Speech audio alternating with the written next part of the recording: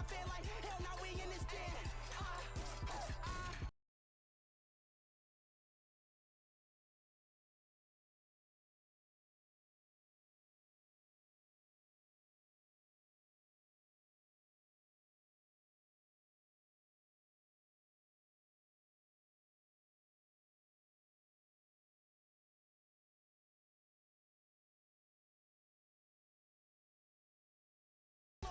Like hell, now we in this den. I like to play football. If Ronaldo finna win, we gon' get hit it like it's too far. Artinium, man, what's up? Messi, he finna what? Messi, you bought the what? Messi, you bought the Hat tricks, we up in this man. We up and turning the band. Messi, you up in the win. Ronaldo, he bout to win. So we.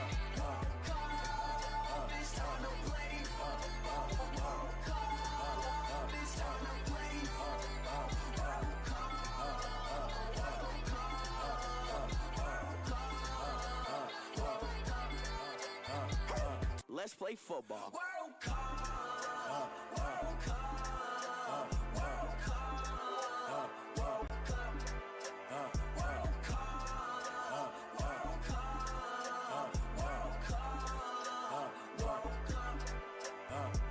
Cup. It's time to play football. World Cup, it's time to play football. World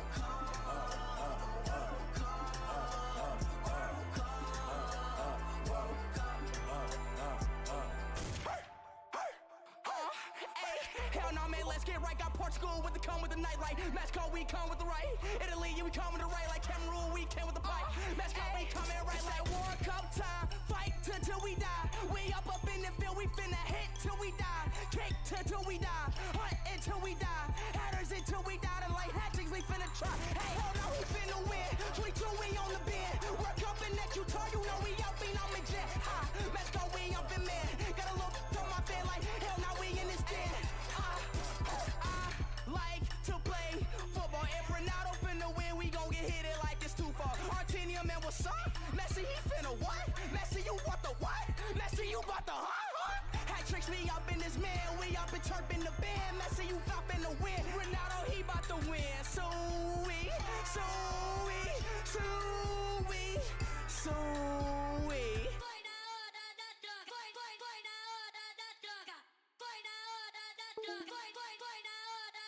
World Cup, World Cup, World Cup, World Cup, World Cup, World Cup, World Cup, World Cup. It's time to play football.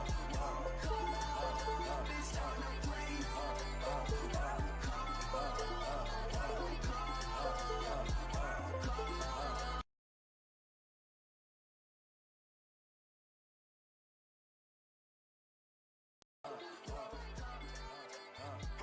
Let's play football. World Cup, World Cup, World Cup, World Cup,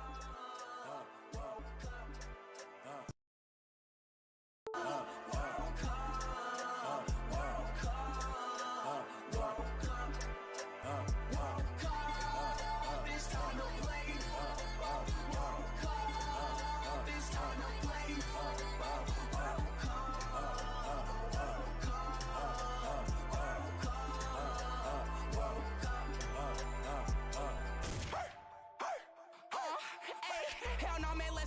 Portugal with the come with the nightlight. Mexico, we come with the right. Italy, we come with the right. Like Cameroon, we came with the pipe. Mexico, we coming right like World Cup time. Fight till we die. We up in the field, we finna hit till we die. Kick till we die. Hunt until we die.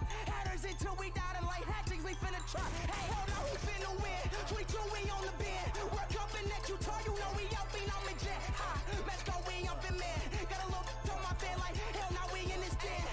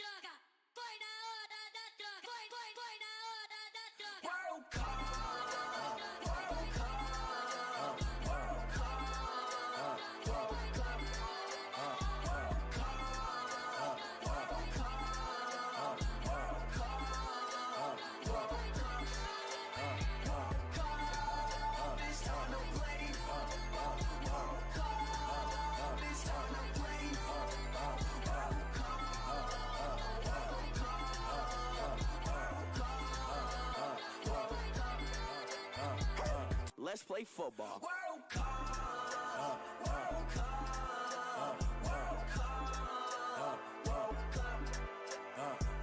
Cup, World Cup, World Cup, World Cup, World Cup.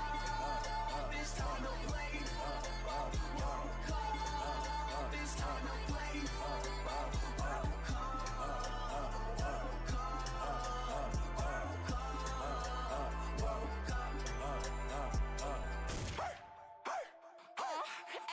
Hell no, man, let's get right. Got Portugal with the come with the nightlight. Mexico, we come with the right. Italy, we come with the right. Like Cameroon, we came with the pipe. Mexico, we come in right like World Cup time. Fight till we die. We up in the field, we finna hit till we die. Kick till we die. Hunt until we die. Headers until we die. And like hatchings, we finna try. Hey, hell no, we finna win. 3-2, we on the bend. Work up in that Utah, you know we out, we on the jet. Mexico, we up in man. Got a look on my fan like hell no, we in this den. I like to play football. If Ronaldo finna win, we gon' get hit it like it's too far. Argentina, man, what's up? Messi, he finna what? Messi, you want the what? Oh, I just realized you can see all this. Hat tricks, we up in this man. We up in chirping the band. Messi, you flopping the win. Ronaldo, he bout to win. So we.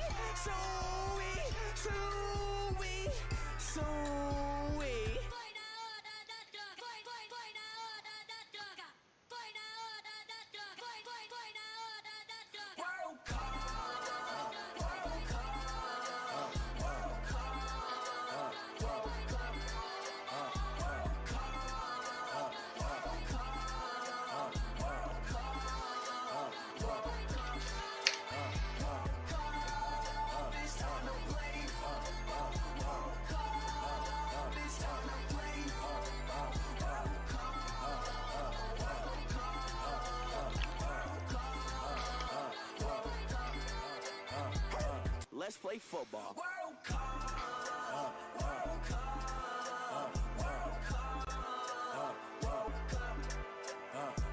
Cup, World Cup, World Cup, World Cup, World Cup. It's time to play football. World Cup, it's time to play football. World Cup, World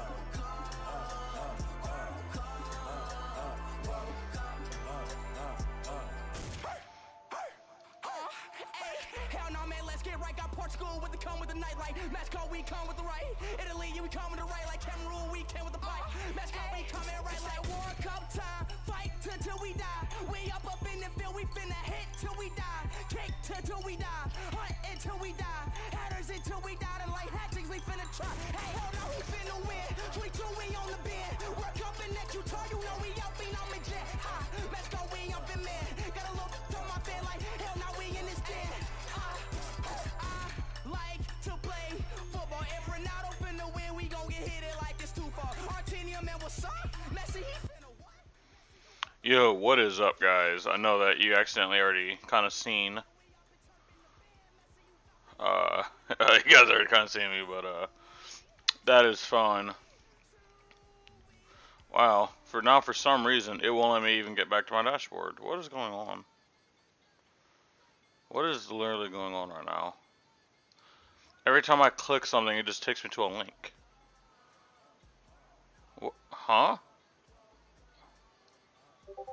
Wait, what? Is it this? Alright, there we go. Wow, that was annoying. Alright, what's up, everybody? What is up, everybody? So what we're doing for the stream today is we're also gonna be talking about the ban list. By the way, I really just wish like they made this page layout like just better because this is like so hard to read. Like I pretty much have to highlight everything to be able to read anything, and that's just because they failed to like. There's a lot of things they failed at, but I kind of have to have everything highlighted so it's easy to read and pop out. Yeah, so we're talking about the ban list. Then we're gonna kind of be talking about my Proquest season. We're gonna be talking about the Proquest season I had, because unfortunately I cannot attend anymore. I missed the Proquest today, and I have an event I am judging Sunday. And obviously, this is the last week. But next week is Indy. I'm excited for that. So after we talk about that, we're going to be talking about Kano. We're going to be doing a VOD review. And then we might do some gameplay depending on how late it is, but let's get it. God dang it. And like I said, these are going to be recorded, so you guys are going to see me do stuff in a certain way. And I will just like be recording, so I don't actually have to go in later and like chop it up. I'm lazy. And you guys can see my layout and stuff, yeah. What in the world? Hold on. There we go, there's the overlay foot. Oh my gosh, dude. Come on.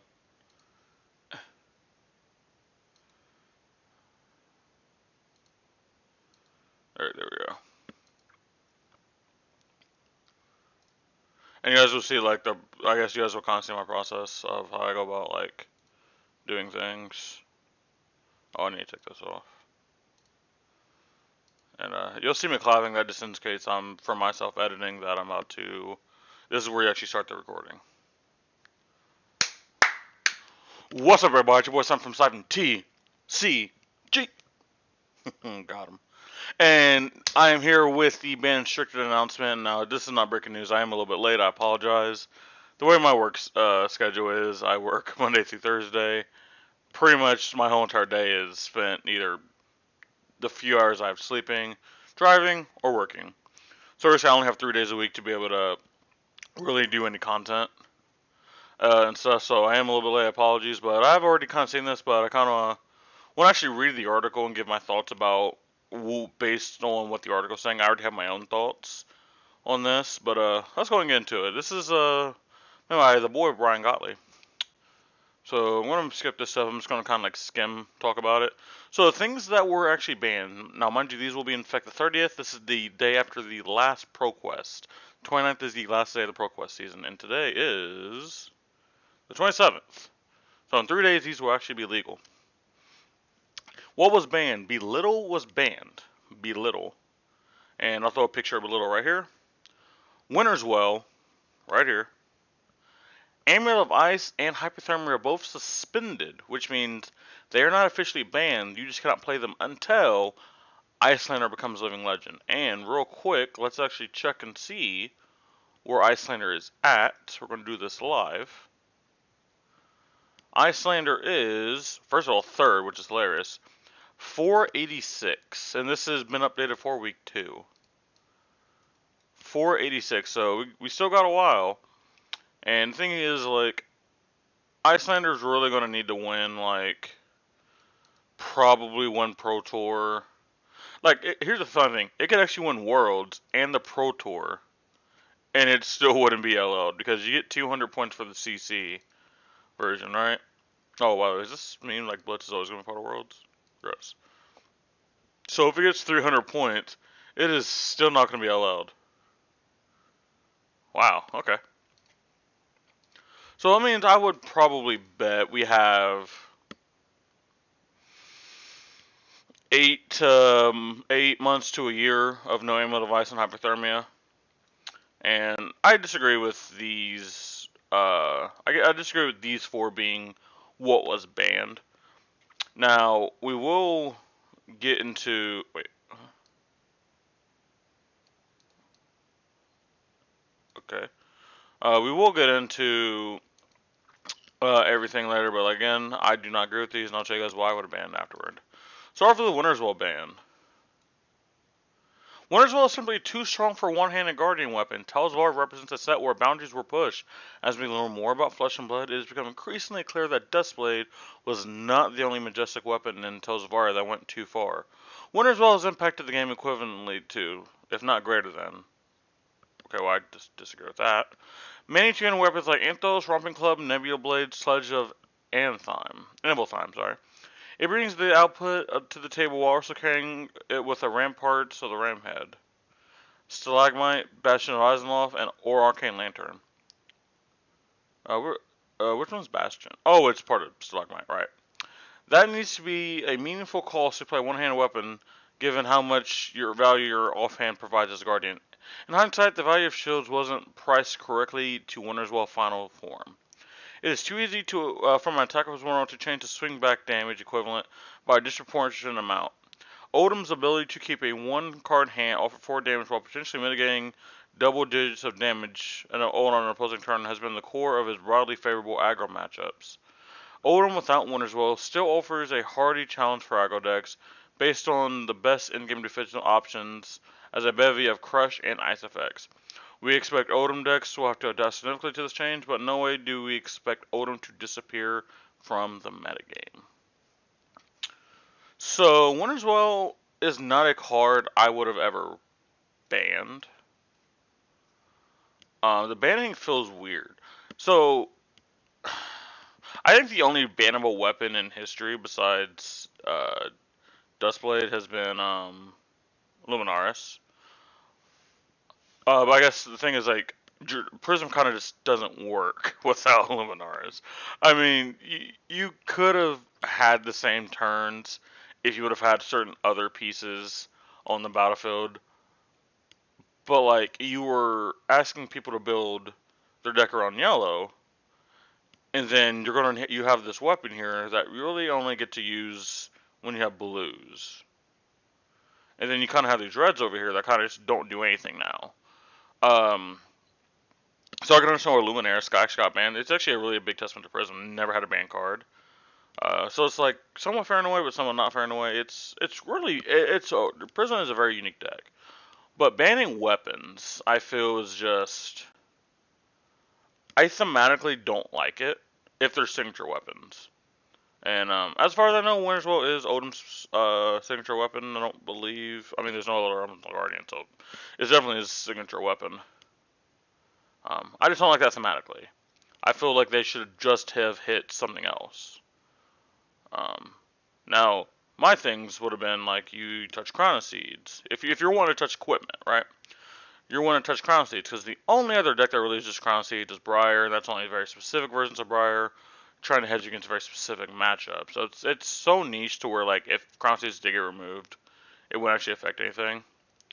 If you really want to mitigate, like, all the damage that Rampart kind of soaks up, but, like, realistically, Rampart by itself is not egregious. The big thing with Odom is actually a very fair deck. I don't think any of the individual parts of Odom are unhealthy. I just think when you combine all these play patterns and the efficiency of all these cards into the Odom decks that we have right now, that's where you get this. And I do get Winter's Well. Winter's Well is a very, very above rate. Even if it doesn't appear to that on the card. If you say pitch 3 for 4 damage and a Frostbite, if that was just a card, you would say that is unplayable. But obviously we're talking about a weapon that stays. And the big thing about this is, right, because most times this is going to be icy, because that's how they design their deck. The 4 damage is not the problem. It is the fact that it is a breakpoint where you would need a D-React. You would need a D-React to cover this up cleanly if you don't want to use multiple cards, which is already very efficient. If you're using a D-React on Hammer, you're already looking pretty good. But it's the fact that, okay, if this hits, I now lose damage out of my hand and took damage that wasn't significant rate. If Lexi hits you with, like, a Blizzard Bolt Fuse for 6, and then, like, a Chilling Ice Fan, you're like, yeah, man, I really just got fucked up there, wow.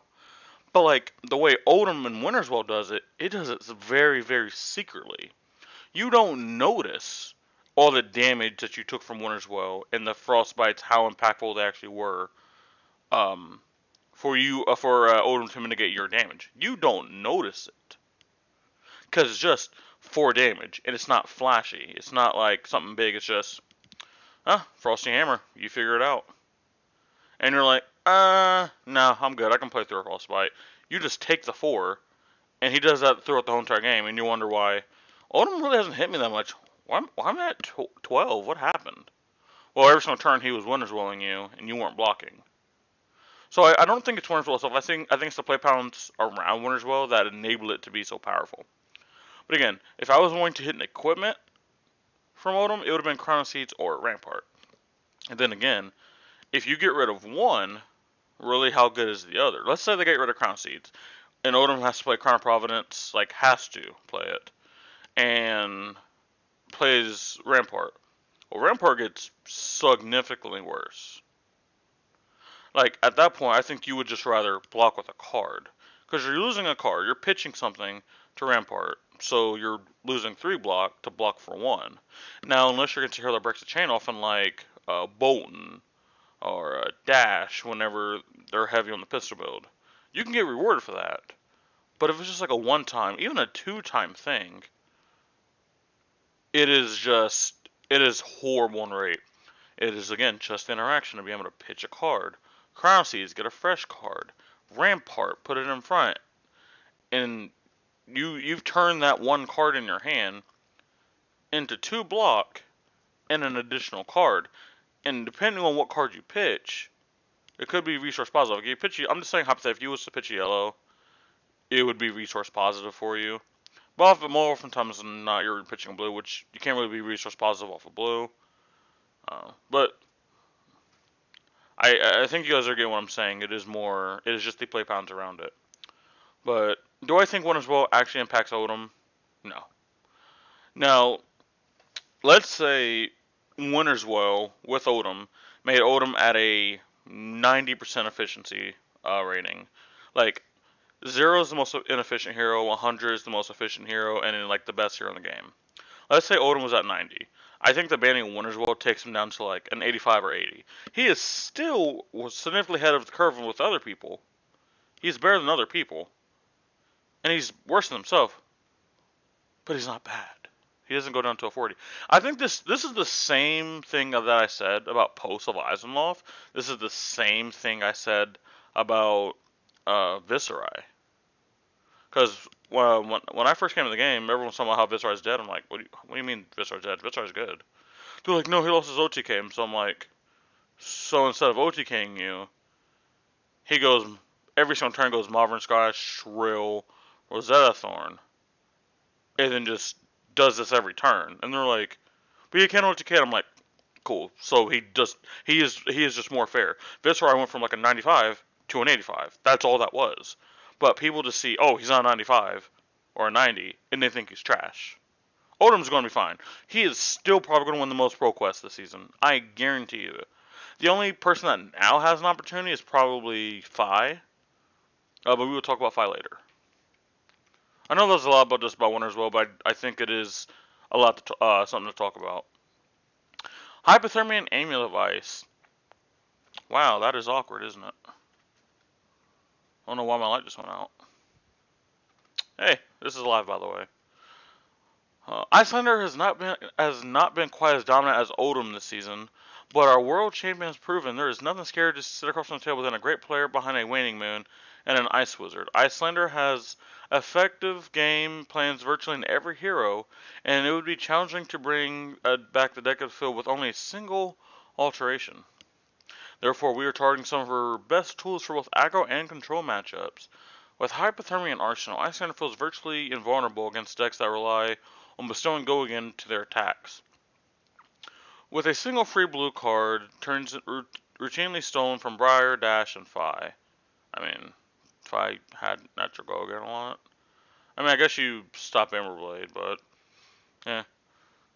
Hypothermia can undo multiple turns worth of setup playing by an opponent.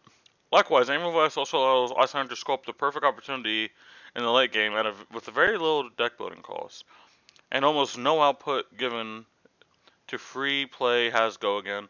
The fact that aiming device is routinely part of Icelander's plans against aggro, as well as against control, really tells you all you need to know about its power. When it is still worth playing with a card that has no block value and extremely potent offensive strategies. There is no risk/reward proposition around aiming device. It is simply all reward. We much prefer Icelanders to wish you set up these card denial plans that are forced to do at a higher cost on the back of something like Insidious 2. We expect these suspensions to last until Icelanders attain Living Legend status, but we also check in on XB and our announcement to make sure they're effective for both Icelander and the format in general in a matter of consistent with our goals. Sorry. So first of all, they only talk about Icelander.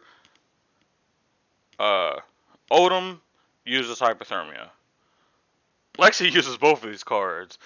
So they're indirectly hitting Lexi really, really badly, but not even talking about it. Both of these cards, including Insidious Show, so all three of these cards are very integral to Lexi. Don't even talk about it. They're just like, yep, Icelander, and Lexi's over here like, guys, what about me? And yeah, they're just like, yeah, this fucking Icelander guy just won't golf, man. He just won't golf. He's just killing us. Lexi's like, guys, I use these cards too. Can I still use them? They're like, dude, I swear, next fucking Icelander that uses these cards. Shh, can you shut up, dude? I'm making a video. And it was like, God, this fucking Lexi guy over here complaining. I don't even know what this guy's complaining about. Something about he uses cards too. But yeah, this fucking Icelander guy, that's literally all this is. Like, I hate that. I literally hate that they're not even bringing up, like, Lexi just got clapped. I mean, obviously Lexi can adapt, but like this is annoying that they don't even bring it up. So hypothermia, I guess I get. I think it realistically just only does not hit Phi because like Phi had natural again for the most part outside of obviously Snap's turn, but I don't know if he's playing Snaps in you. Or he had Soaring Strikeout, or like Emberblade. But like doing it on Emberblade's actually pretty good. But depending on what type of hand they have, the Emberblade is usually just coming with that and a Phoenix Flame. So like you stop one damage because like they already swing the Emberblade. I don't know, but obviously like Icelander does abuse the hypothermia because it's up to her whenever it comes out. And she can always arsenal it whenever she knows it'll be a keen turn for her opponent. So I don't hate the hypothermia ban. I think it is fine. If they are wanting to hit Icelander. I just wish they kind of just hit stuff that Lexi doesn't play, but I mean, I guess they're both Ice heroes, so it's like, there's not much they can do. When it comes to aiming with Ice, the City Show was just a much better option. Like, a much better option. Now, I see where they're getting at. Aiming with Ice costs 0, has go again, and technically you can force whenever you want to do it. Right? I get that. But if there's something in the game that prevents you from like activating aiming device, right? I think that okay, let me actually put it to this way. Let me explain this in a whole different way because the way I was gonna go down this rabbit hole, it was gonna get very confusing. This whole fact they have the same exact condition, and yeah, and today's show can only happen 3 times. Firstly, how many times do you really need it to happen? So Insidious Chill actually blocks. It actually blocks on like aiming device, and let's talk about how big that is. If you have a hand of 2 aiming devices, you're like, okay, well, dude, just send the 50 damage. Send it. I can only block 6 of it. Send it. Versus have aiming device, I'm like, yeah, you're still taking some amount of damage, but you're actually able to block it. Maybe they can only do that because they actually hit with the card that you could block, and you can block, and it stops all that damage. How many times do you really need to get this effect in the game to win, or to gain tempo? Alright, I think, like, they're pretty much the exact same thing. Right? Now, yeah, you have to lose a card, and a lot of times it is tempo negative to play the Insidious Chill, but the fact that it is unconditional whenever you do fuse, you have to activate the aiming device, which actually I think can induce sometimes bad play. That is one layer. When it comes to aiming device, you have to be very, very exact when you use it, because it is gone. if you just mess up once with the Insidious Chill, you have 2 more counters to get it right. And maybe the next time you just don't blindly fuse whenever it doesn't matter. But if you just crack ammo device, oh, it didn't matter? Cool, I just lost that and it did nothing. And the amount of times that actually happens is more than you think. Trust me, I used to do all the time. There's actually gameplays on my channel of me and other people doing that dumb crap with ammo device. Like, and if anything, maybe I think you even meant both. Both cards are kind of unhealthy to play against. But there technically was a little more skill in ammo device because you could choose whenever you did it. When Insidious Chill, it just happens. I don't know. It is just my unique perspective. Like, again, at the end of the day, I understand why they did it. I mean, they also kind of wrote it here, but from my perspective, I understand if they just blindly said, yeah, we're getting rid of ammo device. I'm like, okay, I understand. I just think Insidious Chill was a better hit because it is generically good versus ammo device, which actually requires the pilot to know when to crack it. And the fact that we won't have these cards for like 8 months kind of sucks. RP Lexi, but she'll probably be able to adapt, and Einstein will probably be able to adapt too. Is there anything else I've hit in Icelander? Can you really like hit any of the Aether Ice Veins? Like, is that even a healthy thing to do? I have no idea if it's even like healthy to hit like Aether Ice Vein. Like, it's probably like the most egregious card to go against Icelander, especially if they have one of these effects out. You go Aether Ice Vein Fuse, get rid of a card. Oh well, you can't block it. That sucks. Take damage and get rid of another card. But like realistically, only like red's bad because even like my control dash, I play AB4, so like yellow, I can block that up. Red, I can't. Now obviously with how the play pattern is, I can just AB some of it and just use floating mana to pay 2. So it's not that bad. And I think some Icelanders are actually playing AB5. I know my buddy who plays Kano. I know he plays AB5 into both wizards, which might actually just be correct. I kind of value Tunic a great deal. Or like a different card that has Arcane Barrier. But I'm trying to think like besides Aether Ice Vein, what could you do that doesn't also hit Lexi?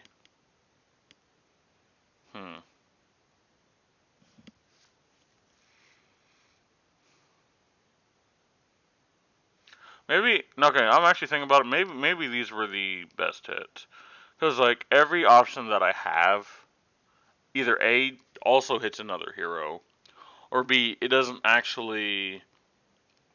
It lowers the power level too much. And I don't think that's what you want to happen. I think you still want Icelander to be very playable. You just don't want her to be very overbearing. So, you know what? These are fine. Maybe at the end of the video, while I think more, I might have a different option or a different opinion, but you know, these are fine. Belittle. Despite taking multiple strong anti-aggro tools. Okay, actually, before I even talk about this, and they might bring it up. They might even bring it up. Didn't they say that they made Belittle? Because like I remember, like it was like Pro Tour 1 or Lil. I don't remember which one. They had the Q&A. They talked about someone talked about asking if Belittle would get banned. They say no, we want Belittle to be around because then every aggro deck would just be Cheerios. And I'm like, yeah, but like, no, they won't. Like it makes them. You have unique deck bone restrictions. I'm like. No, Belittle was made because those ice heroes that you made, they say have less cards or produce more mana. That's why they play Belittle. But they don't play Belittle to go like, dude, I can't just have everything when my deck costs 0, dude. I can't just not pay for all my attacks. I gotta pay for some of them. Like, no. Belittle was made to be a combo card and to help against taxes.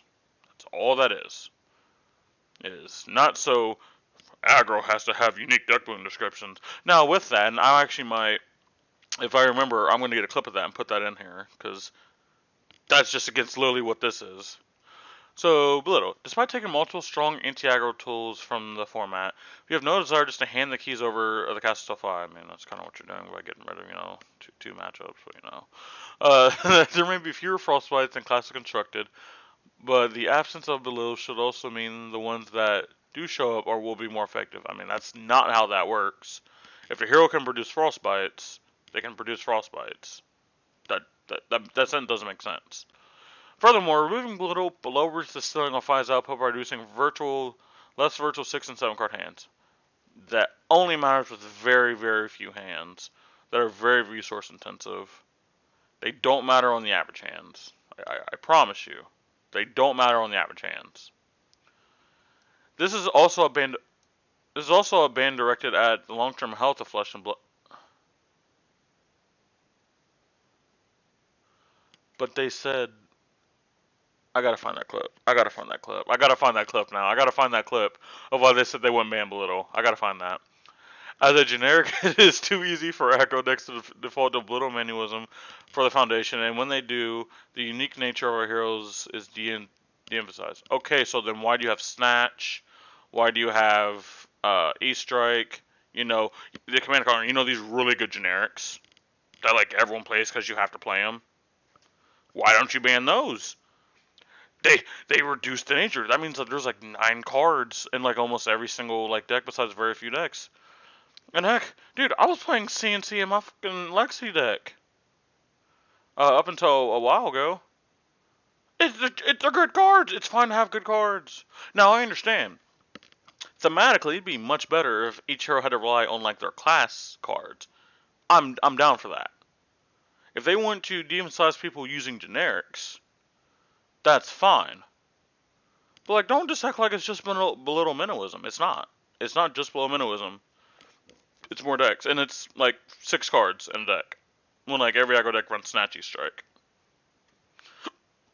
Below minimalism as a resource engine also diminishes one of the most unique elements of Flesh and Blood, its game design, and its deck construction considerations. The trade-off between impact cards and cards that produce resources below fetching blue minimalism allows decks to cheat on the resource base, increasing the threat density, output consistency, and leading into less interesting game states where you have to make the most out of blue-rich hands. I mean, if you have a blue-rich... Okay. This is also the kind of variance that adds dynamic ebbs and flows to the gameplay that we like. Variance that does not allow you to even participate in the game is the kind of variance we were supposed to. But you play...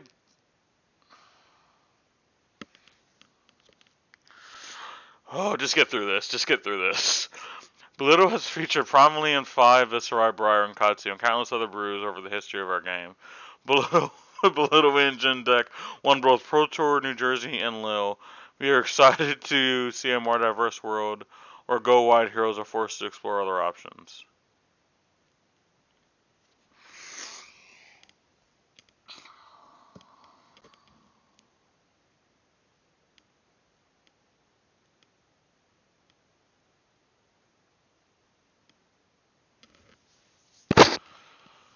Oh boy, this is a lot here, and I'm just you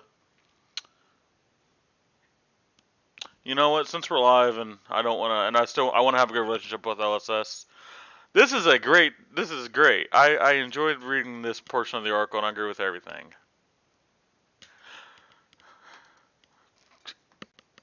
Yep, I'm good. I'm good. Chronoseeds.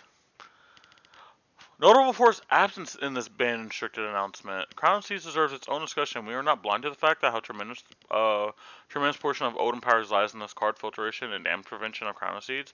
Certainly, in many scenarios, Chronoseeds would have hit the mentioned classic constructed some time ago.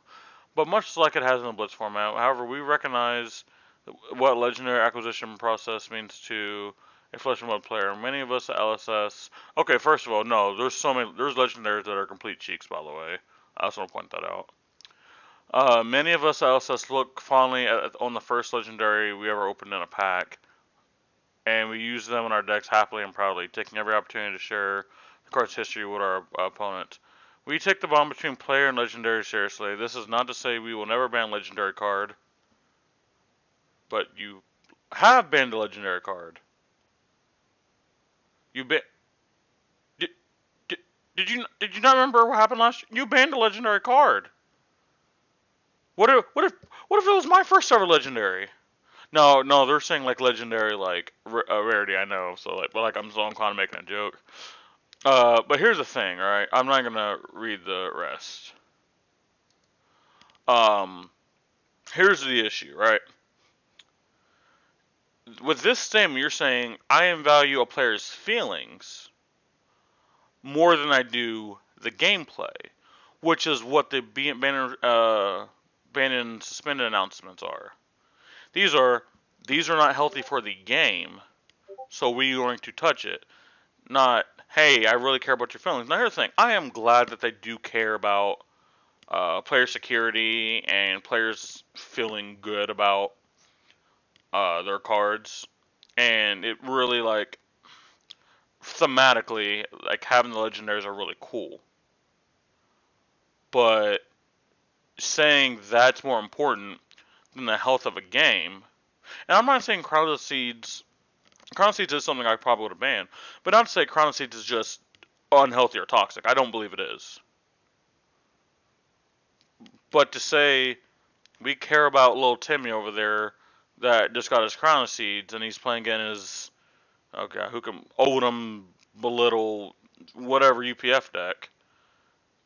We care about that more than the health of our competitive game. Because here's the thing, right?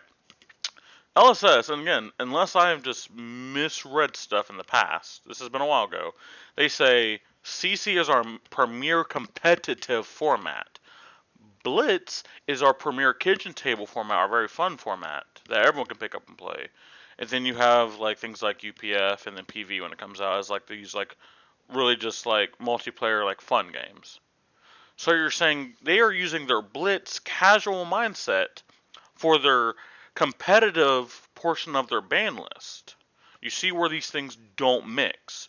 Either A, everything is player first, player like mental and emotion first, and then if something's egregious enough, we'll get rid of it, or we care about the health of the format over everything else.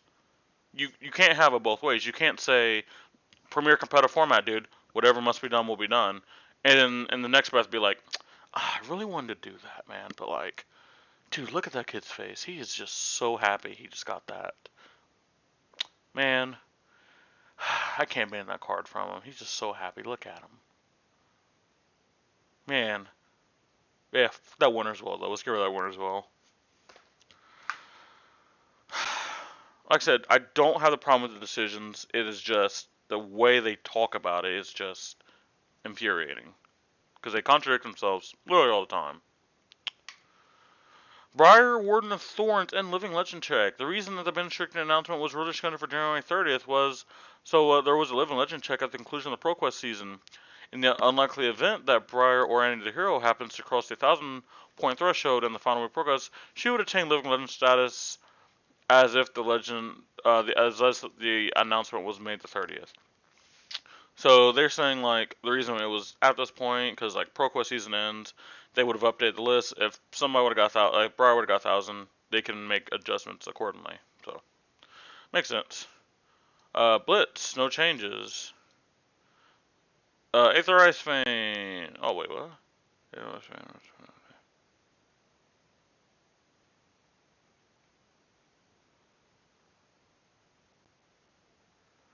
So you know it's hilarious. They said that Aether Ice Fang would be suspended until this because I remember seeing this because I did play like a few of my Blitz games. Also, my Uncle GS is coming out with a skirmish in April. I was thinking about Icelander, but you know they did some stuff. They said, hey, we're gonna look at Icelander and Blitz at the end of January, and then they say, yeah, there hasn't been a lot of events. Of course there wouldn't be a lot of events. You know how many events gonna happen. You know. You're the one that they're one that says like, yeah, you can have that competitive Blitz event. Yep, you can have that one. Like if the local army wants to do a Blitz event, that does not matter. They don't take that data in there. But like anything above that, they do. And they would have knew that there were going to be something that happened or wouldn't happen. And I was saying, guys, nobody was playing Blitz. Nobody was playing competitive Blitz. Of course, nobody was playing competitive Blitz. You know that. Jesus Lord. Just suspend it until Icelander goes away.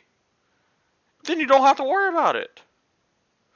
Or just suspend it. Or just restrict it. Restriction is something I do wonder if they will ever do in this game, by the way. So, like, I mean, Icelander is a rainbow card. So I don't really know. Well, Aether's Fane is a rainbow card, so I don't know if they could do that with rainbows. But let's say, like, Remembrance, for example, you can only play one of it. Even though most people do, like, you can only play one of it. Like, I wonder if they do something like that. By the way, that is something that just crossed my mind. But dude, can they like I'm gonna remember this paragraph, guys. Remember this paragraph from March 20th, and then when there's still no Blitz events, I want you guys to remember this and be like, dude, they said it was coming out the 20th, and that they'll look at it, but there was two Blitz events. Oh god. I swear, I don't like raging like this so much, but it is. Oh, it is just some like reading these articles a lot of times just hurt my head. They genuinely hurt my head sometimes. So let's actually look at the updated card legality policy. Hello? So this is now our ban list right here. Awakening, Ball Lightning, Belittle, Jonah Brutality, Duskblade, Plunder Run, Pulse of Eisenloft, Stubhammers, and Winter's Well. Oh, Bloodchief was just... Oh, Suspended was banned. Oh. I mean, Viscerai's not going to LL for like a minute. It's not gonna be. It's not gonna be there for a minute. It's like number 2. Well, no, I think it's number 4 now because I think Odin and Icelander have like overtaken it. But like, I thought it was banned, so like we will get Scudda back at some point. But the thing is that we're gonna need a new Runeblade, which I think we get a new Runeblade in the summer. But that's your updated ban and restricted list.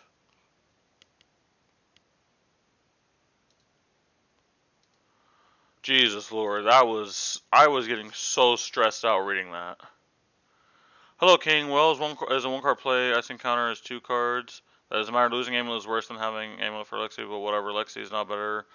They gave it back in 2 weeks. Oh, is that you talking about the Aether Ice thing? Dude, I'm not gonna lie. I was so stressed out reading that article because I'm like, dude, nothing you're saying making sense. Like, okay, I'm on board with you with the decision you made, but the way you said it was so horrible. And like so inconsistent with logic that you used earlier. I need to find that. Let me get on YouTube real quick. I'm only gonna do it for a little bit because I gotta make another video. But like, um, I3 Media. Then Pro Tour Q&A. I'm pretty sure it was this one.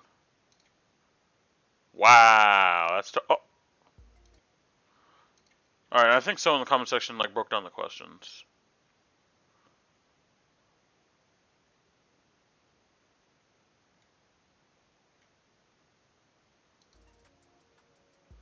I swear someone did. Maybe it was like someone on Twitter. Hold on. Hold on.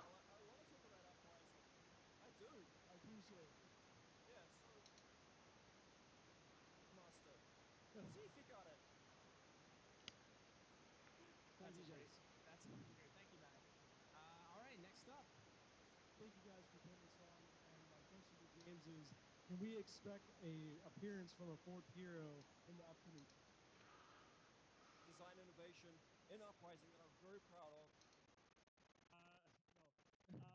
It has to do with future proofing. I think a lot of us, and this mic is like really short. You're just really tall, dude. I am really tall. Congratulations. It has to do with future proofing. So I've been like a lot of the players here. I'm in love with the product. We've been playing it for, in my case, since Arcane Rising, and we've seen certain things happen that a lot of people will get shaky about, and this is a positive thing. With Dromai or Dromai. Chip it. Can we expect a star of the show treatment for our older adult heroes from Welcome to Wraith and Arcane Rising?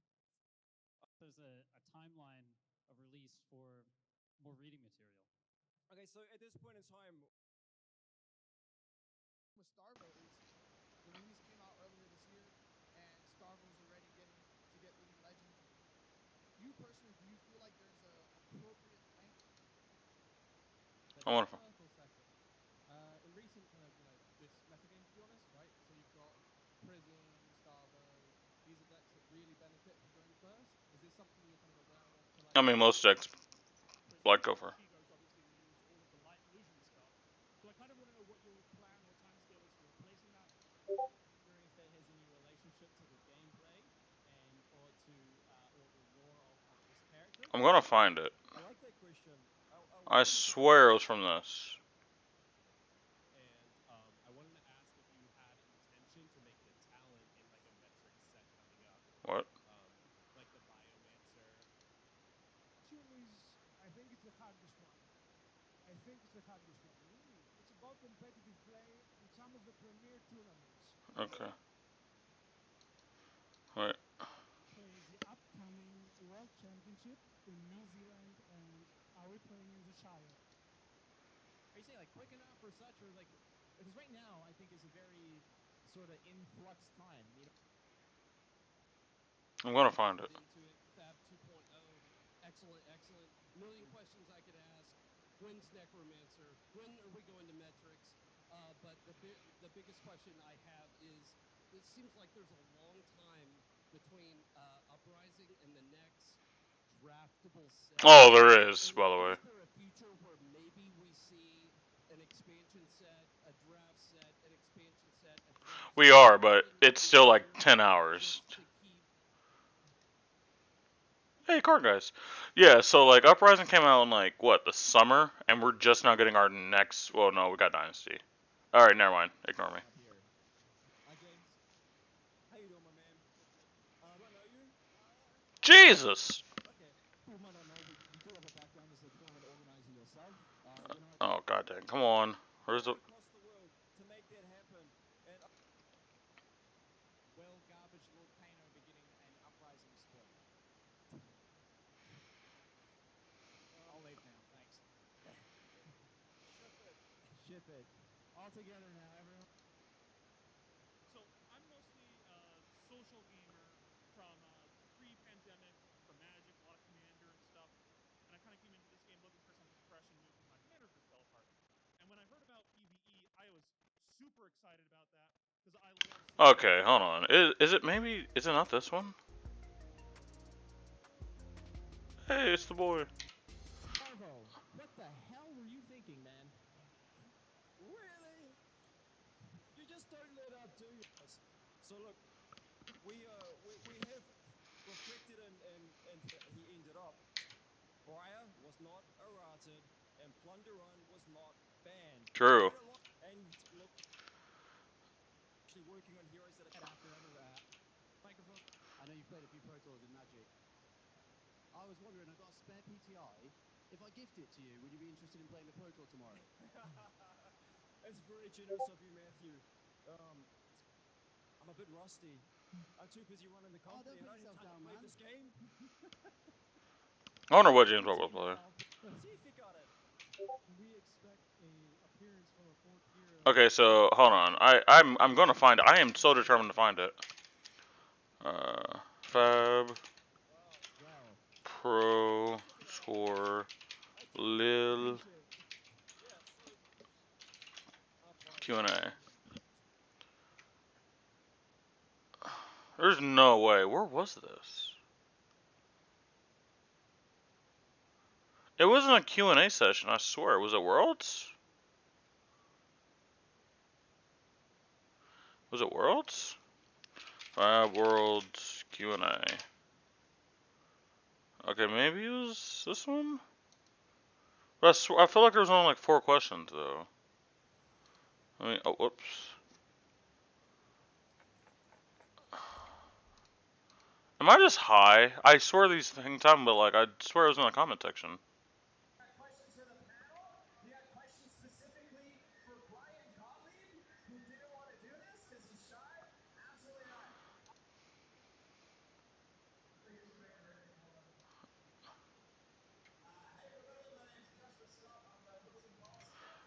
I need to see something real quick.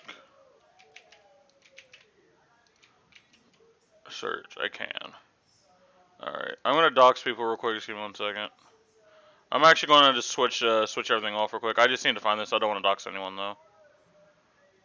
Give me 1 second, guys. God dang it. Oh dang, I forgot how to get to freaking studio mode. They just changed the layout of everything. I think it's up here, right? Okay, it is. Guys, I'll be right back.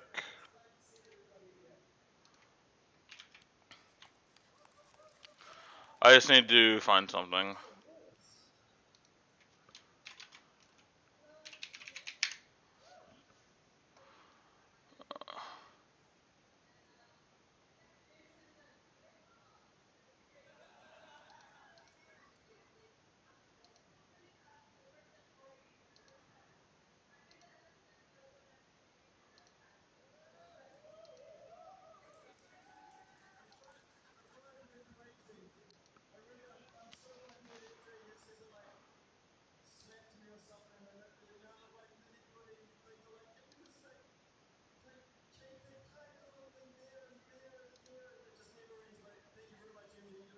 Here it is, I found it.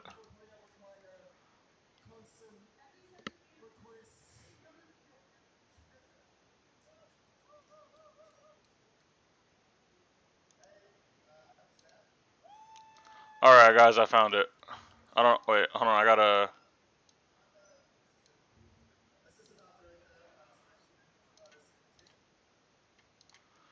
Alright guys, so I found it. Detective Siphon is here. Detective Siphon is here. LSS, you really you really thought you ate something with that one, bro. You really thought you ate with that. But I'm about to expose you. So remember everything that I just told you about Belittle here, weaving here. Yeah, remember this. Remember this. They say it's good because it really ups the ceiling on those on having in 6 and 7 card hands, and it's for the long-term health of Flesh and Blood. Here we go. I actually ended up getting the right event, but like it was absolutely horrible here. Why does Belittle exist? Someone asked. Belittle allows aggro decks the opportunity to pitch for cards. Otherwise, the decks would be only pay 0 cost and be degenerate.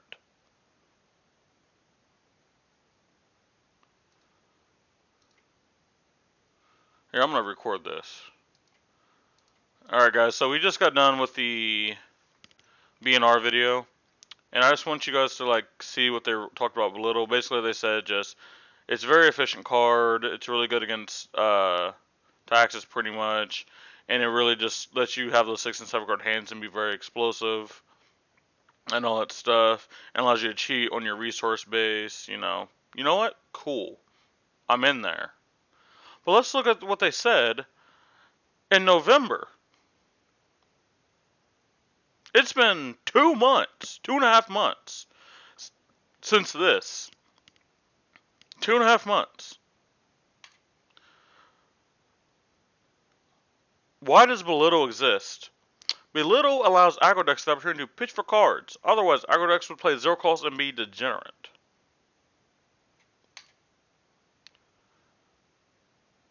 But I thought I thought Belittle's too good. I thought Belittle was too good. What? What? But it's being banned.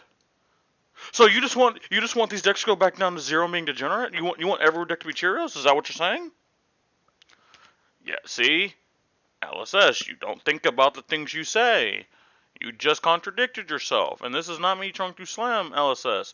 This is me trying to figure out what do they want. Do they want decks to be all 0 cost and degenerate, or do they want them to have tools to pitch? And to be a little more creative? Because here's the thing that happens here. If you get rid of Belittle, they just go to the next most efficient cards. Like, yeah, like Belittle, it can just like be like, cool, you give me 3 Frostbites, instantly, like, I erase all that because I Belittle and I cheat on resources now. But like, how do you go from saying, yep, Belittle's really good, so we can not make all those decks degenerate, and then they're like, dude, these degenerate fucking aggro decks right here are just playing Belittle, dude. Like, dude, wait. I don't think they know what they want. And I'm glad I found this, because if you guys seen the stream, I was trying to find this. Wait, what?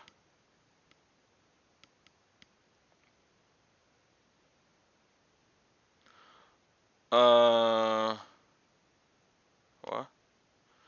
She can replay the same cards over and over again? Dog, have they ever seen Fi? Y'all ever seen Fi, dog? Fi plays that same Phoenix Flame 17 times, dude. What's going on here?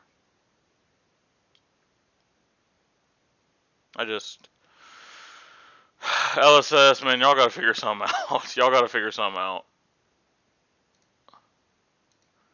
And we'll publish that short little video of me just clapping LSS's cheeks.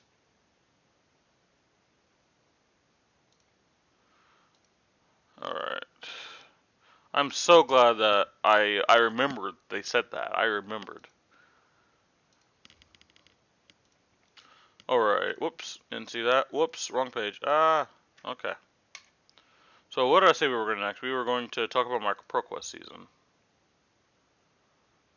Here, what we're going to do is we're going to bring up my 2 decks that I played. I could have done that way better. Hold on. So I played this deck, and I played this deck. Make sure the lists are the same. I was playing 2 Blazing Aethers. What did... I was playing Mind Warp. What is in here? What? And like my deck list... Oh, I wasn't playing Singed, because I was like Drumline dude. If I face a Drumline dude, that I just accept that loss. Bam, bam. Mind Warp.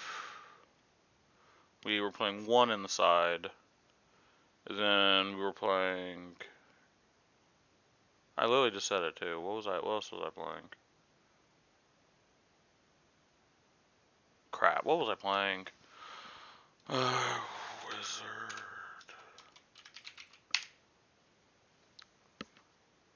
What was I playing? Let me just look through the cards. I'll find it.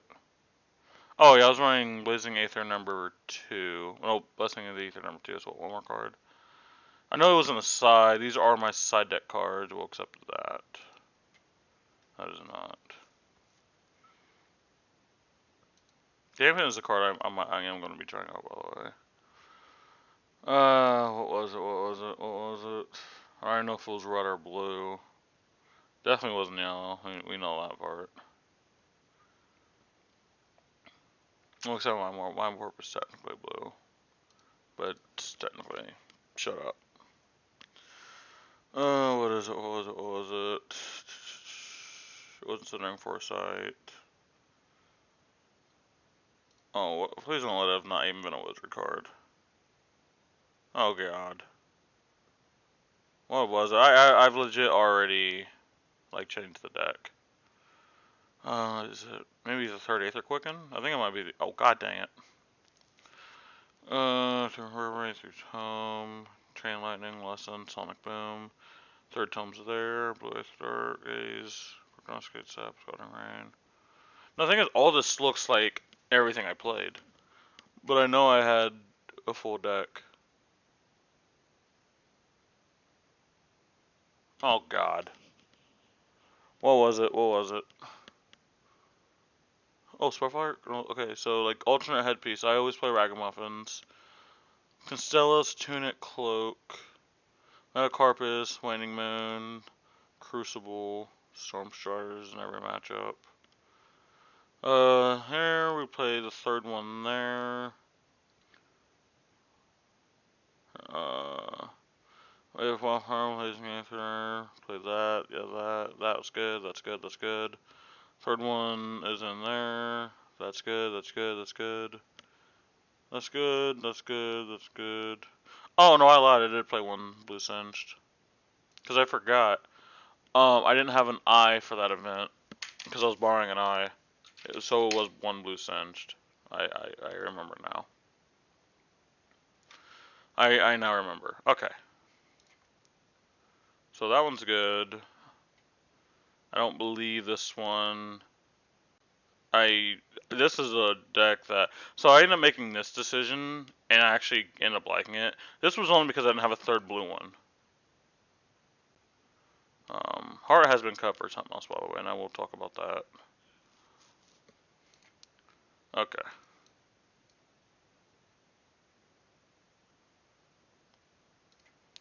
Alright, here we go.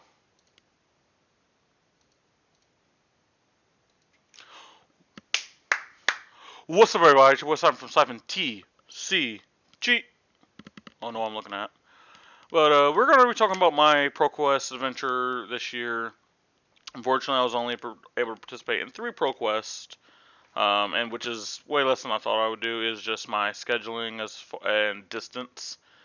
A lot of things didn't line up, unfortunately, and it does make me sad because the results that I had is not the results that I expected. I expected to do very well and get my PTI. Unfortunately, through some things we're going to talk about, I did not, and as disappointed as in myself that I am, I look at myself this time last year. I wasn't even playing Flesh and Blood. I started playing Flesh and Blood in April, so in under a year, I've gotten to a level where like I can actually go somewhere and actually think I'm good enough to win.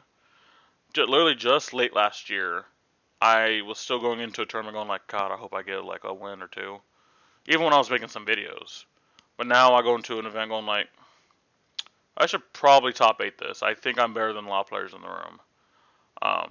As long as I play to the ability I usually do, like in playtesting and all that stuff, and like Talshar. Unfortunately, when it comes to actual tournament play, I like to do this thing called kicking or punting. That's why my nickname in a lot of Discord is NFL Kicker, because I punt games a lot. I punt very unlosable games at the last second possible. And again, we'll talk about that because we'll talk about something very specific that I want to talk about, and it makes me probably the most sad. So let's start off with the decks that I took. So primarily the decks I was actually looking at was neither one of these decks. I wasn't looking at Kano or Dash. I was actually testing a lot of Fi and Briar going into the season. And I think thank God I didn't make that choice because I don't think that for Fi, even though you don't need a lot of reps on Fi, I just so I can play cleanly enough. I like a lot of games, and I just didn't get enough games with that in paper. And I would have been borrowing someone's version of the deck, and it didn't really line up with the way I like the deck. I wanted the deck to be played. So I think within like the last week, I had to pivot back to Dash because I also couldn't have Prior. And I had Kano built, and if you guys seen my Becoming the Best Kano, I said I wanted to get enough games on my belt where I'm confident enough to take it to a Proquest. Regardless of result, I wanted to be confident enough just to take it there, and we did accomplish that. Starting off with day 1, we go to Epic Loot in Dayton, Ohio, and I bring Control Dash. The meta there was very, very diverse, including the top 8. The top 8 was a Bravo, an Icelander, an Odom, a 2 Dorinthia, a Phi. I forget the other ones. But the top 8 only had one duplicate hero, which was 2 Dorinthia, which Dorinthia of all of them being like, that's funny. This was the list I took. This is like the current list I had. So some changes that I'd made going into the event was I added Ranger Onslaughts back into the deck. And this is because like it's a 3 for 5. It's a little bit above rate on like the other ones, so like Brutal Assault. 2 for 4, which technically is good, but a lot of times like I'm using that extra mana to load a counter on some, like sometimes there was just nothing to load a counter on. So like the 2 for 4 is kinda like are fine. But if I have that extra mana I can pump it into an extra point of damage, which does matter. And then I put the yellow in the deck because I didn't have blue, but I actually ended up liking yellow a lot. Not like I'm not adding multiple yellows, but I think the one yellow doubles as a popper and a little bit more damage. I think matters a lot. And I went to this event really wanting to face a Fi because I found the way I started playing the matchup, I had more success. I didn't win every single time versus Fi, but I was winning, and the games were very close. And the strategy I was going to come out with a video about it, but unfortunately, I did not get to record that event. So I didn't get to. I think you really want to see the gameplay of how I played that matchup because it's probably one of the best games of Fab I ever played. Is because we're only playing one induction chamber. The maximum amount of damage we can do our turn is 4 with a blue, which is pretty good. I don't think anybody would hate that. But because we have an abundance of mana a lot of times, depending on how many cards we keep, we can just have extra cards in our hand that aren't actually doing anything. And the thing with Fi is you will never, ever, ever be fatigued versus Fi. It is not going to happen. And barring very, very weird games. There's very few games where I'm like, yeah, I had like no cards off my deck. I've been like close to fatigue once, but that was like a grind fest, and he was playing like a very unique Fi build. So what I started doing is just going swing pistol for 2, give it a go again. Raging Onslaught for 5. Fennel's Fighting Spirit for 6. Mechanizing Shockwave for 4. And why these cards aren't all fantastic on rate, what this allowed me to do is I can consistently get Fi to like sub 15, like every single game before I'm dying, unless I like a double R to war me. And what this allowed me to do is, well, if it's Mechanized Shockwave, well, that's just 2 pistol hits I used on a turn rather than 2. So now my turn goes from 4 damage to 6 damage. And let's just say I do that for 4 turns. Well, that's an extra 8 damage across 4 turns. And a lot of times, they're not going to block this. And then when you sneak stuff like Onslaught in there, now that's 7 damage they took. And again, not going to block. And if they do block it, you are so happy because you just mitigated so much damage by them blocking. You're very terrible attacks. Like, very, very terrible attacks. There was a time where I freaking CNC'd someone, they didn't have an arsenal. And they're like, that's weird. I did it purely for the damage. I did it purely for damage, and it worked. I would like to get more games versus Fi to see if the strategy is consistent, but outside of one Fi over the weekend, I beat every Fi I faced using this strategy. But kind of talking about the first term, I'm not going to go round by round, so some things I kind of want to talk about is I went 4-2. I went 4-2 in the first Proquest I had. The 2 losses I had were against Reinar and against Dromai. And fortunately, this record got me 14th, I think. It got me like 12th or 14th or something like that. And how the actual tournament went is the Reinar I faced. I had him fatigued. But unfortunately, and I blame this on myself, I don't blame this entirely on my opponent.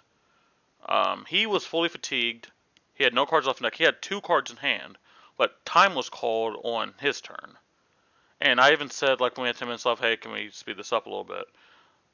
And unfortunately, I could not finish out my turn, because he actually arg smashed me the last 2 turns. So I went from having Exodia to having just Chamber and Pistol. And with that, even though, like, everyone knows he is dead, if I get just 1 additional turn, he's confirmed dead. He recognizes that, I recognize it, the spectators recognize that. But unfortunately, that's not how the time rules were, and it's like, I would be very upset with the time rules, and I kind of am, but like, it's only because it didn't work out in my favor. If I was on him, I'd be happy with how the time rules were, because I just prevented taking a loss. And I asked him, I was like, you are confirmed dead. Would you concede? He said no. And unfortunately, because I asked first, he says no. He now asks me, and if I want to give myself the best chance to top 8, and unfortunately because ties are horrible, if I got a tie, it would require me to win out, which I think I had the ability to do, but I didn't want to I didn't want to have to force myself to have to win out just to top 8, because someone at 4-2 from Breakers would make top 8 over me who's 4-1-1. Even though it makes negative sense, it's just the way Jim works. So he wouldn't concede, so I was like, cool, well, I concede then. And it's just unfortunate. Opponent did say thank you, which like tilted the heck out of me. But it's just like, there's nothing I can do there. And the reason why, like, most people are like, well, my opponent just needs to play faster. So here's what I'm saying, especially as a control player. The bonus is usually on you to play faster. Not in every aspect. Like obviously your opponent shouldn't be taking 12 minutes a turn. Like no. But especially a deck, unless you have like a complicated line that you're taking, and with Control Dash, rarely is there a very complicated line. Most of it is just math on how many times I can piss on how many items I can keep loading. Um, you should be able to play very fast. It should be boom, boom, boom, boom, boom, boom, boom, boom. Go. And as long as you're making things clear. Fortunately, I did not do that. We ended up going to time. It is my own fault. I blame myself for that one. Because I know the Control Dash versus Rhinar matchup way more than my opponent knows the Rhinar versus Control Dash matchup. Which is why it is on me to play faster. And this is a message to anyone playing this, especially playing the slower decks. It is on you to play faster. Because your opponent, you cannot control your opponent. As much as you need to say, my opponent needs to play faster, my opponent needs to play faster, you're 100% right. But you can't control their actions. You can control your own actions. So, do everything in your power to play faster. To get that clock, get this board state advancing as fast as you can. Because if your opponent is playing at a very unreasonable pace, you now can call a judge. And then they have to. But a lot of times, you won't really have to go through that if you play fast enough. Like I promise you, it is possible. Regardless of what everyone says, it is possible for you to play faster. That was just a little mini motivational speech right there. And a slam, I guess. And then my other loss was to Dromai. My Dromai just opened like all the nuts, and I kind of wasn't blocking. It's just because versus Dromai, this is like the first time I actually faced a redline Dromai. I was just kind of letting a lot of the stuff hit. I was being very greedy with my life total, because I actually developed Exodia very quickly, but I was never able to keep cards in hand to load the counters. I remember at one point it was like 11 to 38, and then I got him to like 5 after a few turns. But he ended up hitting a sequence of cards that was constantly getting my whole hand. And if I maybe had one card in hand, I could just load up items I had to pass. I couldn't actually mount enough offense to make him block. And he ended up killing me. So that was my other loss. So like realistically, one loss was due to time rules. The other loss was I blocked poorly, and got really hot towards the end of the match. So going 4-2, overall wasn't really upset, but I do think that I was good enough to top 8, and I think I played well enough to top 8. But things did not end up lining up like that. It is what it is. You move forward. Like I said, things I want to note is I did beat an Arachne that was also trying fatigue. But unfortunately, they never seen someone swing for 15 without losing cards. It seems pretty cool. And then I beat a Phi and a Briar, which are two very, very bad matchups for me. So overall, 4-2, pretty happy about this. The second Proquest. So what I said is, if I ever get a top 8 with Dash, if I get my PTI, I will play Kano the following event. But here's what happened. With the amount of aggro that was in the room at Epic Loot in Dayton, I was like, okay, maybe like the meta in West Virginia that we went to Beyond the Board, wasn't Beyond the Board, I forget what it was called, but maybe that might be a similar meta game. And as confident as I am with Control Dash, I have this other deck that's really good in aggro. I have Kano. And maybe I don't have the reps, but I just need to get lucky a few times, and I can get there. And boy, was I wrong. I went 4-5, and I was probably the most defeated I've ever been. So how the tournament went is round 1, I faced one of my teammates playing Dorinthia. And I play Mono Red Kano. And you're like, Mono Red Kano? Like, what are all these blue cards you have right here? What are all these blue cards? Yeah, I didn't see these. I seen like these. Here, you can organize by pitch, right? I seen these for like the majority of the matchup. And I just could not output damage. And then he threw me off, and I should have been able to play accordingly. So the turn right before I combo, and I should have been more patient with this as well. I blame myself for this. I go Aether Swindle for 5. And he goes, Oasis Respite. And I'm like, you're playing Oasis Respite on Aether Swindle? He's like, yeah, why wouldn't I? And I'm like, cool. So then next turn I have the Wildfire. I don't have any pots, by the way. I just send it without thinking. And I have nowhere near the amount of damage I need to do to actually threaten lethal. So, and I do also response to lethal on me. Um, because I let myself get a little too cocky. Also, again, let's play Mono Red Kano. Do want to point that out. But, but I let him playing somewhat suboptimally cloud my judgment. And I lost because of it. And it is a mistake I don't think I'll do again. The one reason I actually do like making some of these mistakes is the reason I've grown so much as a player, because that mistake I have not made again since. Every single turn, I look at my resources and I'm like, okay, what can I do this turn? I do that every single time, and it has helped me out tremendously. But the next round I face a 5, and I'm like, oh, here we go. I only draw a turn 2 kill. Then I'm like, opponent's done. All I need to do is not die. My opponent goes belittle, and I'm like, send it. And he's like, he's like, in reactions, Art of War, and I was like, oh, well, okay, that's pretty cool. He's like, oh, Art of War, and I was just like, oh. And then because that hits for 5, then he goes Mounting Anger. I think it was Mounting Anger, and I was just like, sure, send it. And he goes Ancestral Empowerment, and I'm like, oh, okay. So far I've taken 11 damage so far. And he hit me turn 1 with some, so I'm already at like the low teens. And he goes Emberblade. And still has cards in the hand, by the way. And I'm like, sure. Then he goes Snatch. And I'm like, oh, okay, I kind of have to block this now. I have to block this. Because, like, I think if he gets enough cards, he can just kill me this turn. Or put me at such a low life total, or like if I somehow miss lethal, because obviously when I say I have kill, as long as I like don't break on my Ragamuffins hat, which is like drawing a red, I'm pretty sure I have the kill. Especially because he was running AB1, so I was like, I think I got this here.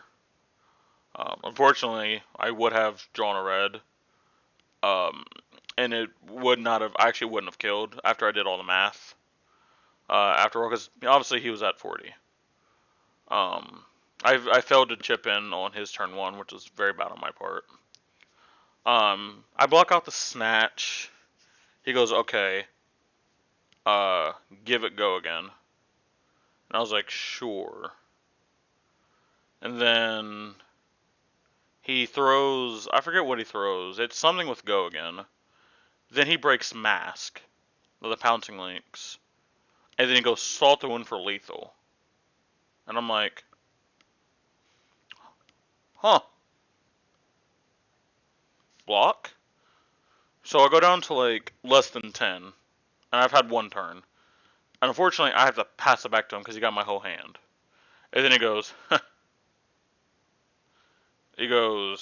Art of War? And I'm like, oh, cool. So I have an E-Pot, 3 reds, and a blue, and I have to kill you. Yeah, good game. He just swung out and I let him kill me. I was just like, yeah, this is horrible. And then I faced, round 3 I got the bye. Round 4 I faced an Azalea, who was playing the Sandscar. Now this guy's at the top tables most of the day, but somehow got like knocked down to my bracket. I don't know. I guess he's had a bad series of games. He drew the absolute nut when it came to damage. He was hitting for like 10 plus a turn, and it's just like, well. And the Azalea matchup is not something I'm saying. I think I should have just tried to race, but I was trying to play like a value game versus him, and like that was just wrong, especially with how my hands lined up. I should have been more aggressive, but I wasn't. And he kind of just clapped me. It is what it is. We both got down to like 5, but like if I play just different, I know I win that. But it's my own fault. It's my own mistake. I'm happy with it. That I didn't lose to variance. I lost to me messing up. Then the last round I faced an Odom. So I'm gonna tell you what happened, and then you tell me in the comment section or write this on a piece of paper. What do you think happened? Odom has 2 cards in hand, a card in arsenal. He pitches Tome of Aetherwind. And he's like, I was like, oh yeah, this cost you have to put that in your back on so you don't have an arsenal, right? He's like, yeah. So I was like, you have no cards in hand? He's like, no. I take him. Actually, I messaged Tog. I need to see real quick. I took an Odom from 38 to 9 in one combo. Oh, I actually messaged him my line too. Let me see what my line was.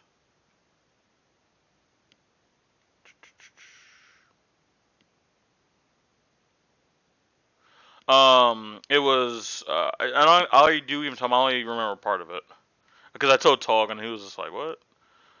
It was Wildfire into Chain Lightning into Gaze into Tomes, Snapback, and I want to say it was Lessons, Pitch a Card. Oh God, I can't remember the rest of the combo, but like I took him to 9, and I was just like, oh my gosh, he just came alive. And the thing is, I was trying something out. I was actually trying Crucible into him, which I usually play Waning Moon into Odom. And I was like, dude, we're at the fucking bottom table. I'm just going to Crucible and see if I can kill you. And I got him 9. And I also had a very healthy life total.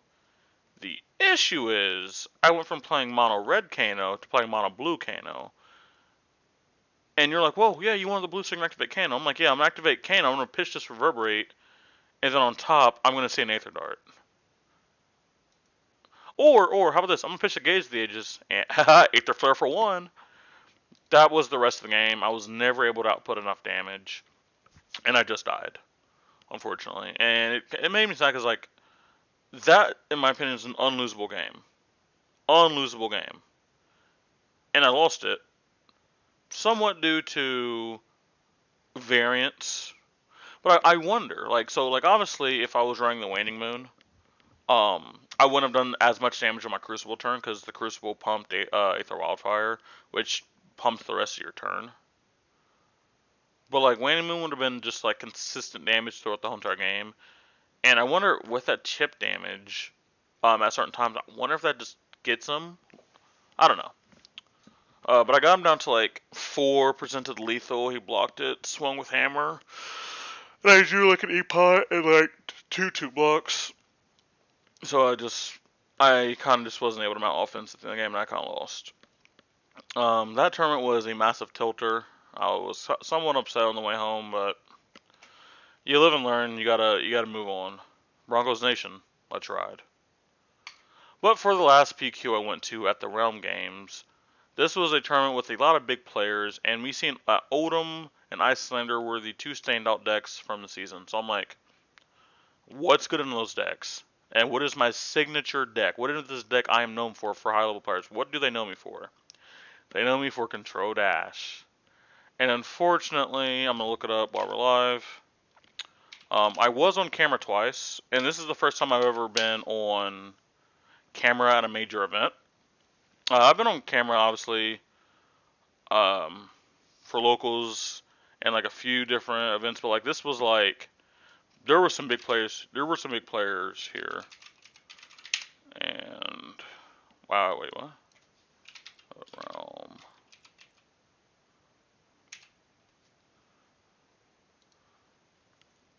It was this right here. Fortunately, I don't have VOD saved, so I can't actually rewatch the games because what my plan was. Welcome to 2023. Can you shut up? Oh, not you, Keith. I love you, Keith. It's just unfortunate that these VODs aren't saved. Because the first game I played on stream was versus an Arachne. It was actually my teammate who was on Arachne. And even though the game was not close and I clapped him like 19-0, it was a closer game than the scoreline says. And it was probably also one of the most fun games because obviously it's against a teammate. I'm on camera. Twitch chat was mad because, it's Control Dash versus Arachne. Like, no one took damage. But I used, like, the strategy I used for Phi, and I literally brought the whole entire deck in, besides Remembrance and Hard to Find Hell. So, like, I knew he had no chance to ever fatigue me, and I could just kill him fast enough as long as he didn't banish my items. He ended up banishing one of my Purifiers, which scared me a lot. But still swinging for 12 is just fine. 12 is not 15, obviously, but, yeah, it's fine. I started off 3-0. I beat an Arachne, I beat an Icelander, then I beat a Dorinthia, all at the top tables. So I go into round 4, and I face an Odom, and then Toad and Isaac's and Odom. I'm like, oh my gosh, I finally get my best matchup, like one of my best matchups. And for the most part of the game, I am on the back foot. I think it's like 17 or like 20 to like 38. And I finally get Exodia online, and I was just like, he's just like, oh crap, he has all the guns out. I'm like, yep. So I, boom, and I just absolutely kill him. Actually, let me find the board state real quick. Here it is. Yeah, I had this right here against Odom, and I thought there was no shot. But one issue, and that you can see with this board state, is I already am down a counter on Skullcap, and I'm down both my gauntlets, or both my iron hides, and I think this is one thing that hurt me a lot, is I lost the ability to be able to block very efficiently without using multiple cards from my hand. But here's the thing that I actually lost, and it absolutely just breaks my heart. So I had Odom at 5. I was at very low level 2, I was at 4, but the difference is I'm attacking him for 15. He has to use cards out of his hand, and I can block as well, and I don't care if it's Frosty or not. But unfortunately, there was a turn where I got hit, and I had 2 cards in hand, and he did not Arsenal to Crown Seeds. This is not actually relevant, but in my mind at the time it was very relevant. So I go. I have 3 counters on my Purifiers, by the way. I go counter on Chambers, counter on Pistol, shoot Pistol for 2. He's like, Pistol for 2? And I'm like, yeah. Oh, I forgot to activate my Purifiers. He was like, oh crap, you did. And I go I go from attacking for 15, guaranteed to leak damage, guaranteed to get cards out of his hand, to going like attack for 2, attack for 2. Mind you, I still didn't even activate the Purifiers after the first shot. I go attack for 2, attack for 2, attack for 2. He absorbs the majority of that with Crown Stays and Rampart, swings back at me with something I have to block, and I got him down to 1 for like the longest time, and I just could not get through because I made another punt where he had 2 blocks in his hand because he had pummels. To get extra cards out of his hand, I could have loaded Purifier, just 1 Purifier, and 1 Chamber, and swing for 6. And what that does, he actually has to Crown Stays Rampart and block with the card from hand, or he'll leak damage, because I'm attacking twice. Or he just has to give me a whole card. And that's all I need. I needed him to give me a whole card. So he couldn't do a big attack against me. Fortunately, I go, oh heck yeah, send these purifiers at him, psych, and Dunction Chambers, swing for 2. I did the exact same thing again, and I just could not force him to use too many resources. Rampart's a hell of a drug, by the way, and I lost that game. I was at 3-1, but I was just like, I'm not discouraged. No, I was pretty discouraged. I just didn't know it yet. So we're going against a Phi. He double rewards me, but I'm playing Dash, not Kano. And like, yeah, that's one of the ways that Phi can just beat you and you can't do anything about it, is Border War. But I actually had the opportunity to stop his whole entire turn. On like turn 1 or turn 2. He does this thing, and then he goes Soaring Strike for 6. And I'm like, no blocks. And he's like, reactions? And I'm like, take 6. And then he banishes a Snatch. And looking back at it now, I had no reason not to block the Soaring Strike there. Because 1, that's 6 damage. That's a lot. 2, he doesn't banish anything off of it, especially a Snatch that now has Go again. he doesn't extend his turn much more. Because if he wants to go sword strike, okay, I got block, regular snatch. Because you're not blocking. If you pop your what's it called? Um, Snapdragon Skillers on turn 2. Because here's the thing, I could then just stuff his. I could also just block his snatch, and yeah, I might now be hellbent, but he didn't deal 6 damage with what's it called? He didn't deal 6 damage with Soaring Strike. He didn't deal another 6 damage with Snatch. That's 12 damage. And Snatch does now not have he does the Snatch doesn't have go again, and he doesn't draw. But I allowed both of this to happen. Then I randomly just blocked at the end of the chain when it literally didn't matter.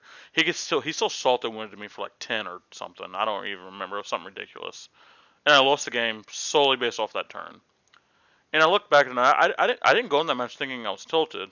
But literally this was my mannerism, like looking back, and I was just like, no blocks reactions.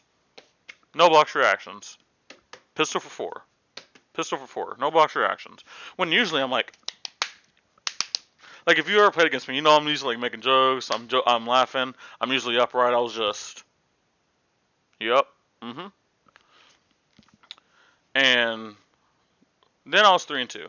But weirdly enough, I still actually had a winning in because of the people I lost against. I lost against the first seed, the eventual first seed, and then I think the fourth seed. I think he ended up being. So if I go 4-2, I have fantastic. I have the best breakers out of everyone. And the funny thing about this All-Star event is all the players at the top tables were on Odom. And they were like, they didn't want no smoke with me because they knew that Hold'em got away with murder because I messed up. They knew, genuinely. Oh, and there was Alexi, which is like, yeah. See my guide. But it's a win again against Travis McDaniel, and we're on camera again. And I play a very tight game versus Icelander. I ended up just being very greedy with my life total. And I got low enough. I got too low. I got him down to like single digits, and I was at 15. And he just combo killed me with Icy Eternal. Stripped my whole hand, and I was just like, yeah, I don't know why I was so aggressive. He's like, yeah, you let me leak a lot of damage. And I was like, yeah, I generally don't know why I did. He's like, I really thought I was dead. And I was like, I thought you were dead too, to be honest. It's a game I would also like to look back and just see like my mistakes. Actually see the mistake. Like I know what they were, I just want to see it. So realistically, I went 3-3, but it was probably one of the strongest 3-3s I've ever seen of like anybody.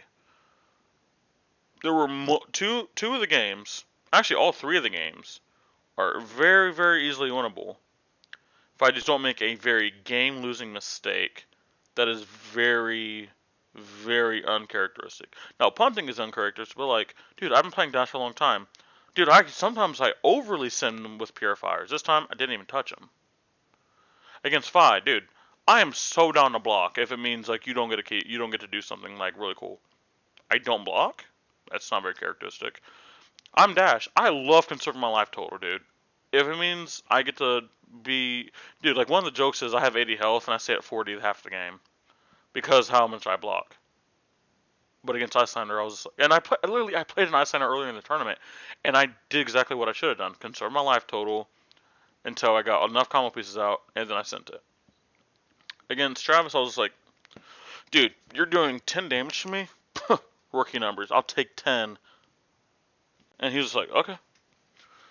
So that's why I say it's very strong. This was probably the most winnable event I've ever been in. Because half of the top 8 was Odoms. One was Alexi. One was the 5-face who would be on the opposite side of the bracket. And I forget there was another hero. I think it was a Dorinthia, which I beat early in the tournament. I think it wasn't that Dorinthia. It might have been that Dorinthia. I don't 100% remember.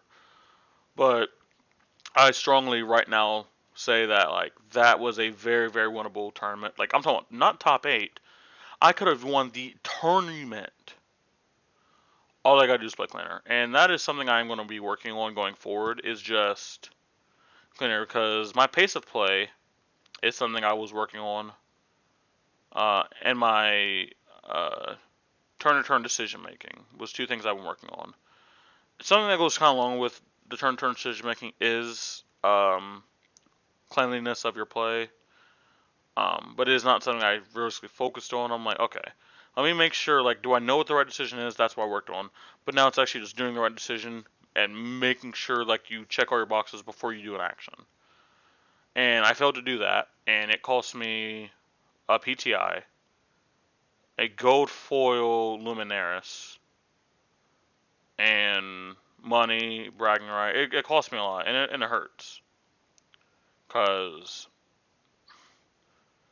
even top players don't always just win often. And for me, I've not really gotten to have my breakout Flesh and Blood event. Like, I've had events where where I've had similar results. I've been like first or second seed going through, or like I have all top players scared to face me. But like almost every single time, I have found some type of way to punt, and you punt enough to the point where like your foot starts to hurt. Now that's a horrible analogy, but I'm starting to get tired of the reason I don't have success. It's not due to player skill, deck registration error, or card choice. It is up to me not doing a painfully obvious line that wins me the game. It hurts a lot, and again, it is the thing I'm going to be working on. So hopefully, I have the calling Indianapolis in a few weeks. I'm going to try my best to prep for that event and do well in that event, but I'm mostly going to be looking past that calling into our RTN season. My goal in the RTN season is to not choke and miss out my invite. I just want my invite to Nats. And that's what I'm focusing on right now, is my invite to Nats. So that's been my focus. I know we kind of ended like on a little bit of a sad note, but I do like to show you guys the real aspect to me, and like I like to give like my thoughts exactly how they are. So don't take this as anything sad. Take it as motivation for me for the RTN season. If you guys like this video, make sure you guys like, and subscribe. I'll see you guys next time. Peace.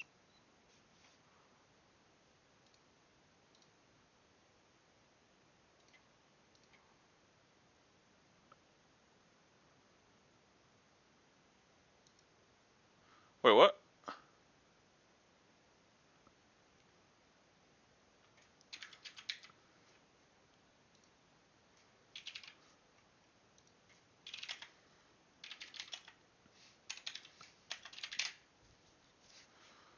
Alright. I didn't even know there were still people in the chat. I was just kind of like sobbing. Alright. I'll talk to you guys a little bit, but what we're doing now is, okay, real quick before I go into the Kano stuff, because we are going to be doing some VOD review. We're going to be doing some VOD review for Kano. I kind of want to address this list. So things I'm doing, at least testing right now, I am actually dropping Heart. As good as Heart is, I don't actually reach a low amount of cards in my deck that like Oldhim does, and I can't constantly cycle Heart. I get to cycle Heart like once. I think cycled maybe twice in a game, and I just don't think it offers enough. Currently, right now, I'm just generically trying a T-Bone, but one card that's been picking up in popularity, is this card right here. Is Imperial. Come on now, Imperial Warhorn. Now, one thing I do want to note about this is adding more reds to my deck scares me, and I don't like adding more reds. I'm going from 33 blues to 32 blues, which I think hand to hand does hurt me. But I have seen a lot of people with success with Imperial Warhorn, and it is something I'm at least going to try and see if I can make work in Dash. But realistically, the Raw Review Kano, yeah. Wait, is this Tog? Tog, is this you or is this Balake, who's a pussy? Pusake. Also, BNet's cool. I want to talk to BNet at some point. BNet seems like a really chill dude. But yeah, that's just what I'm trying. Right now, like, I think I just slotted in like a T-bone or something. Hello? I just slotted in a 2 blade. It's a blue block 3. But like talking about list, this was the list I used for that. The list I'm currently using I know Tog is in here. Yeah, Buna is our pro player. It's Tog. A. So the list I'm technically currently using is this one right here. It's a very standard list, so some changes I'm thinking about, right? And since Tog, you are in here, I kind of want to hear your feedback. I already told you some of them. Well, some cards that I was thinking. But changes I actually want to make going into the next meta. So let's talk about the meta. Let's talk about what this next meta is going to be. Or at least what we perceive. Things that we perceive. We perceive a downtick in Odom's efficiency. Not a downtick in Odom play. I mean, people probably will put down Odom, but they shouldn't. So we're going to see a downtick in Odom play. Here, I'm going to get a notepad out real quick, actually. We see downtick in Odom's F rate. Same thing with Icelander. I actually do think Icelander will actually just see less play. Phi dash Briar see more play. No belittle. Wow. Belit for aggro, so less resources. This is also will kind of this is like how I also think about deck building and decks in general. So these are like the four things that I think we see in this next meta. Odom will have a less of efficiency rating, but I think that he's still good. Ice Center will definitely see less play. Phi dash Briar will see more play. Aggro decks will not have little. I think Fatigue and Ice Center are the best deck in the format now. Were they? Wait, were they not?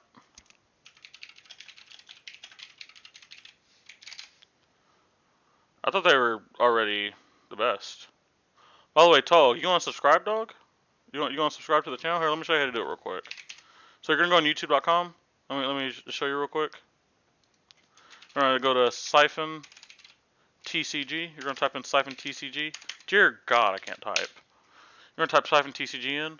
You're gonna click this channel that has a picture of me. I need to update my picture, by the way. I have a new picture. You're gonna click this subscribe. I don't know where the subscribe button would be because it's my own channel, but there should be a subscribe button here somewhere. And then what you're gonna want to do. You see these videos that have Kano on them. You're gonna want to like.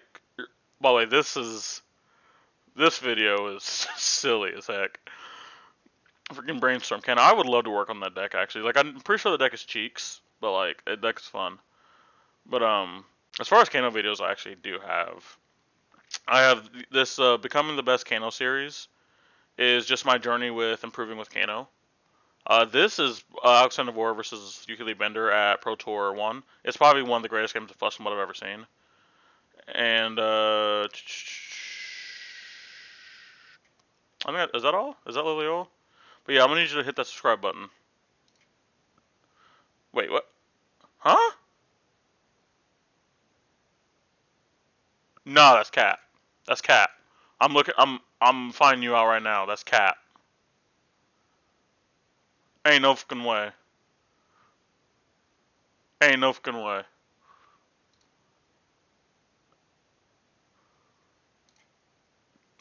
Oh, I'm gonna look so fucking stupid, by the way. Why can I not? Why you lying? Why you lying? Hmm? Wait, what? Oh, there we go. Why you lying, Tog? Hmm? Why you lying to me right now? You're being exposed. You can't see all the subs, by the way. What? Huh. You know what? I'm just gonna believe you. I'm gonna believe you. You were an Osh man. That's Oceania, right? Australia. You're an Osh man. I've never been lied to by an Osh man. But so let's actually get back to the actual part of this. Am I making? Am I recording? I am not. So let's talk about this. So let's also. I still think I still see less play, but will still be powerful.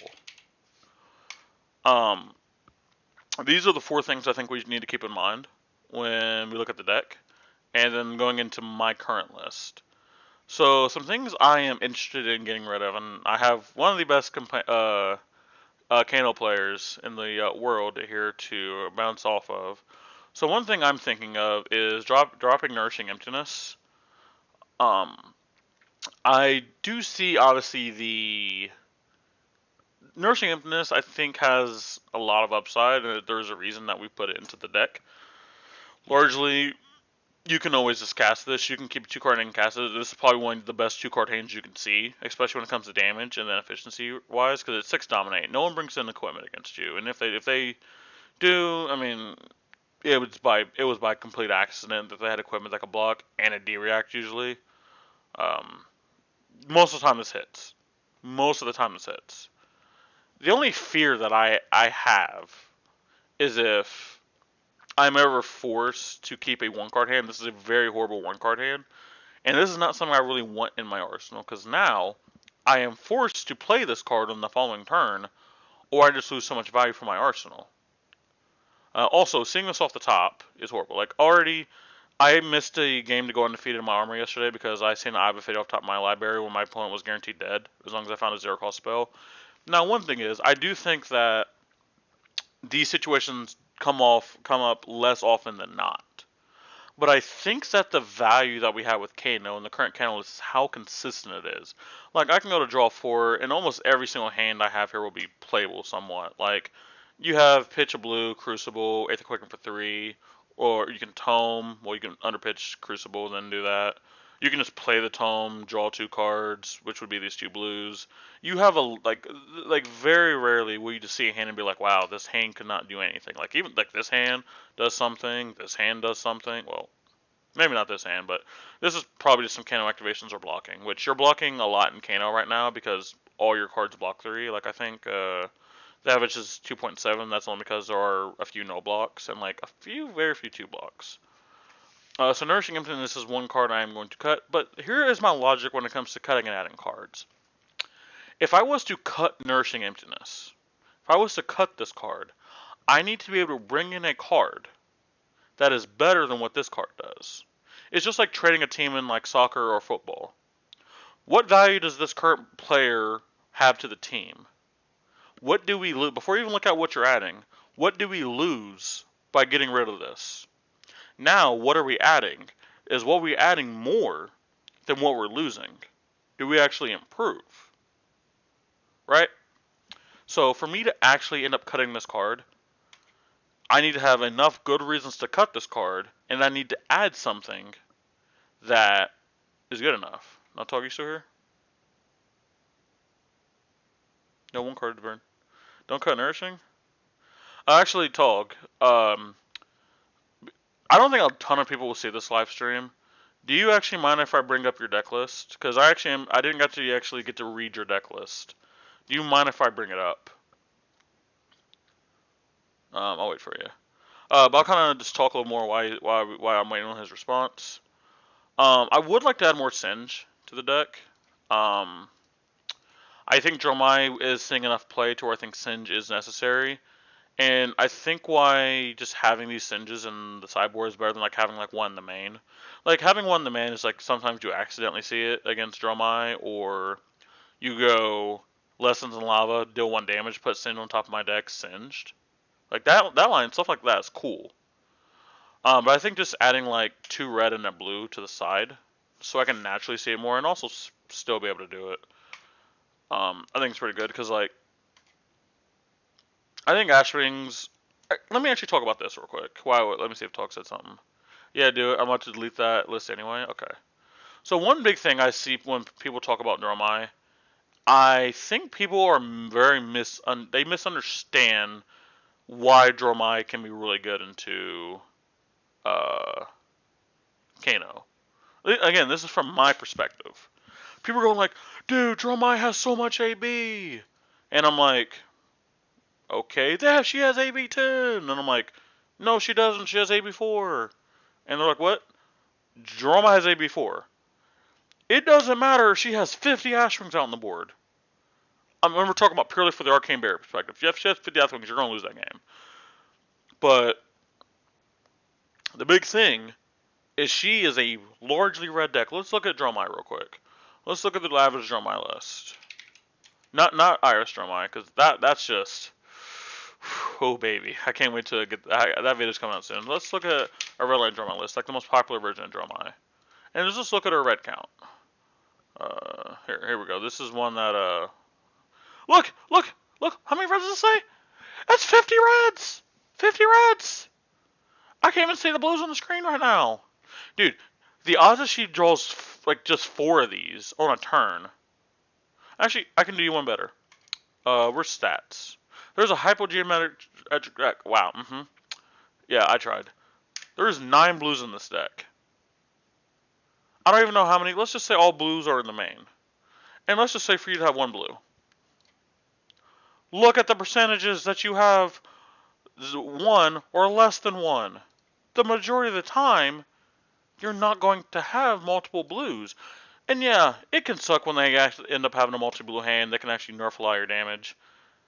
But I think the reds is a good thing. A lot of times you can push more damage.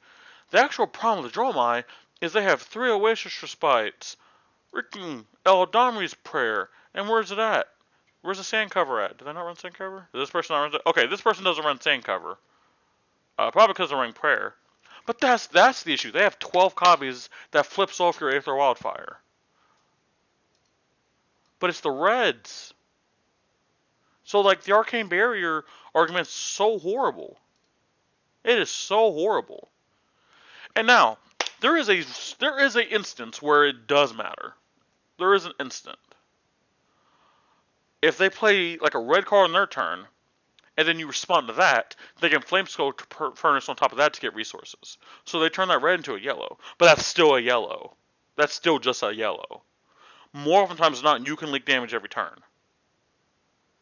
And like, yeah, you do have to play around, in this list would be 5. 5 effects that flip off your big spell. But that's when you go into Ragamuffin hat combos, when you don't use your Striders, to bait that out. You don't just full send when they have a card in Arsenal for a while. You should know in chat. Oh, how do I do that? How do I do that?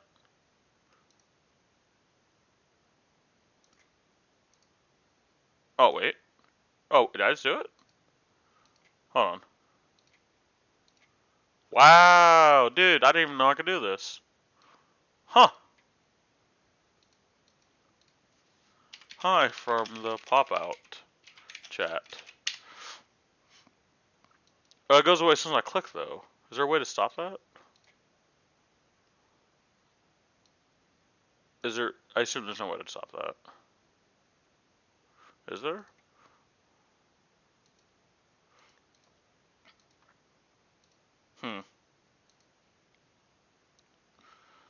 Wait, I can just go like this. Okay. So, I guess I don't really need to be clicking stuff. Is there? Hold on. Can I make this smaller? I can. No, let's just put it over here or something. So, like, that's my big frustration when it comes to people talking about Dromai. Because when I played Icelander, the whole issue with Icelander and Dromai is 2 totally different things. It's not the AB. It's the similar with Kano. It's just, if they just go like, cool, I'm going to put all these dragons, you can't kill them. And I'm like, correct, I can't kill them. Or if they go like double Rake Thammers, you're like, wow, I really hope I can kill one in response. But probably not, because my life sucks, and I would pitch a blue, look on top of my deck, and it'd be a Gaze of the Ages. And I'd be like, Gaze of the Ages. Respond, snapback, bam, combo, get the Gaze of the Ages back. Hit it, push on the edge of you, and I'm like, dang. That's actually a line that happened, by the way. It was really cool until it wasn't cool, and then she was like, alright, here's 50 Ashwings. And I'm like, I'm dead, cool. That is something I wonder if there are more of. If there are more of, what's it called? If there's more ways to kill stuff in response. Here, let me...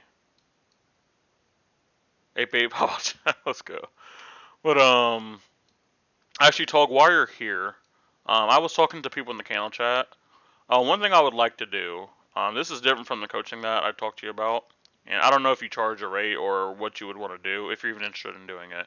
It's just a video on Kano. So like, I already have my episode 3 of becoming the best Kano in the works. It's going to be talking about um, it's going to be talking about Kano versus the top meta decks and how we play into them.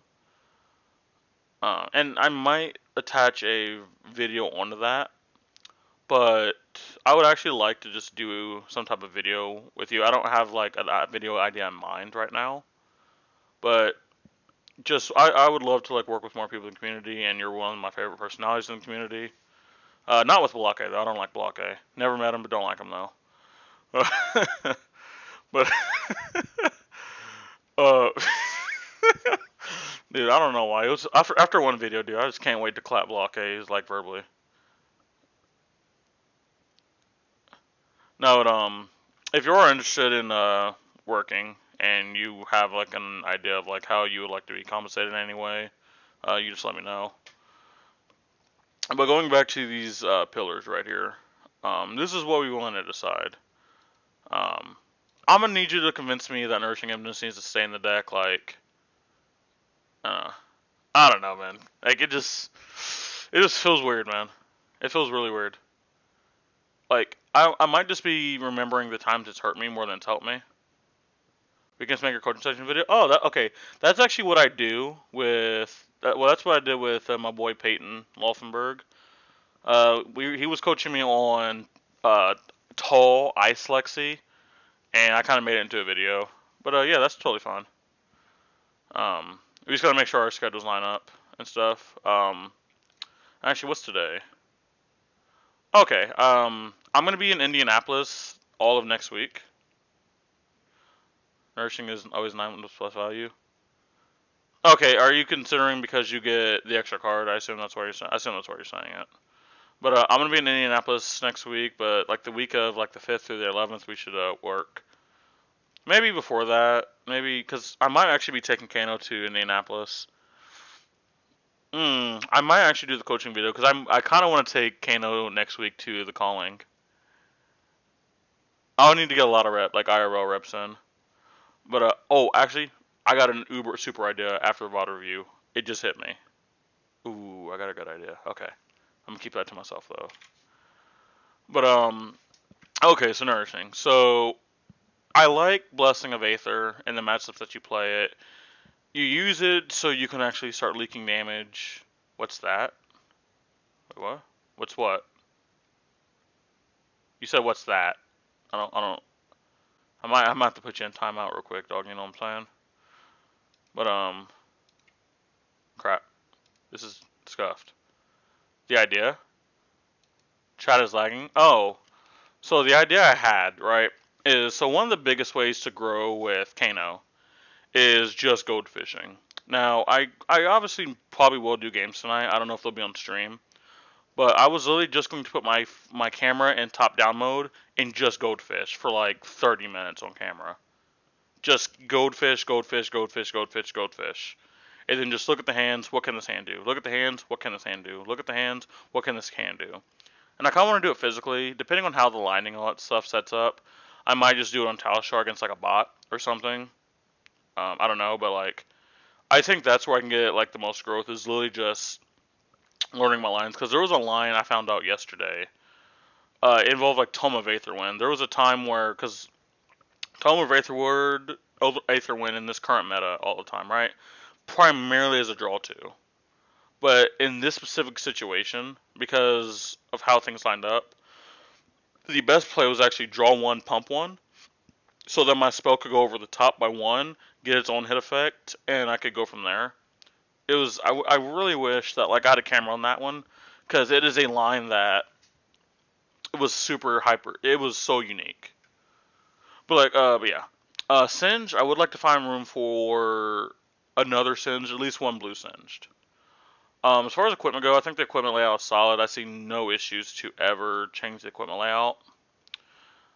If they ever come up with more cards for Royal, maybe, but like I doubt that they're gonna be good enough to like go over what we're doing right now. I like Tomes. I like Aether Swindles. I know people we used to play blue Aether Swindle, which is what 2. I don't really like the blue right now, but like it probably gets a block, but you're trading 2 cards for 1. I don't think the rate at what blue Swindle is good enough. Aether Quicken. This has quickly became one of my favorite cards in the whole entire deck. Like I love this card so fucking much. I think Dynasty has just been an absolute banger for yeah. 2 calls is just too expensive half the time. Yeah. Yeah, if it's 2 for 3, like you're not doing great, and it's just opting. If it was like draw multiple, yeah, quick as gas. So my friend, he copied Hayden and Dale's list, and me and him were having an argument. It was not like a bad argument. It was like he like says he's playing Voltic Bolts, he's playing Swell Tidings, and I was like, that's fine, but I think our builds are trying to accomplish 2 different things. I think what this build is attempting to do is to make your combo turn very, very consistent. Like you rarely whiff on your combo turn on like multiple different combo turn lines. You rarely ever whiff, and even if you're ever choked on resources, you are completely fine. But that version of the list is really, really trying to go. No matter what, I'll probably block with 2 cards, even if it doesn't really make sense. My deck is designed to go pitch a blue, Crucible Swell Tidings for 6. Voltic Bolt for however much Voltic Bolt comes in. For I think it'll be 5 with pumped up. And I think that strategy is fine, but I think the thing that you run into is on your combo turn, if you ever flip over one of those 2-cost spells, you probably fail, or you just don't do enough damage. Like, I'm flipping over an Aether Quicken for my Wildfire Blazing turn. You're flipping over a Swell Tidings, and depending on how much, if you're ever choked on mana, or however, whatever you flip on your Ragamuffins hat, you fail. Or you will lose damage. You're trading 1 damage for 1 mana, and that doesn't actually seem like a lot. But with Kano, literally every single resource matters. That's why knowing when to pump with Metacarpus Node is one of the biggest things. So in one of my games versus Bravo right now, I didn't pop Metacarpus Node on my combo turn because I didn't have enough resources. And I was able to combo twice. You'll know when I pumped with Node? You'll know when I pumped with Node? I pumped on Node in the last turn where I go Lessons Law for 4, Reverberate for 4. He was exactly at 2. I'm sorry, he was exactly at 3. And the line I took did exactly 3. And you can say, well, you could have pumped it in your turn. But here's the thing. I didn't go for Lessons in Lava line. You don't always know when your line relies on blind Kanos. If you have a line that relies on blind Kanos, it is so horrible to pump with Node. Let me tell you why. You could get benefited. Your Aether Wildfire could hit for 6, right? And you have the Ragamuffin side. You can guarantee flip your Blazing Aether. But what happens when you activate Kano and it's a Aether Swindle and a Snapback? Well, hopefully you have 3 more mana to use that with. But whenever you node, right? If I would have noded something else, let's say I node my Wildfire and I plan on noding my Blazing Aether or my middle spell. Let's say I plan on doing on my middle spell. Well, if I do that on like the Swindle, that's 3 mana. Well, now I see Snapback. Wow, I can't even cast the Snapback if I wanted to. When I could have if I just didn't pump in the node.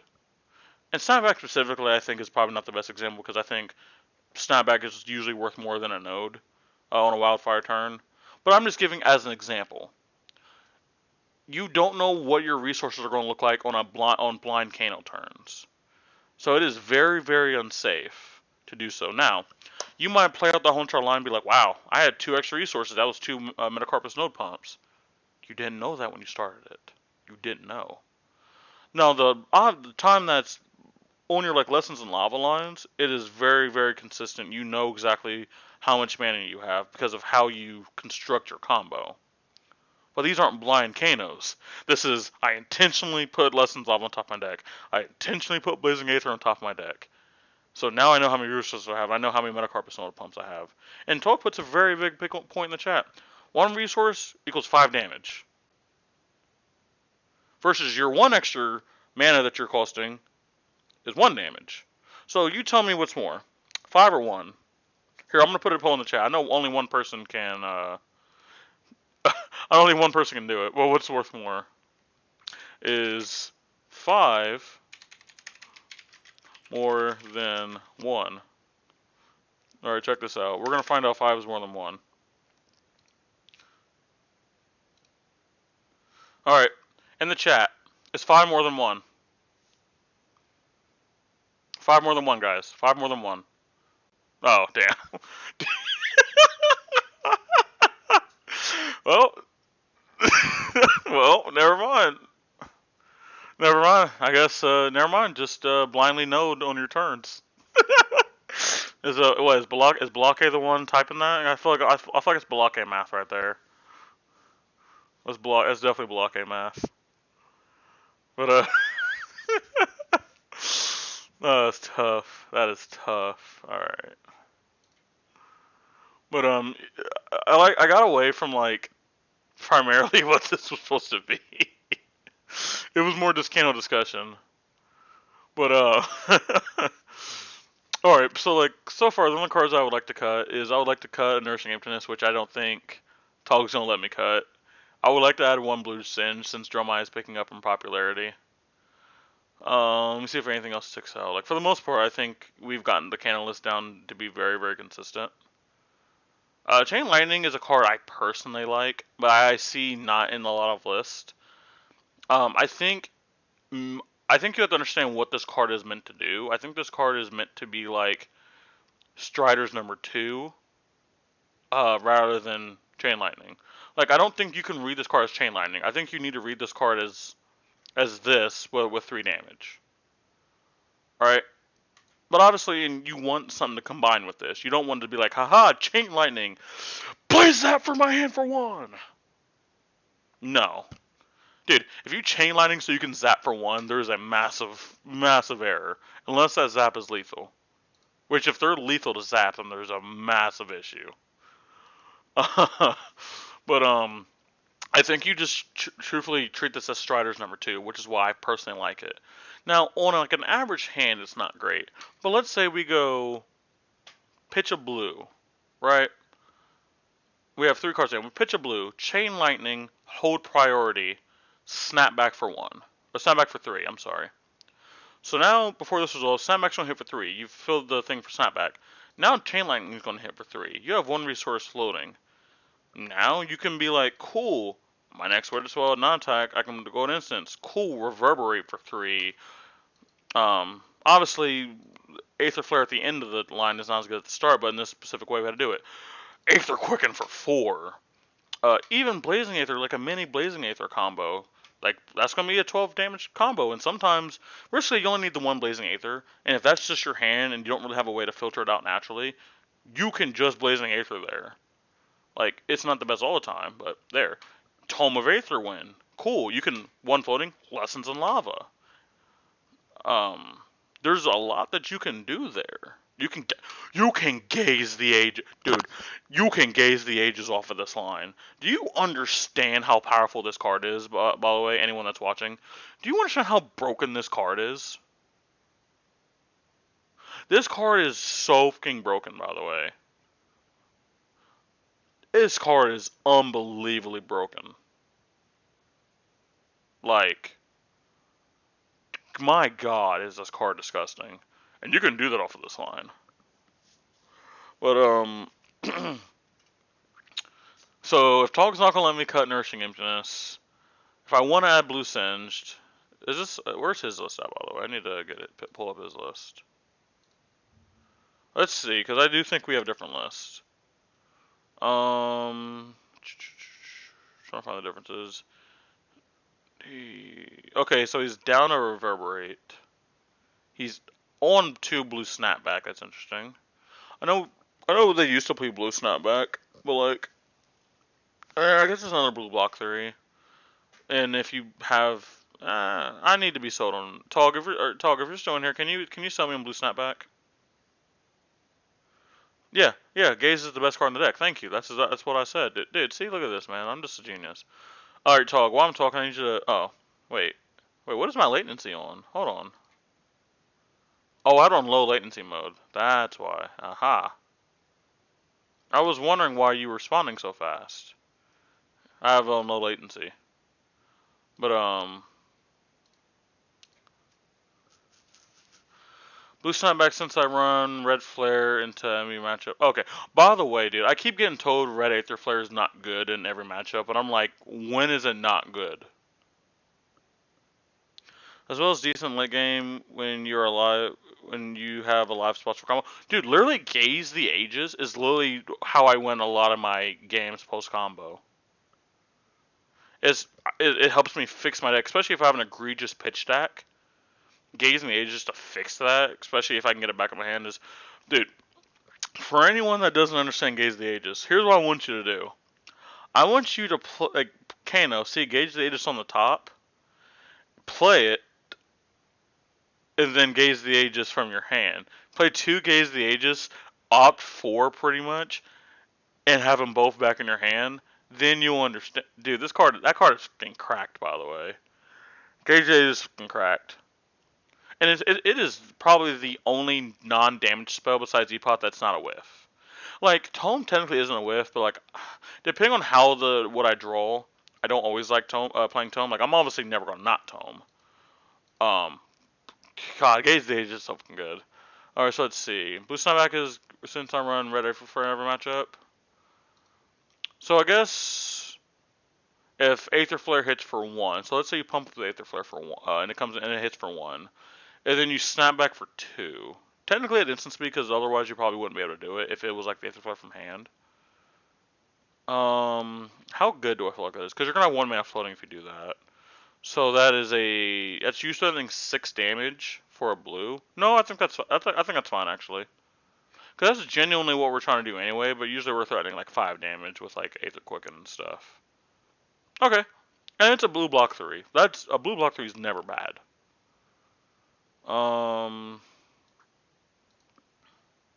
Let's see. He's also on the chain. Is that literally the only... Wait, how does he have room for the second one? Am I missing something?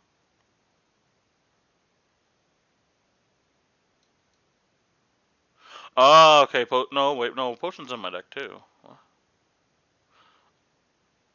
Oh, he's only on... Okay.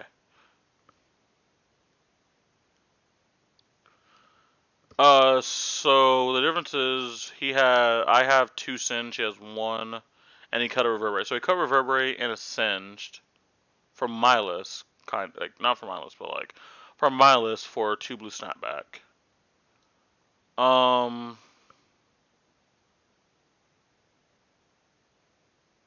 Okay. I can probably get down with that, to be honest. I'm gonna try out the 2. I'm gonna try out the 2 pots. Where's the? Hold on. This is the one where this is where I'm using one for the results. I'll try this out. I will try out those changes and see how I like them. I mean, I'm probably gonna like them. I doubt I'll hate them. Wait, crap. What was I putting in? Dude, I forgot. Oh, wait, Brainstorm. I gotta put in Brainstorm. Nah. Crap, what was it? Snapback. Main deck. And we are cutting.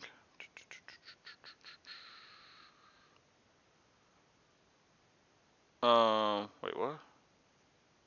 That's not correct.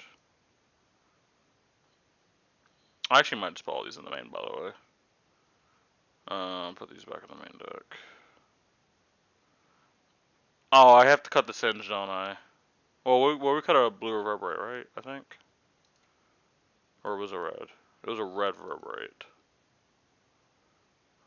So I can cut one of those. Oh, don't make me cut the Singe, man. Don't make me do it.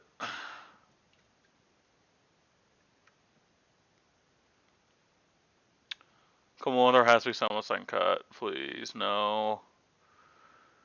Hey, I could cut that Nursing Infinite, I'm just saying. Oh, I probably have to cut a Singe, don't I? Yeah, I gotta cut a Singe. RIP. Alright, there we go. That's the list that we will... Wait, what? Hold on a second. There's no way this deck is 480. Hold on. No, that's Kappa's, by the way. Really? It's just Strives and Tunic. And if you want to play this deck on a budget, you can just remove the Tunic. Nah, there's just no fucking way. Hold on, there's just no way, right?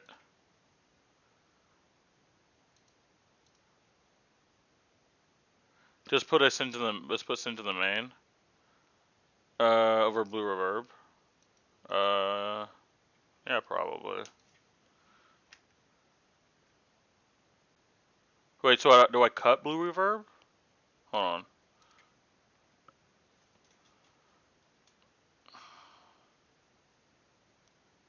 I mean, largely they do the same thing, right? I mean, damage-wise, like rarely do you actually get the effect off of this, because they're just gonna AB this, because they don't know what could happen. Like, the Blue Reverb on the side just seems weird. Maybe actually I put a different card on the side. I think maybe there's where's it at? Maybe there's not a no. Actually, no. I was gonna talk myself into like putting a Nathan Quick on the side. I just think there's no shot. Maybe one tome in the main, two on the side. All right, I'm not gonna look at chat because Tog's gonna tell me no. Like, watch this. I'm gonna give it about 5 seconds, and Tog's gonna tell me don't cut a tome. 5, 4, 3, 2, 1. Oh. Oh, cut the blue reverb? Don't cut tome. No, I'm not cutting tome. I'm shaving on. It's going to the side. So this way, like, oh,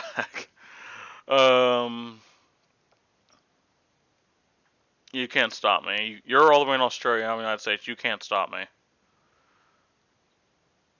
Maybe I do cut blue reverb. Hold on. Let me actually just.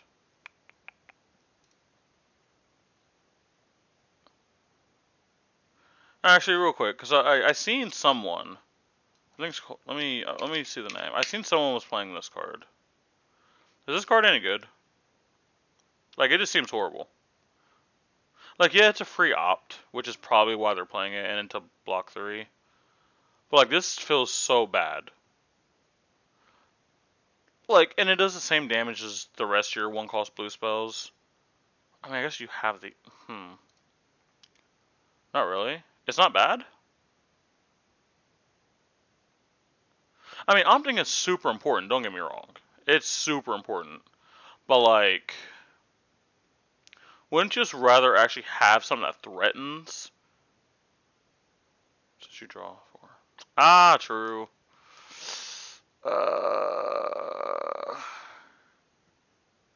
Well, I would case I would probably want to run 3 then, right?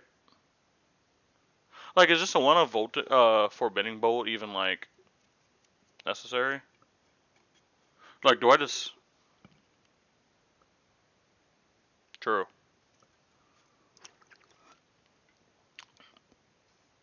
All right, we'll put 1 in. And if Frog tells me to put more than 1 in, I'll put that in.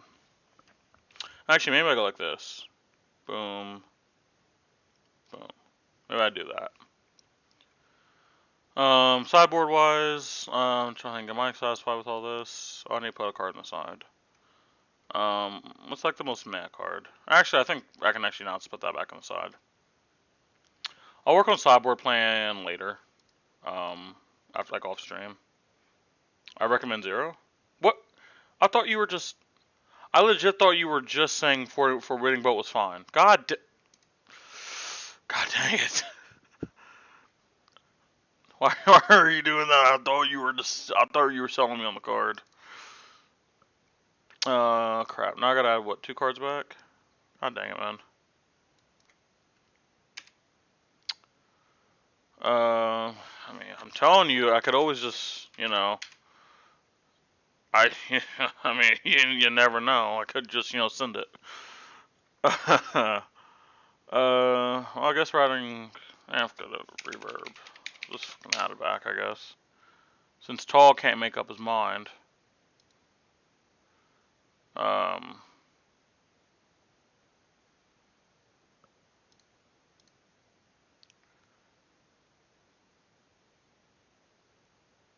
Wait, what?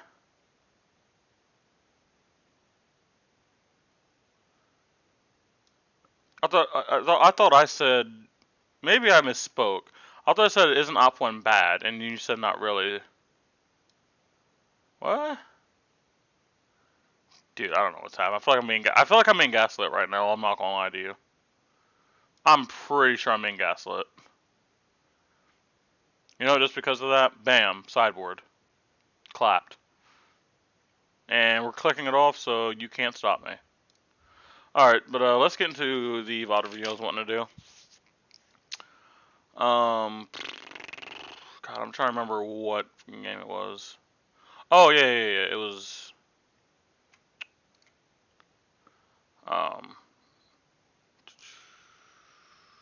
who was it? Here we go. Bruh. What do you mean, bruh? What you mad? Mad? You mad, dog? What's going on, dude? You mad? Alright. Alright, so we have Briar versus Kano. And like, I might make this into an Art of War episode. I don't 100% know. I'll probably record it as if it was an Art of War episode. And I gotta look and see what episode that is. Awkward.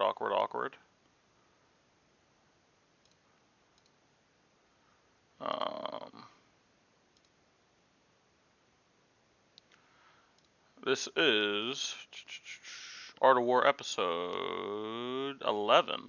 If I will record it and say it is 11, but there's no guarantee that it actually becomes Art of War episode 11.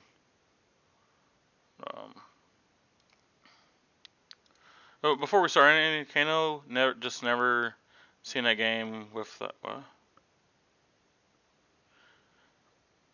Oh, this is a bad VOD review. Kano just never seen a wildfire like it. Oh well, thanks for spoiling things. Wow, thanks. Well, actually, hold on. Let me see my live stream.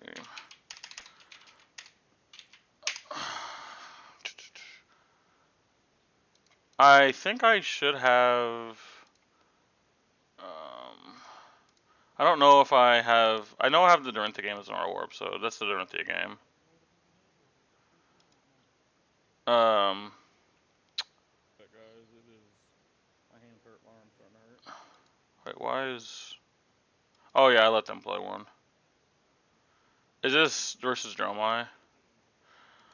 I think I remember this game actually. I'm pretty sure he just turned 2, always spited me. So I don't think this is actually like a good game, because I just don't have the ability to actually push damage anymore. I'm pretty sure.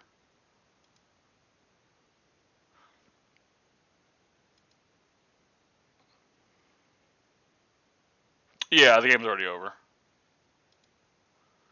in like 10 minutes. So I'm pretty sure he just clapped me. Do I have another game? I do not. Did I even do any more playtest games? Because like I know I went 3-1 this armory. Oh, Odin vs. Stroma. That's always fun. I need to make that into our war episode and say why you don't play either one of these decks. All right, let's just actually, you know what? I know exactly what we do since we have our friend here. Oh wait, what? Kano vs. Odin, Battlehardened Philly. Would Super Good would love to hear your thoughts on it. Oh, okay. You're lucky. I was about to come after one of your videos. I was about to come after one of yours. You lucky though. I was about to get on your head. Is it in top 8 or is it Swiss? Why does it say I watched this? I literally haven't watched this. Oh, I think it was a game I was going to watch. I never actually watched. Yeah, because I remember I never got to watch this live. And I was like looking through the chapters. I was like, wow, all these matchups look absolutely boring.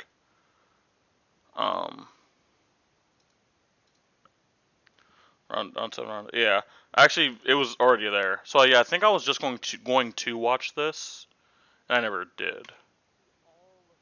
So this is final round. So this is probably 2 good players. Is this like top seeds going at it or something, or is it like 1 and N? The heck? Can we get to the game, dog? Oh, do you have deck list? What the f? What the f is this? What? Huh? What's going on here? What? Huh? Huh? Dude, where's the? Oh, wait. I think we found it. All right.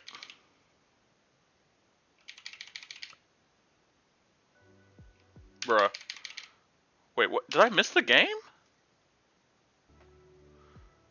Huh? Oh, wait. Oh, wait. Was it right here?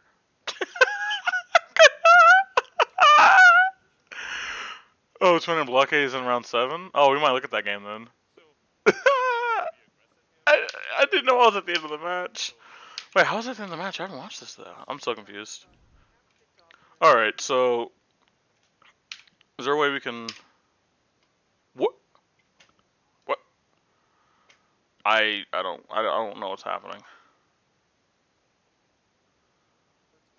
I just oh my gosh. I'm getting so frustrated right now. I'm getting so frustrated. I just want to get to the start of the match.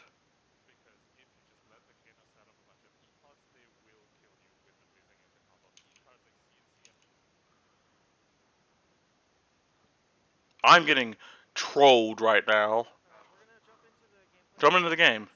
Full screen, full screen, full screen, full screen, full screen. Jesus Lord. Alright, let me bring up the epic pen. Like I said, I may not make this into the Art of War episode, but I will act as if it did. So actually, no, I'm not, but I'll still bring the pen out because I do want to have like your input live. I do need to get another Kano episode on there though. Is my epic pen working? Hello? Where the? Huh? Okay, there we go. Can I do it full screen and see your MC chat? I assume I can't. I can. Oh my gosh, this is crazy. All right, so I can see chat and I can see I have epic pen and I can see the game. So yeah, I won't really make this into our war episode. I've decided not to, but I will just kind of overly give my thoughts, and hopefully we can all learn something from this.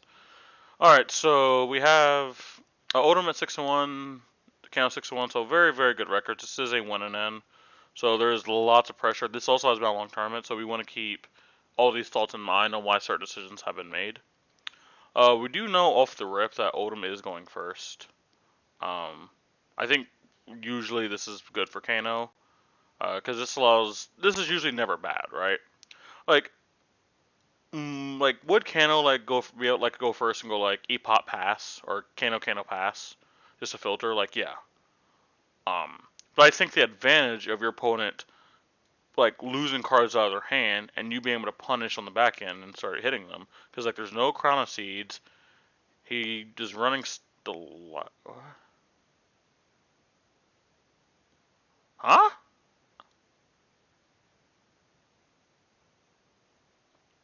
Huh? Uh, huh?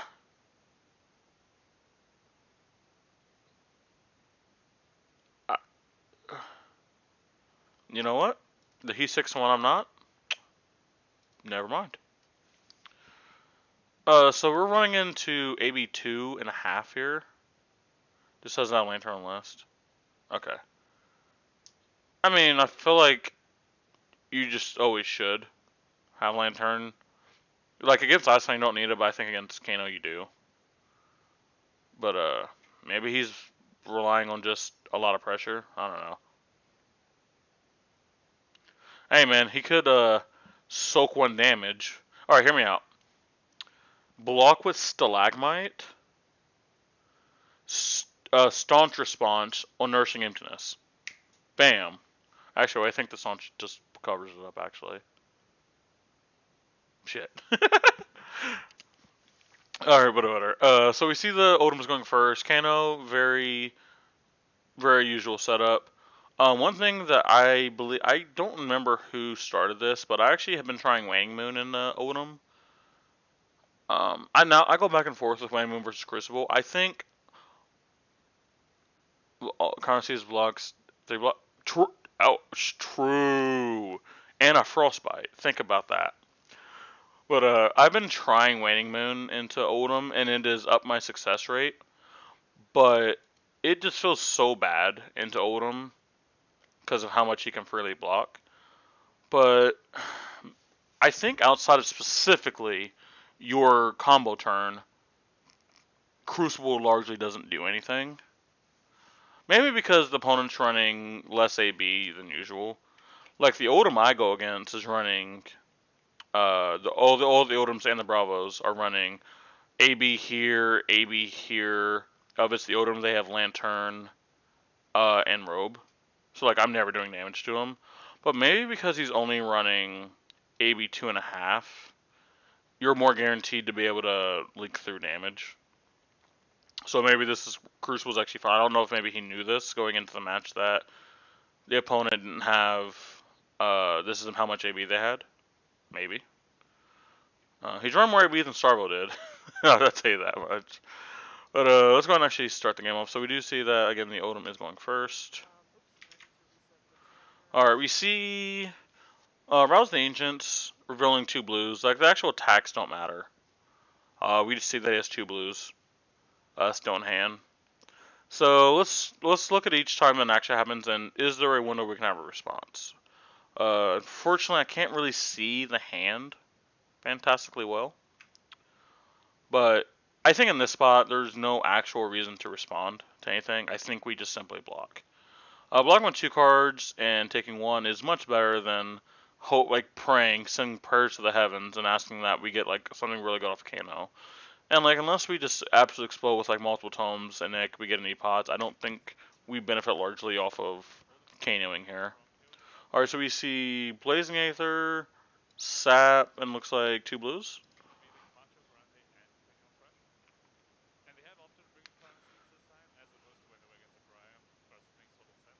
Yeah. Oh, by the way, I see so many people going like, "Why are you blocking with Blazing Aether and like Laser Wildfire?" Like, dude, I have 3 of each. I don't care. All I need to do is see 1 and you're dead. Like, I hate it when people say like you can't block with combo pieces. You definitely can. And the Blazing Aether that we usually fire off, we search for anyway. Okay, so now opponent has 1 card in hand, no resources floating. Fortunately, we only have 2 cards in hand, so there's no actual reason to even try Kanoing here. Unless we want to keep 1 card in hand and just like Kano and see what we get. If it's like a bad blue, but like the blues aren't really there for damage. Like just like these boots weren't made for walking, these blues weren't made for attacking.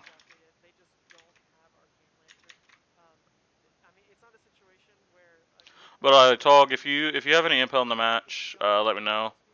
But I'll largely be like ignoring chat so I can focus on the game.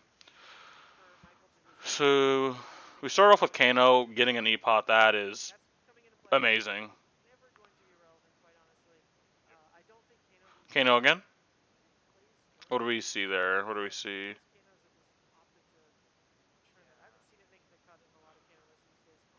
He's talking about Nurse Champions, by the way, that trash card.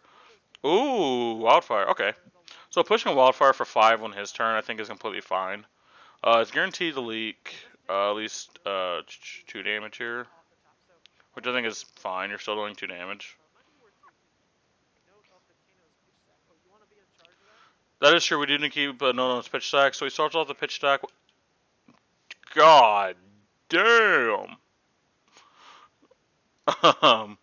So we need to keep track of the pitch stack. So we know one Aether Wildfire is gone, and we see 3 blues stacked on top of each other to start off its pitch stack. Now we don't need to know the specific cards. We just need to know the values. I think it was Zap, Scalding Ray, and Earthquake Blue. Okay. That's 3 blues at the bottom. That's 2 energy potions played up. 2 energy potions, Jesus. And we just see Wormwell. This is completely fine. A lot of times this means that the Odom has blues that he wants to keep. Or he is scared of retaliation. But with no arsenal, I don't actually think that there's Lava Throw of retaliation. Oh, he's pummeling this? Alright, so the time is a little off actually. Sure. Some extra stream time, so this may be just like a minute over what they realistically have. That's my bad. I don't... Do I like that or hate that? So you're trading 2 damage for 3 damage. So the pummel prevents 3, but he did it for offensively 2 damage. Now, obviously, like because the frostbite was going to happen either way, so I'm not calculating the frostbite. I guess you got to think is like, was there a better spot for him to pummel something else? I mean, probably not. I mean, if he's running blue, I mean, he at least has either has 4 or he has 6. Because I don't think they're running rainbow anymore. But like, as the Kano player, seeing a person remove another card from their hand, I think it's pretty good. But again, without the arsenal, he is less likely to want to go off here. But and also, frostbite doesn't really matter. He has a lot of blues. He's probably chilling. All right, we're gonna pitch 2 cards. One being an Eye of Ophidia. We have 2 floating. All right, we're gonna opt 2. We cannot see the cards, unfortunately. But so far, as the Kano player, I'm very happy. If we can play all of our E-Pots and get some Tome of Finals, we can be very happy first cycle, but we need to do that. We're also keeping our life total high. Is blue Aether Flare?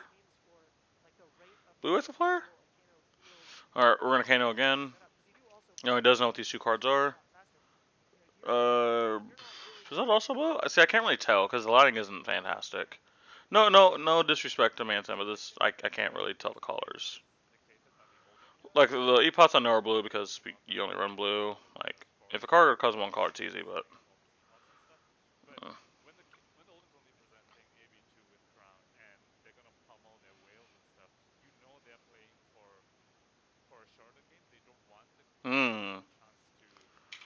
So he's deciding to send the Aether Quicking over the Aether Flare. So this can mean one of 2 things. So I don't believe he's actually used his action point, correct? Because he's only used those 2. So if he's wanting to get cards out of the hand for the Aether Quicken, so he can Aether Flare, because if that is like a red Aether Flare, and it actually deals damage, and he has like a 0 cost like spell in his hand, he can shoot off for like extra chip damage. That could be the idea. Because I think if he wasn't planning on Aether Flaring here, he would have Crucible Aether Quickened. So let's actually see what he's thinking here. But like, largely he's going to have mana floating either way. And he also has Crown. I don't really think that... I definitely think sequencing matters here.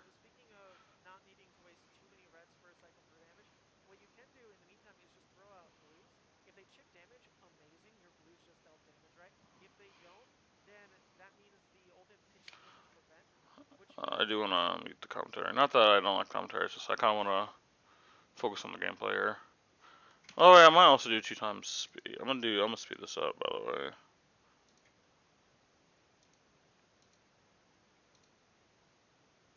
Alright, we're just gonna see an Arsenal. So that is very interesting that he didn't Aether Flare there. That just seems like a waste, especially when you had 1 mana.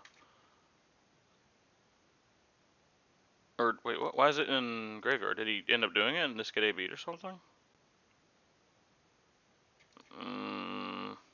Maybe that's what happened.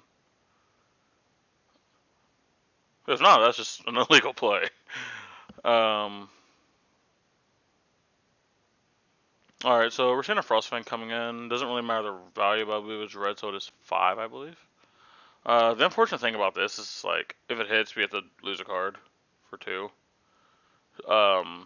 Which is strictly just worse than, like, a Frostbite. With a Frostbite, we at least get to keep all the cards in our hand.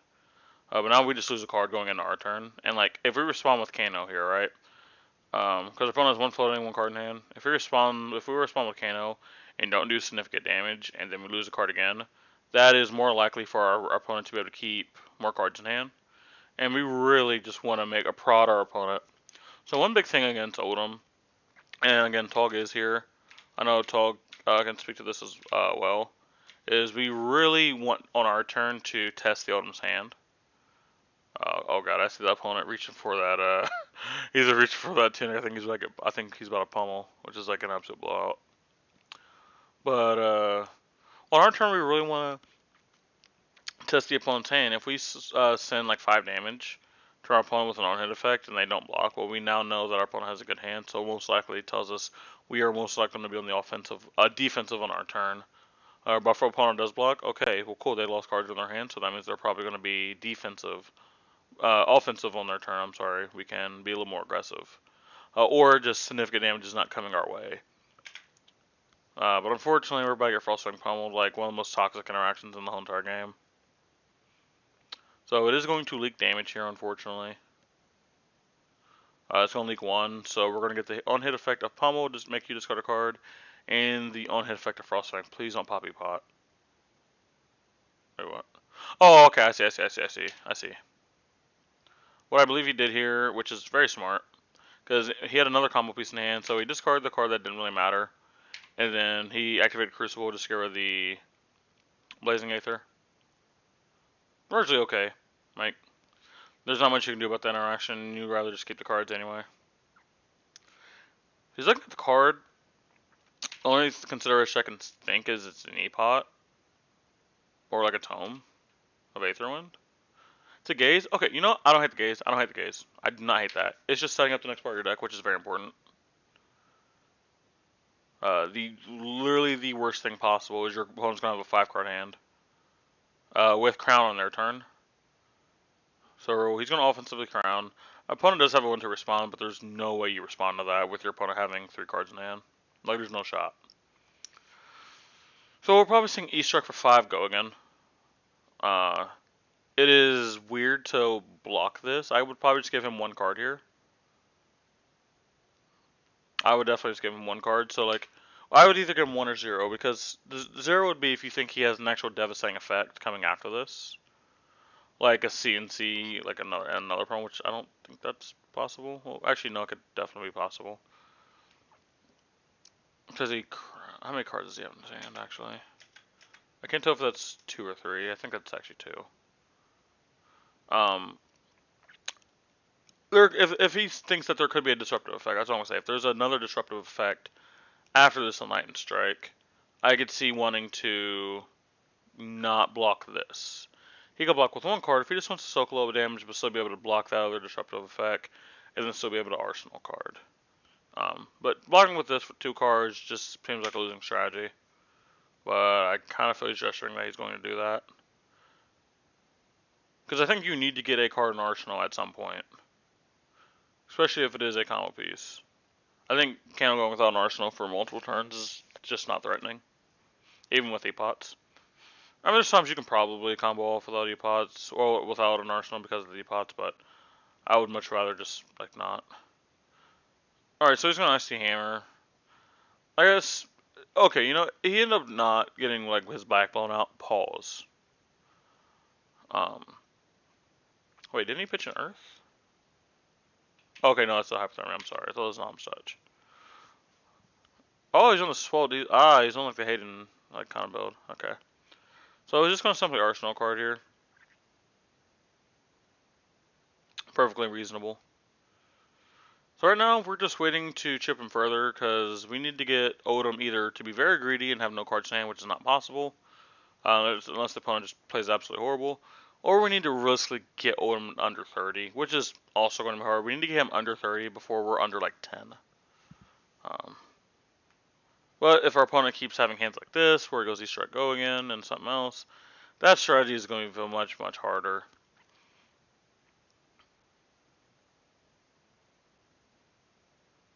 We're going to see another 2-card block? Oh, okay, it's 5, but, yeah.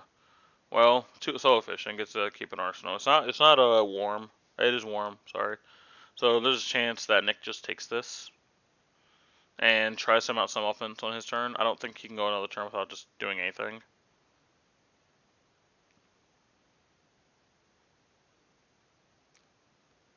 Maybe throw 1 card if like the card in your arsenal is actually a damage spell. No, just give him 2 cards again. Okay.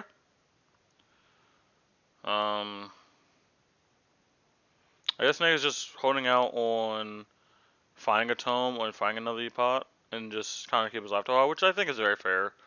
As fragile of a hero you are, keeping life total as high as you can is pretty good. But having him at 38, it's going to be very, very hard to kill him. Alright, so so in Kano and like Ranger specifically, CNC is like a very weird card to go against.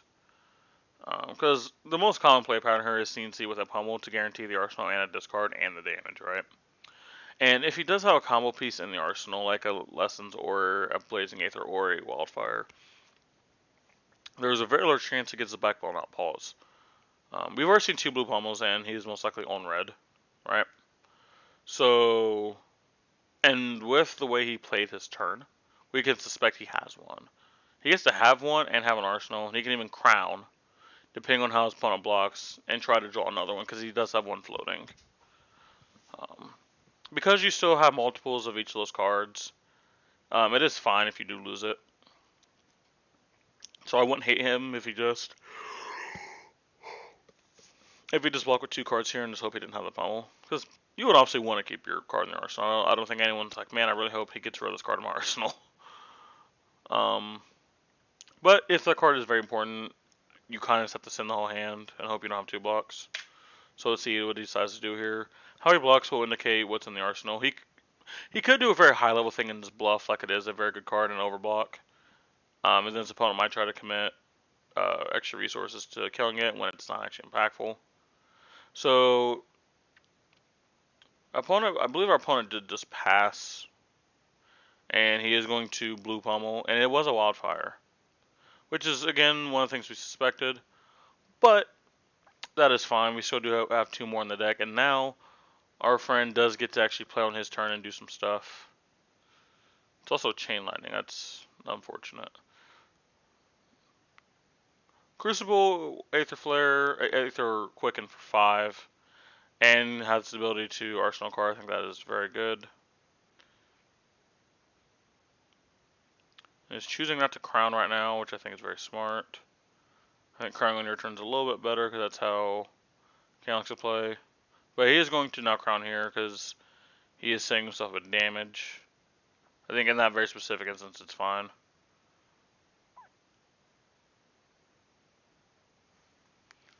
Alright, our Kano goes without an arsenal yet again. So he's out there in combo, and Zealous Belting is just, our Kano player is kind of getting high rolled here. There's not a ton he can do. When our opponent goes East Strike going into something else, into Zealous Belting, go somewhere else, and then Frosty Hammer, then next turn watch him Rouse the Ancient. Actually, he roused the Ancient turn 1, actually. But Kano just needs the 1 turn, he's just going to take it? Alright, opponent does take it, he's going to have a Frosty Bite. Alright, but importantly, again, he does have cards in hand, which is what we need. We need the Odin to be under 30.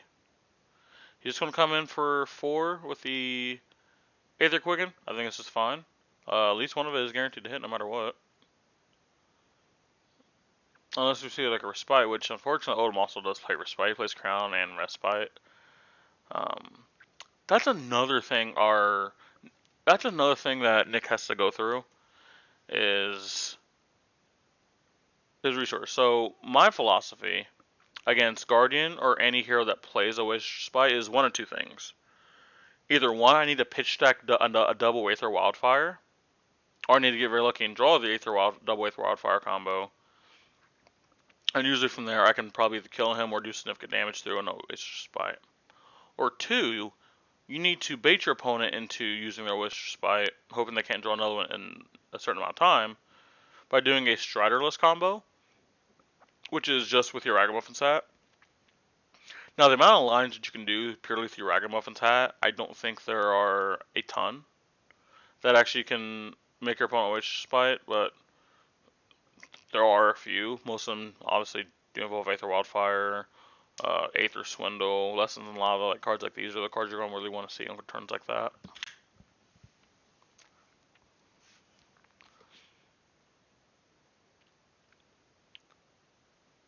Our opponent's he's just taking 4. Okay, well that's not very good for you, Mr. Kano player. I really hope you have combo, because if your opponent just did that, you're probably dead. Channel Link. I think you can combo through a Channel Link with Kano because of the amount of blues you have, but it is very, very tough. Does he have floating? I don't believe he does. I think you're actually super pumped about that kind of turn. Now if you're able to just send something, cool. 3 for 5, I think is good. We get a card out of his hand, almost guaranteed. Ah, he's gonna crown. Gotcha. He is losing an ice card, so either has a high density throw ice card, or he just was not thinking. But we got him down to 27. That's pretty good. If we can just hold out, if we can just get rid of this Channel Lake, I definitely think that. Okay, well, our opponent's not really giving us an option to do that. So let's look right now. Could he go off? He has 4 cards in hand, a card in arsenal. Let's just assume it's Wildfire. Tunic on 3. Like, he has the resources. The epochs largely will offset the amount that you're getting taxed through this Channel Link. But the thing we also got to remember, right, is he is facing lethal currently. So if he does not kill Odom, he is dead. So we have no card in Arsenal, so Crown Sea's not. So this is technically only AB2. So if the card in Arsenal is Wildfire, so we gotta bring out the fucking notebook. I hate doing this. Where's the notebook? So right now, Storm Striders is gonna cost 2. Aether Wildfire. Wait.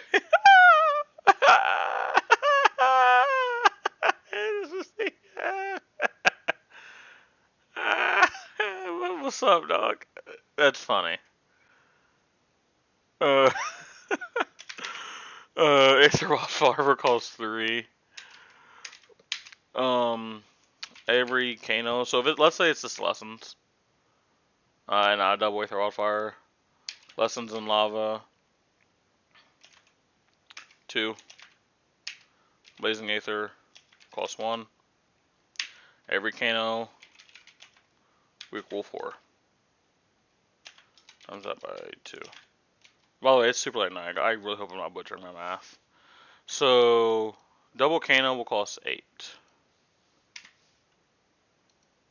So we need 5, 7, 8. Wait, there's no way. Hold on. There's no way we need 16. Hold on, because this is 1. Because I didn't pump with nodes or crucible there. This is 1. What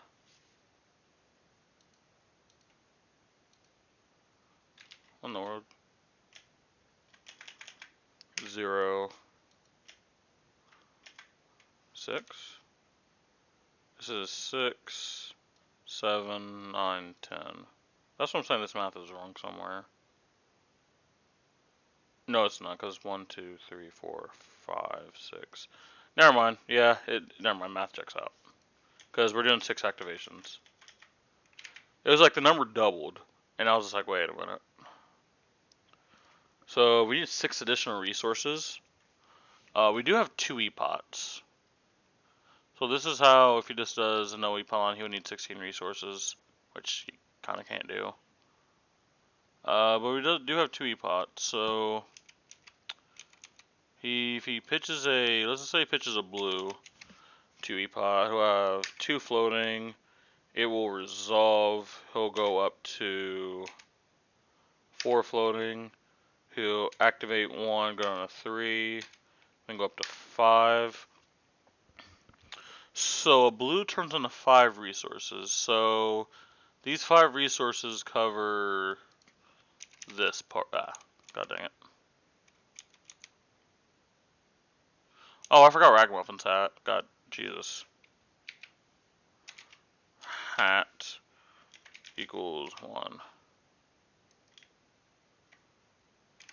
So now it actually costs 17. So E-Pods can cover this. So I've never actually got to do a lot of this math myself, so this is why I'm typing it out. So E-Pods cover this, as long as you have a blue. Okay. So now we have 3, 4, we have 12 more resources to go. And we'll pretend that like all of cards in our hand are blue. So now, we Kano, we have 1 forwarding. We can pitch, well we can only activate this when we have 1 card in hand. Obviously it wouldn't matter how we sequence it.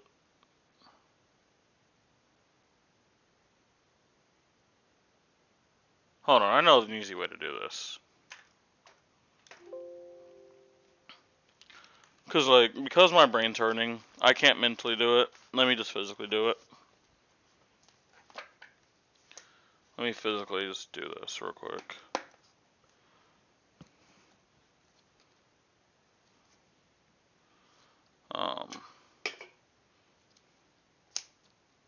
I would show you guys my desk, but I need to clean it.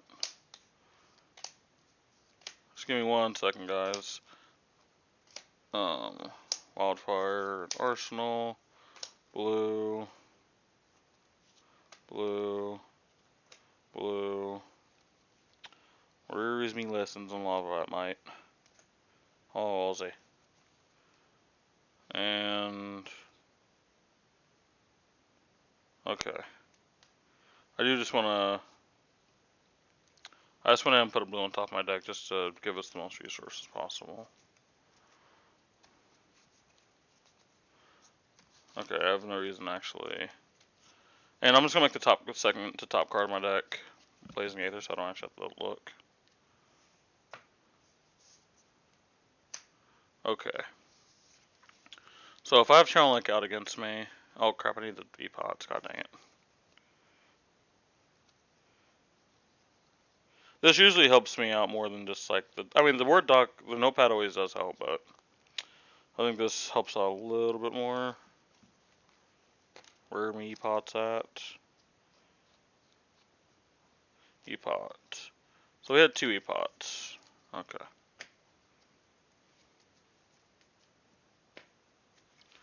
Alright, actually, I guess we can Alt-Tab.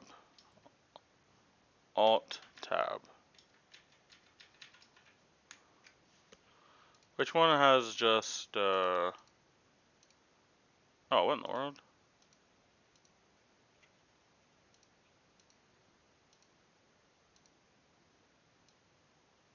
I don't know why it's like that. Is it shift? Oh, it is shift. Okay. Sorry that there's a lot of energy drinks. I've been pulling a lot of all-nighters recently. I will get it cleaned off later. But I'm mostly just here to demonstrate. So we have Channel Link out, so we gotta keep this in mind. Here's our deck.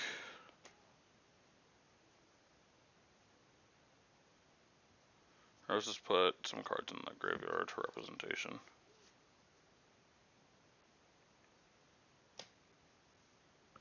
Alright, so... Alright. So we will start off by just getting the most amount of resource possible. We have a counter on Tunic. We can start off... Crap, I didn't get dice. Dude, I'm so unprepared for this.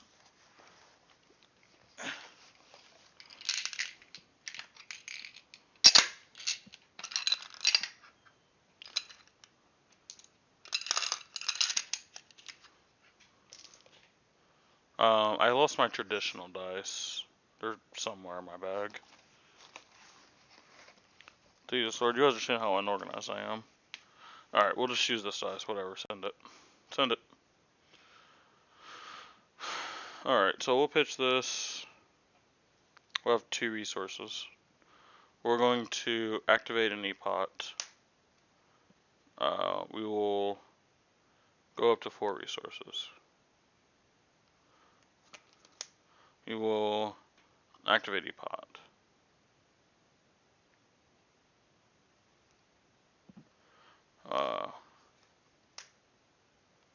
Go up to 5 resources. So now, we still do the traditional Kano, just saying how exactly we have to do this. So Kano would cost 4. So if we were to Kano, holding priority.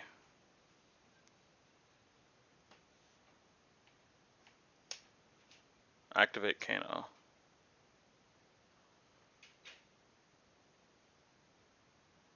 We have 2 resources floating. Then we have no resources now. Unfortunately, the Tunic is cost neutral, so there's no reason to pop Tunic. I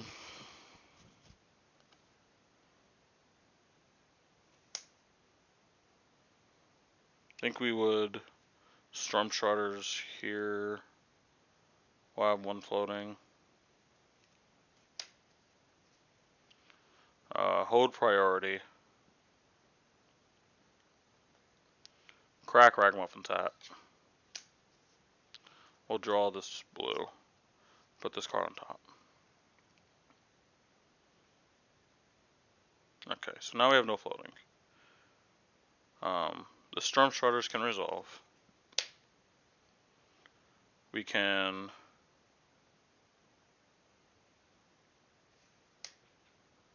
pay.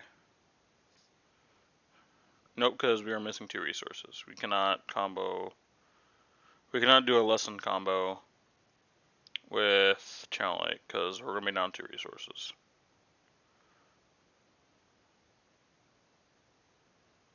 Right? Okay, yeah, that's even with max amount of resources. Okay. That's what I assumed, but I wanted to visualize it. Hopefully I didn't, I'm pretty sure I didn't mess up my line there.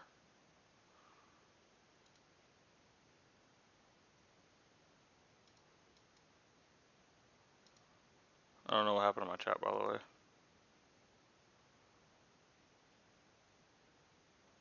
I think my chat just got nuked. There we go. So we found out with Channel Lake we cannot do a lesson combo.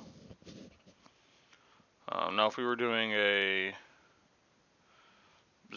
like just a blazing combo, we'd probably be fine, but doubt it. So I think he just has to. He just kind of has to block here. I think Channel is going away though. I don't think there's a way he keeps Channel. Because he would, well, if he has 3 cards in hand, which he can't. Oh, he just has reds. That's tough. Oh wow, the hand has Wildfire and Lesson in it. What's in his arsenal? I wonder. There's no way he gets to keep any of his cards. There's just no shot.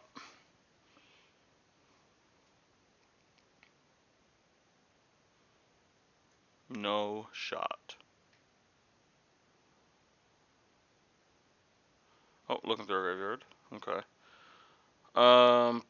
It's just you just have to figure out what comes after this. I mean, I don't think you're dead this turn. I mean, having the 2 block kind of sucks.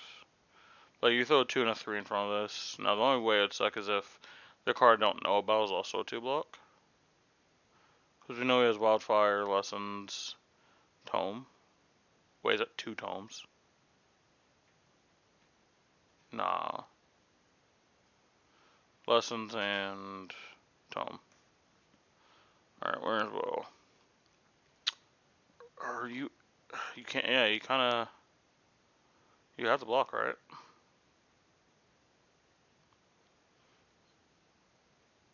Oh, wow, it was a 2 block.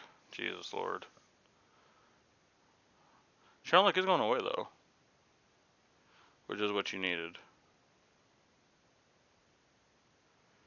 Okay. So... Now we just simply pass. And now we just hope. Ooh, I see... Oh my gosh, it's 2 yellows, really. I mean, you have E-Plus, thank God, but like... I would just want the max amount of resources. Is that a red? That's red at the Quicken, I swear. Oh, cool, it's just Snow Zealous Belting. Neat.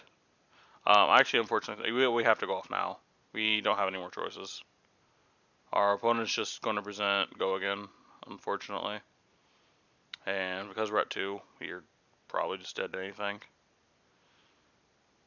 We just got to figure out the line that we take. We have... So I just can't tell if that's red or blue. I want to say it's actually red. We're going to assume that's just a red and then his life sucks. So red, yellow, and I think that was Sonic Boom, right? So 2 yellows and a red. So he has 5 resources. Plus that, he has 9. So we'll have 12 on this turn, right? He's about to pummel us?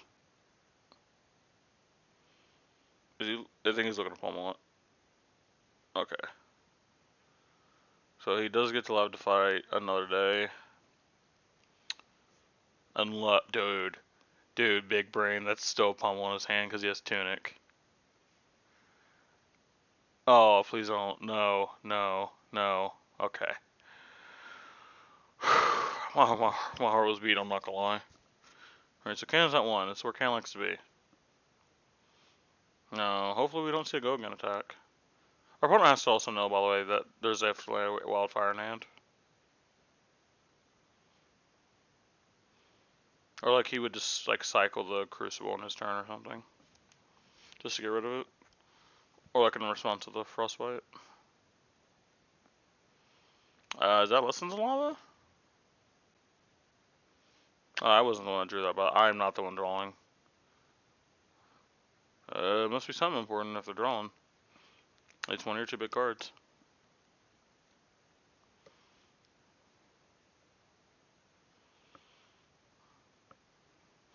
Offensive Crown of Seeds. Fortunately, we don't have a window right now. Now, if I was Michael here, I wonder if I'm just Winner's Well in the rest of the game to keep cards in hand. Not really. You're going to lose cards in your hand against a Kano that you know you have a Wildfire. Oh, wait, you still have 2 cards in hand? Gross. And it looks like 2 blue. Is it a Marvel CNC? This fucking guy. I think that's a Marvel CNC. I mean, that's a red, if that is. So we have 4 resources. 5 resources if you count Tunic. But importantly, he can AB3 the Wildfire, unfortunately, because he has Crown. Gross. So we do have a blind Kano.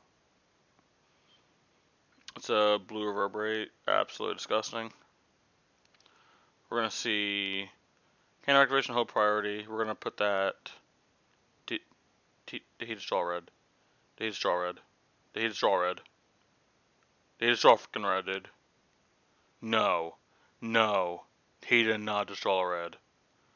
He did not just draw a red. I swear I just seen a red.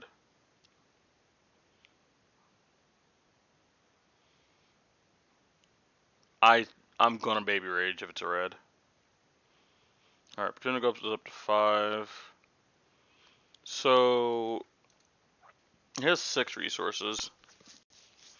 So, let's count the base that he needs to do his combo. I don't know if let's assume that's a Lessons or a Blazing. I guess Lessons because it's more of a traditional combo. I don't know which combo he does. So Wildfire will cost 2. And we're saying it's 6, right? So he has 4 left. Striders, he'll go down to 3. Lessons, he'll go down to 2. Then, oh no, he wouldn't have enough, he wouldn't have enough to Kano. Is my math right? Yeah, the Tourette, he has 6. Okay, if it's a blue and I'm just blind, he has 8. So then I think he's safe. He could Kano, not Kano, he could Wildfire, go down to 6. Striders go down to 5. Lessons go down to 4. Kano go down to 1. Then he could Reverberate, go down to 0, then Blazing. So I think he definitely needs it to be Blazing in his arsenal. Unless this is not blue. If it's not blue, then... No, actually, no. He actually needs the blue. If he wants to play the Reverberate. If it's yellow... Okay. So, I'm assuming it's red. It was a snapback. Okay. So I was right. He did draw red, and he physically can't... he can't do anything with that. He just does not have enough mana to do anything. I do believe that the Odom did kind of high roll him here. So let's talk about the matchup, right? The Kano was literally forced to block out, and I'm not talking about just block and play stuff on his turn, block out for like all of maybe like 4 turns, and like he got him in kill range with that. That is important to know. But if it wasn't for the Zealous Beltings 2 turns in a row, the East Strikes 2 turns in a row, the Rouse of the Ancients turn 1, like a Kano definitely could have amounted more offense. It's like Odom didn't present disruption. He represented death, which is way worse for Kano because most of the disruption that comes from Odom, like Kano doesn't care about. Because like the worst thing would be like Frostbites, but like you're a blue heavy deck, you run 33, you run 30 plus blues, like you don't really care. But I just don't think there was much the Kano player could have done. Like the windows that he had no way to punish the Odom. Like Odom literally ran AB2, which is like the dream for Kano, but at no point did he get a chance to use it. And the channel link was so well timed too, because he had combo in hand. He was ready to go off of 2 E-pots. But the channel link just stopped too much. He was too resourced. Like if he would have had a third E-pot, he could have actually done the combo. But now you're just saying 3 pots, which you can't just say have 3 pots. It's unfortunate. I really would hate to be this Kano player, because like it generally just feels like you got street toughed and you never had a chance to do anything. It literally just feels like you lost to variance, not really player skill. Not to say that this guy's like bad. Not to say he's bad. It is just at no point did you have agency in this game. And like supporters, you had the Dream Start. You had double E-pot, man. Like how many games as Kano do you say I opened up double E-pot in like the first few turns and I lost that game? Like very rarely, right? Especially into an opponent with AB2, you can call it 2.5 or 3 with Crown of Seeds. But when they just represent that much damage in the way they do, because they're a blue heavy deck, like Fi and Briar and Dash are not. They can do some amounts of damage. They're not running 74 blues like Odom is. And then Briar can't run Channel Lake. Fi can't run Channel Lake. They don't give frostbites. They just give damage. So that's kind of where that is. Just unfortunately, our boy Nick got street toughed in the last round. R.I.P. And 6-2 in a lot of tournaments would make it. With 130 players, does not make it. It makes me sad because you never really get to see the skill level of a player when they just get clapped like that. But it is what it is. Ryan Balake is in round 6.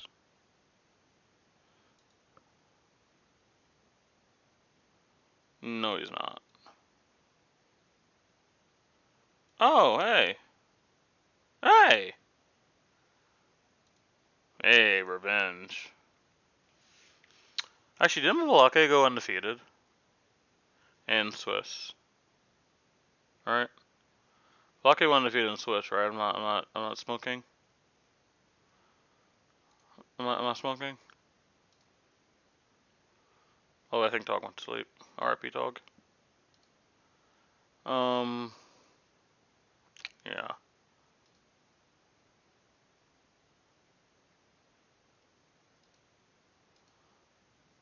It's 1:34. We'll probably play like a game and then we'll head off for the night.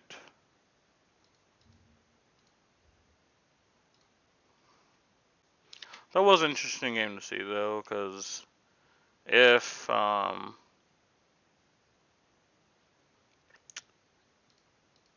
that challenge happened, I'm pretty sure the Odom was dead.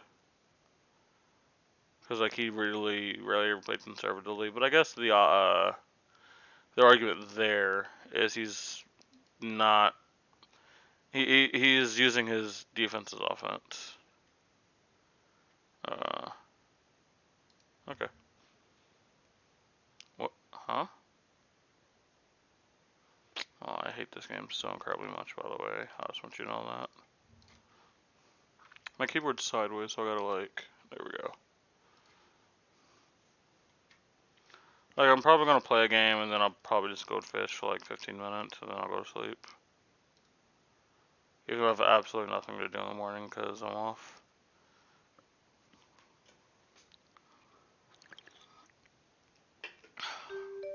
Wow, that was really fast. Well, it's a little too many K. That's almost too many Ks for my big dog.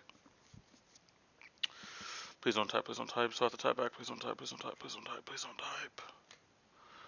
Alright, so against Briar, I mean, AB wise, I think we're fine. Maybe I run Spellfire Cloak to race.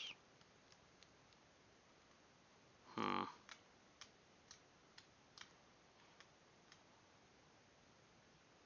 if he just opens channel, I think we have to race him, right? Sideboard wise, do we get done dirty by anything? Can we bring in Nourishing? I'd probably say we don't need to.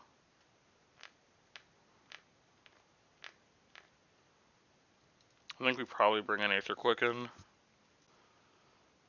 And Nourishing. Bring in 2 red, so I don't really want to cut a red. Is there actually, there's nothing I really desire to take out. Maybe like red reverbs actually. Or let's just try this out. This doesn't feel like, I'm not super confident in it, but. So he's bringing AB 2.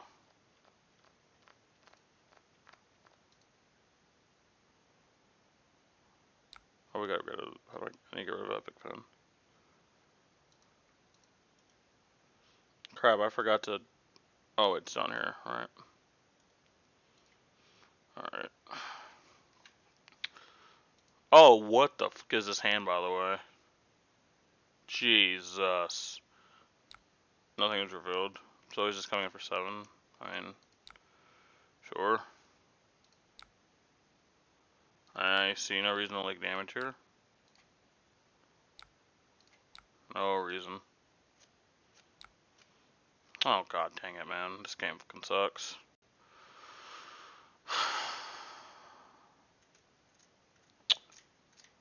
Am I drawing to a tome? Or am I pushing something? I guess there's nothing really to push, right? I kind of want options. Okay, so I can actually sink some mana into Kano. Singe, Jesus Lord. Okay, that's nice actually. So I can go Blazing Aether. Then that. So this is guaranteed to leak at least for 2, because this Jabroni's not playing Spell Void for some reason. So now this Singed actually now becomes good. And now comes in for 4 itself. Sorry, it comes in for 3. Which is not nothing. He probably just ABs 1 this since he just has intakes 2. Yeah. Alright, that's good leakage though. That's pretty good leakage. Oh wow, okay. So because we have combo pieces in hand, I'm probably good with getting rid of this one. Because we can always get another one, and actually, hold the fuck up, actually, hold on.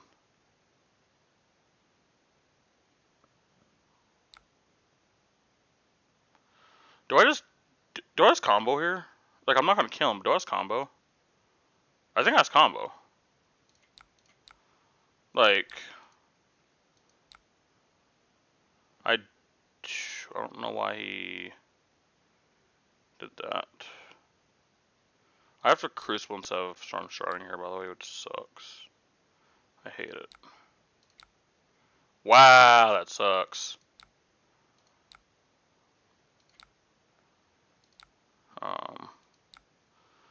Let's see, this can pay for that. I think I have 1 pump, or maybe 0 pumps.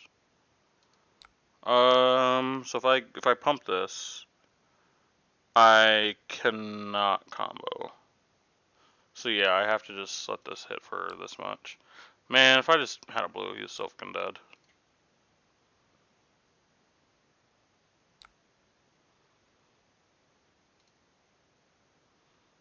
That makes me so sad. He was so beyond dead.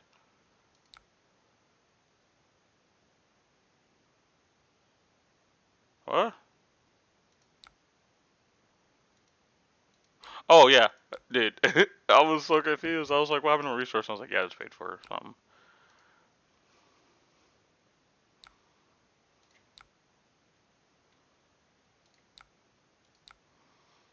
Oh, I'm so sad. He was so dead. If I was able to pump. Literally, 1 more resource and he was dead. But he's at 5, so yeah, I don't think the game actually matters anymore. He kind of just loses.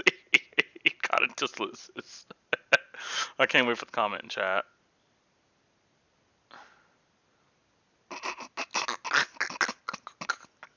Yeah, that's fine, dude. That's fine. That's fine. Yeah. Yeah, tell me more. Oh, Dom Such? That's cool. What you got? What you got? You really got me there, dude. Here, I'll make this game look closer. Here we go. Bam.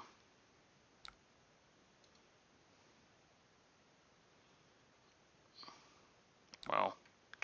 Now here's the point where you're just extremely dead. Unless I break somehow. Which, if I break, then I'm just forever tilted. Actually, hold on. I don't play the tome yet. I wait to play the tome. Because I need to see if the mode matters. Okay.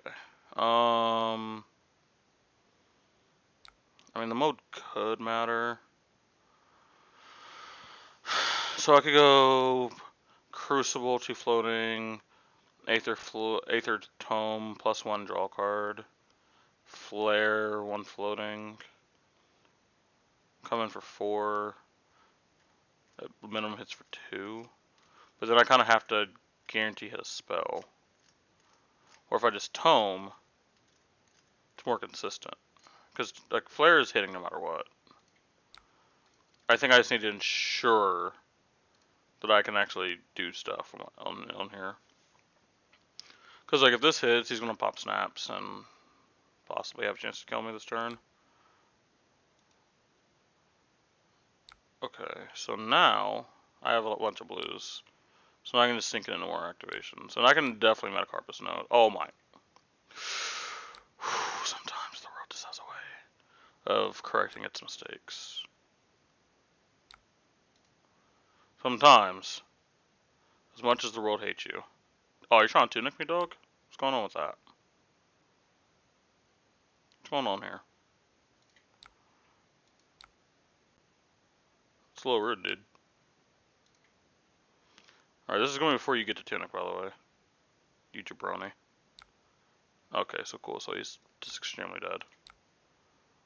Oh my. Ew. Ew, ew, ew. Yeah.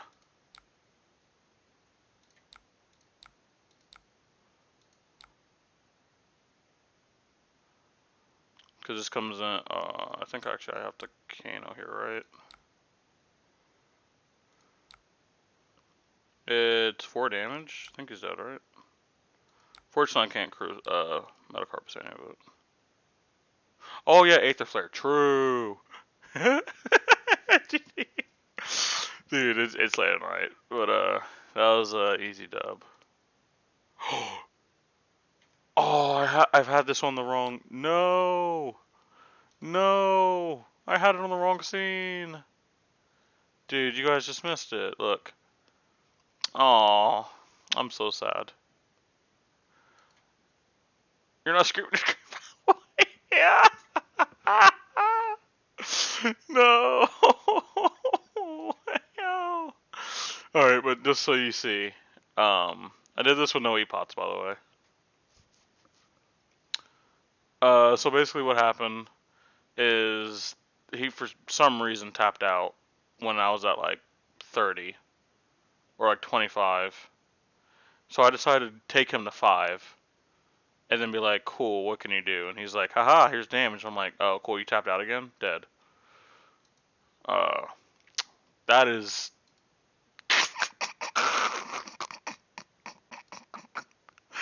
Oh, dear God. Oh, what the Oh, I'm gonna fucking kill you, dude. What the hell? I'm pretty sure this is fine. I'm pretty sure this is fine. Wait, did he just disconnect? Wait, did he just disconnect because I put him first? No way. No way he disconnected because I put him first. Oh, wait, what?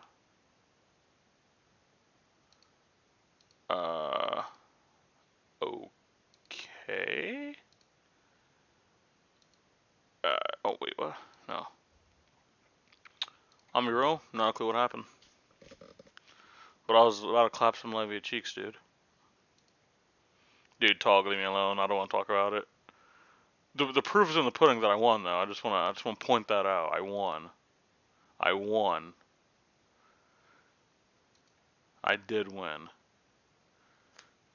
But like against Borealis, the reason why I runs Fire Cloak, like the game is just going to be like a knife fight, and I win that knife fight. Ooh, Dorinthia.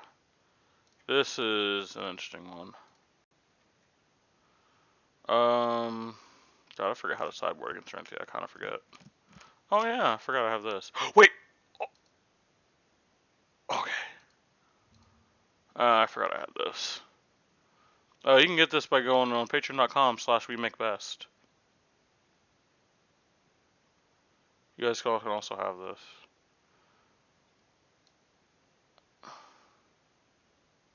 Wait, what?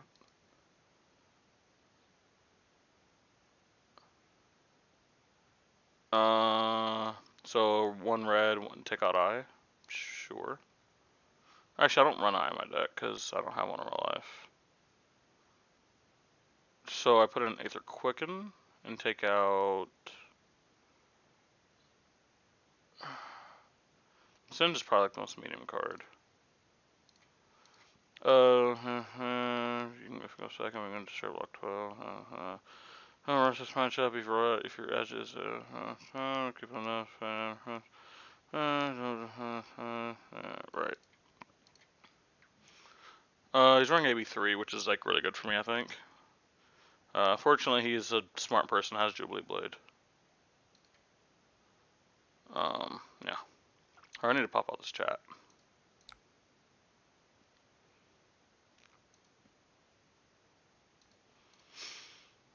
Swings the Jubilee Blade here. Okay, so this is like the weird thing, turn 1. Should I just block out, hope to not get my backbone out? Pause. I do have the opportunity to just absolutely smack him. But he's running a KB3. It's so weird actually. Because like play patterns versus Jubilee Blade feel different than play patterns versus Dawn Blade. Dog, are you still here, dude? I actually am very, very curious on this. I would like to block, but that's probably correct for me to block, right?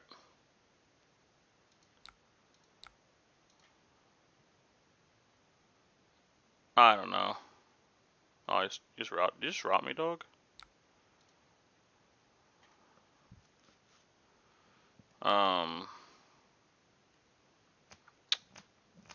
I think I passed priority.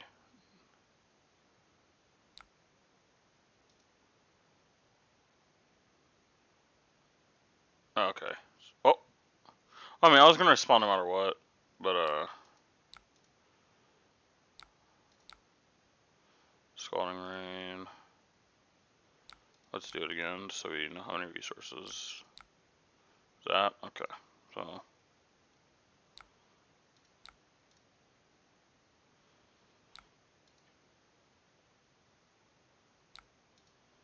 Come in for 3. Now here's the thing. He has to choose to either not Arsenal or take damage. Now, he is going to be able to absorb on this with Spellblade. So, it is what it is. But I think in chip damage here is nice. Wait, what? Oh, it's a May. Oh. I thought it had to absorb. Oh, wait, that's so stupid, by the way. Oh, wait, so he just builds them up and then does it whenever I throw Wildfire. Oh, God. Oh, God. I misread Spellvoid. Crap. It's cool, so I think there's like a 2% chance I win? Yeah, I think 2 is like safe. Heavy pot. Alright, this is fine, because I can... I think going no Arsenal here is probably fine. Because we can just chip in damage. And I think he might play it safer because he has the Spellblade Aegis. Yeah.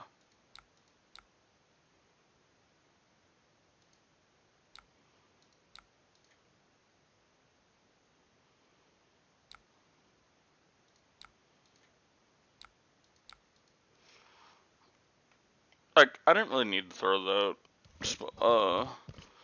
what's it called, this, but I'm just trying to trim him down as much as I can, so, like, I can possibly kill him through him having a Spellvoid. It's not super likely. But I have him down to 32 already, it's pretty good. AB3 is going to be tough, because I know most people that's running Josh Lau's list, they're running AB1, and they're just trying to race you. Into this, I guess they're trying to be more grindy. Sword Supremacy, that's fine. Probably just sending my hand, to be honest, so I don't get blown out.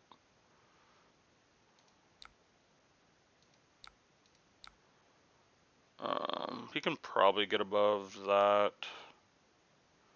He's gonna have to commit multiple cards, though.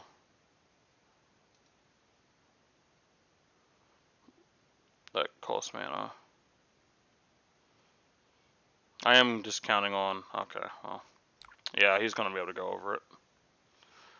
It happens. Like, I probably should have just sent the 12th card, but... I was just wanting Arsenal.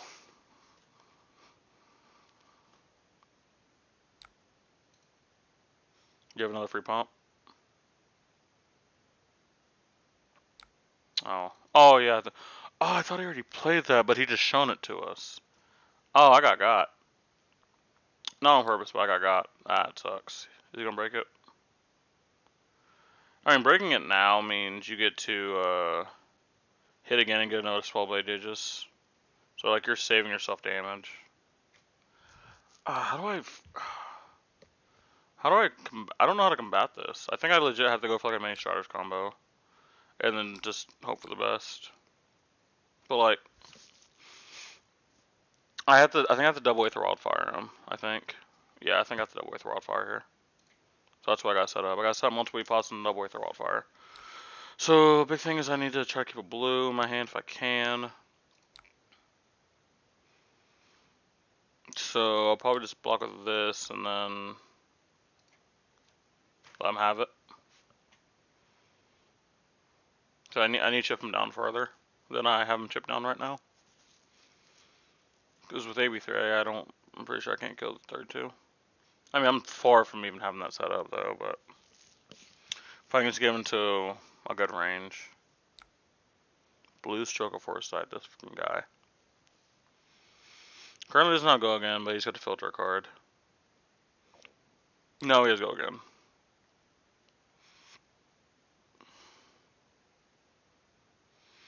I think I just have to put my whole hand in front of his next attack, actually. Like, it feels horrible. But I think I might have to. Oh, wait, if you don't control one. Oh. Well, I still think I have to double Aether Wildfire him then, right? Because he just has AB4. Alright. I'm not stupid here.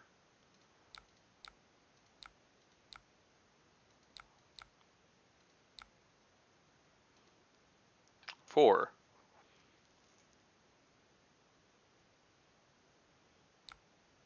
Okay. I guess, yeah, he just creates another one now, but if I can just overblock it and keep him off of it, I think it's pretty good. We got rid of a blue in his hand, though, and then we just dealt 3. That's a definite win for me. I think not letting this hit's huge.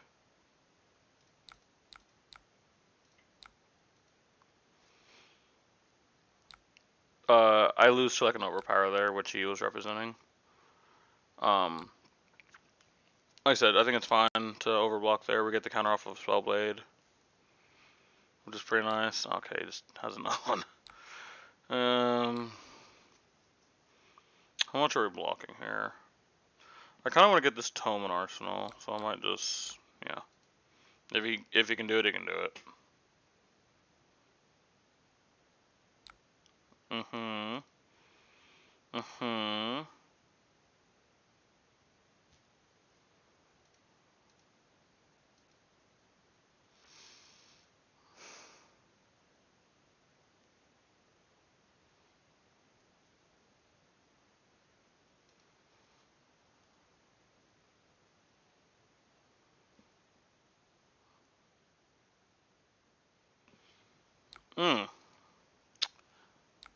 There we go.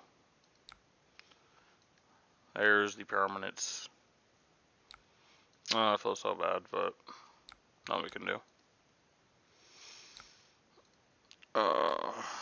This is so painful. It's a fun matchup, but oh, he has not to go again.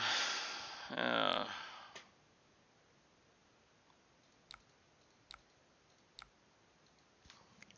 Please, please, please, please, please. Oh, did we do it?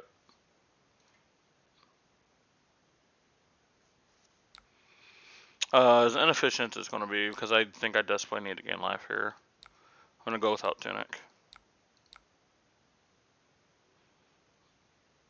Wait, oh crap, I just realized I can't play pot now. I'm fucking dumb.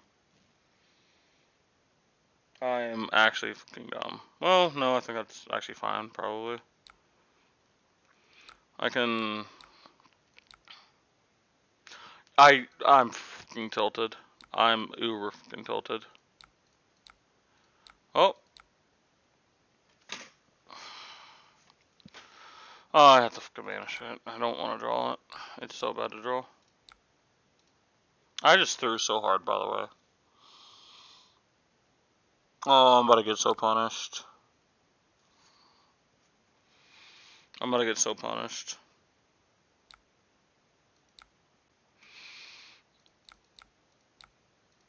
Please, for the love of God, don't have Twinning Blade.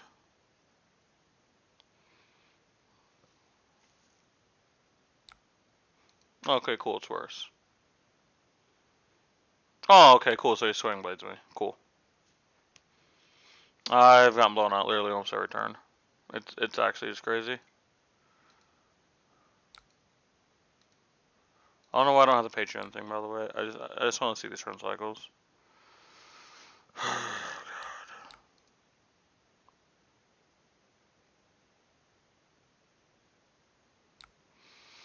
I'm pretty sure, like, that's all of his Sing Steel Blades, right? Okay, he has one more in the deck. Oh, he had to go again from the fucking...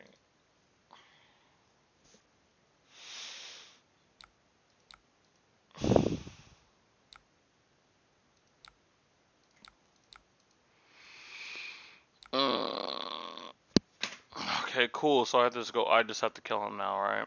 With 2 reds in my hand. Great.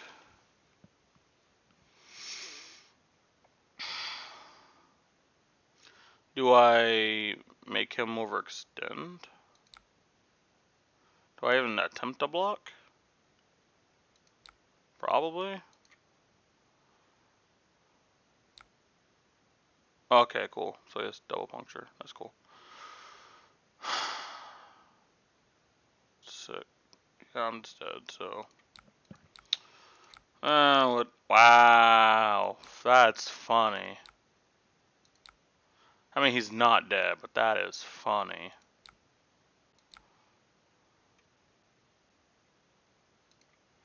We're just gonna make it big. So it looks like we lost less hard.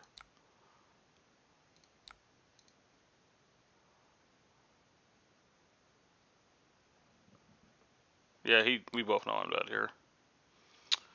Freaking pitches oh god, it's so fucking gross, by the way.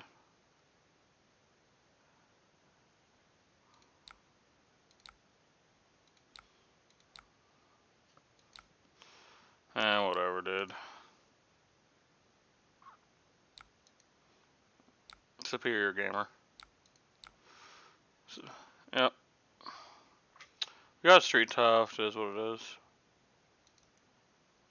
We march on.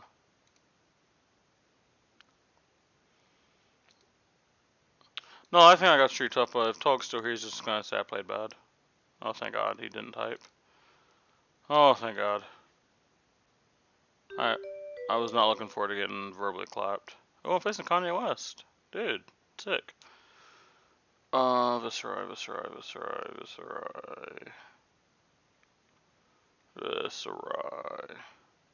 No changes. Cool.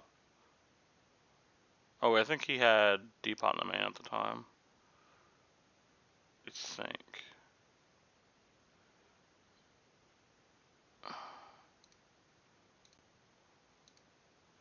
I believe. And I actually kind of like Depot. Okay, we're guaranteed leak damage here. I think we just end this. It's fine if he filters. 83 again.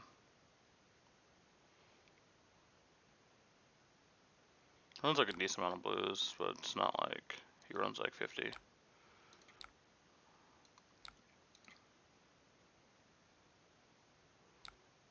Oh, wow. We got punished without knowing it. He had 3 more reds in his hand. If we just did stuff on his turn, he's about to get his cheeks clapped. Pause.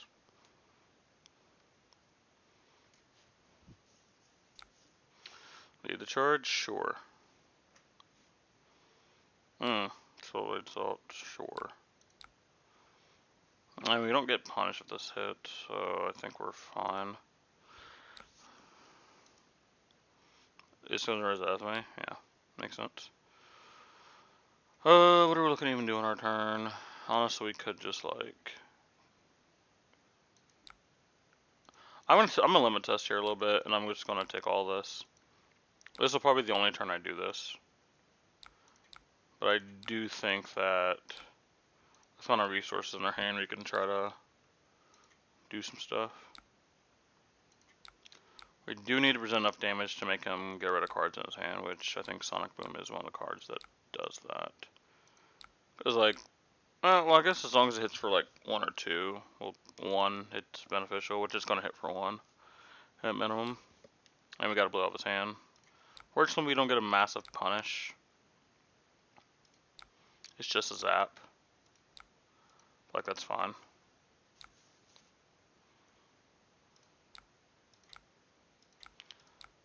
Hindsight, I probably should have underpitched so I can get the Sonic Boom on my hand, but I wasn't thinking about it.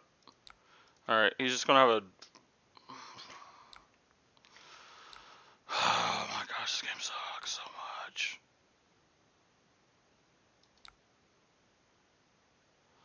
I don't know why I try. I don't know why I try. I mean, I can absorb like 1. And kind of just take the rest.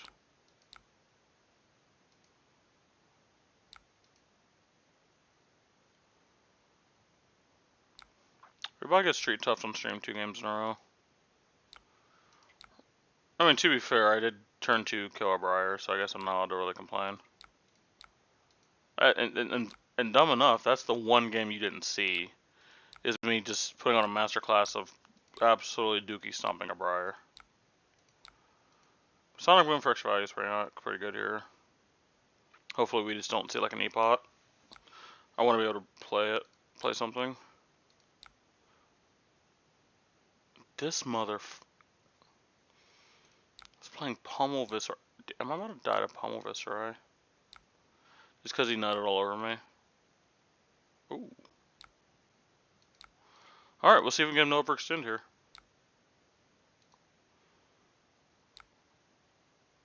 Sure. Sure.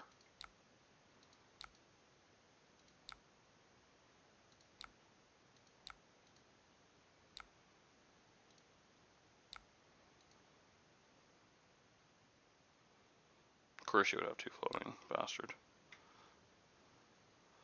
Okay, so we have to... I hate having to listen on Arsenal, by the way. It's such a way less inefficient thing. So we're guaranteed to... Oh, no, we're dead because it's swarming. Right. So one of us is dead here. We just gotta figure out who it is. Cool thing about my combo is my damage is deterministic. Don't draw a red. You gotta be kidding me. I literally just... At one point, I won't get clapped on stream, like every freaking time. Oh god. I mean, it's fine though. It's fine. I'm just gonna do it all real quick. Just get it all over with.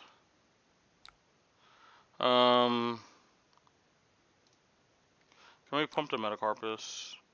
We're down to 2 floating. Yeah, we can pump to Metacarpus. Kind of have to actually. It's gonna hit for 4 because this game absolutely sucks. Because of course he has a blue. Now he's Striders. This is something we can Metacarpus as well.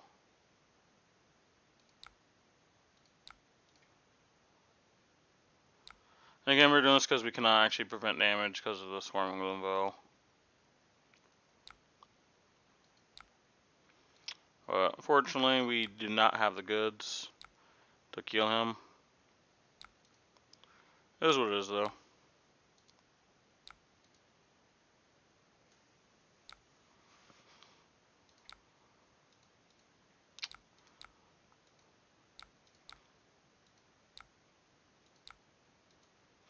Actually, we didn't even get clapper resources like I thought. Because we was actually able to pump both our metal spells. It was kind of just he had the blue. And we ride. Autobots roll out.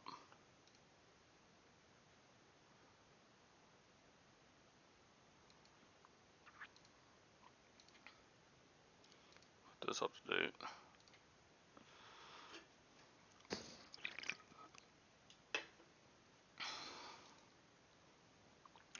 I need to actually read this, by the way.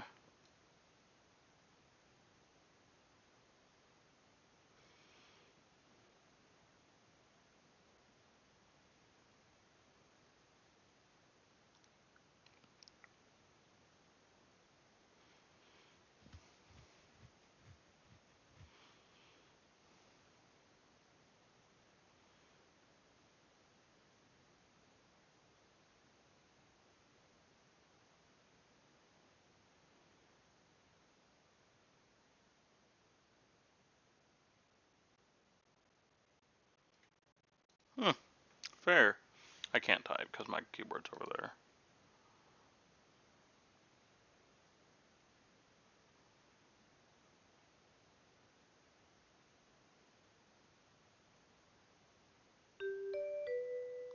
I like the command community. Look at this.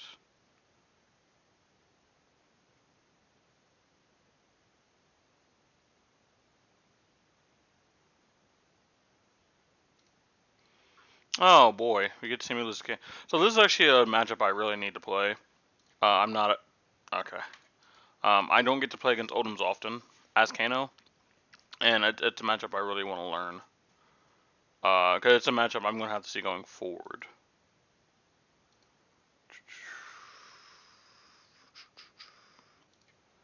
Well, the community Discord's getting so big.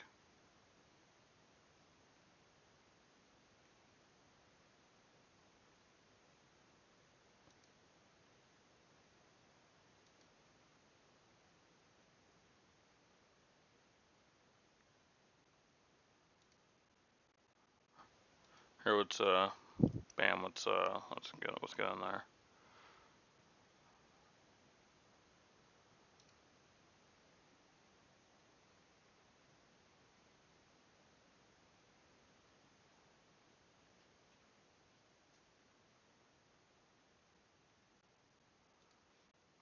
All right, let's see if we can get a game. Also, I just realized I wasn't playing music. I usually play music. It literally just occurred to me. Oh, I'm redoing my collection. It's one of the big things I'm doing. I've flipped a lot of cards recently. Okay. I'll tell you this. One thing that really made me sad is I just saw this heart. Well, this is not correct. This is not correct. This number is not correct, by the way. Yeah, this number is not correct. It's 200 or something. But I sold mine for 270. Unless it randomly just plummeted. TCG player. Okay, I still don't have anyone. Oh, this is so much harder than you guys think, by the way. Heart. Is that a no? That is not. So now I have to. Oh, God damn. Whatever. Just plug this. Alright, now we'll plug it in. Actually, we didn't need to unplug it at all. Heart of Findo. Unless it just randomly had a buyout, an NA2 buyout.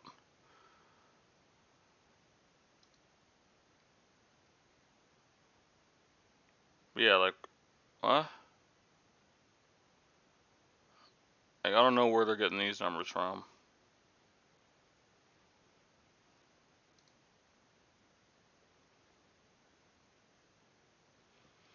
Who got a heart for 289? Who got a heart for 200? You're an... Okay, it was lightly played. Even still, I don't care. That's a fucking win. That's a dub right there. That's a fucking W. Oh, cool. Someone else left. Neat. Thanks, guys. Actually, I need to practice with I, because my friend said I can actually borrow an I for the event. What's the worst card I can take out for an I?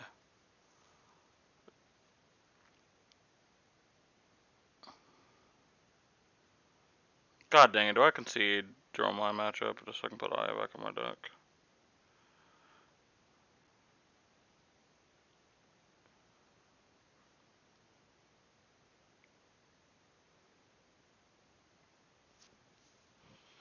I mean, if I replace a blue snapback with an eye, is that worse? I think no, right? I think that's probably like a fine thing. I'll probably get told I'm wrong later.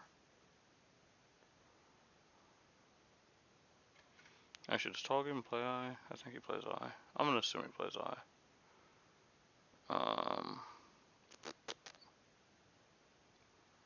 Could have cut like a red reverb. Actually, I kind of don't like reverb. Eye of. There we go. Alright, we ride.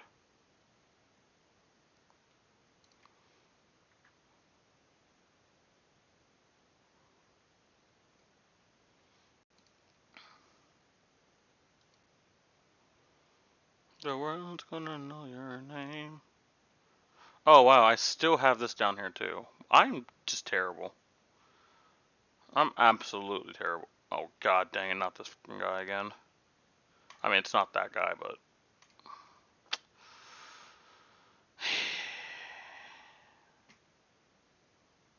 What? What did I do wrong for you to leave?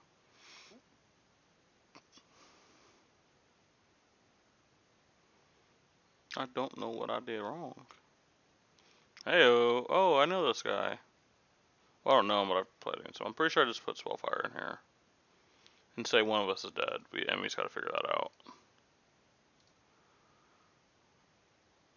I go first in this matchup just so I don't die.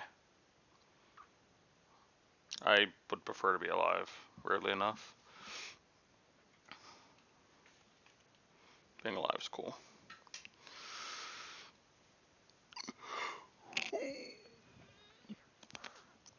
Oh, God.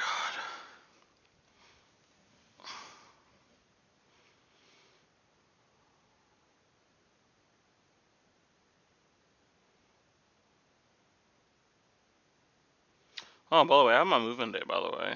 It is February 17th. I get to move into my new apartment. I'm hyped. I'm ready. I'm ready for this for a while. Things finally just lined up. Oh, please, for the love of God, let me just get an E-pot, and this guy's fucking dead.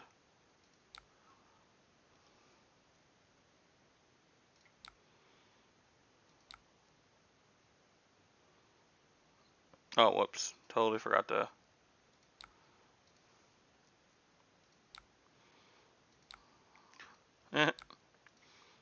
Forgot to do that. Oh, God. He's just eating it, isn't he? I mean, it's a guaranteed combo piece.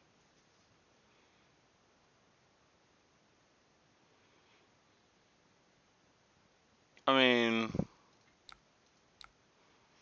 maybe it actually just works out.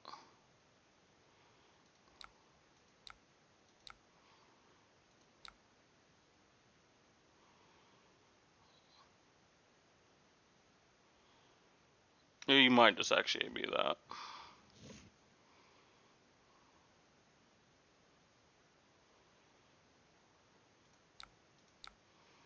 So now I don't give him a chance to filter. I get what I want. We both get what we want. I'm about to get intimidated. I did. Boo, hiss, etc.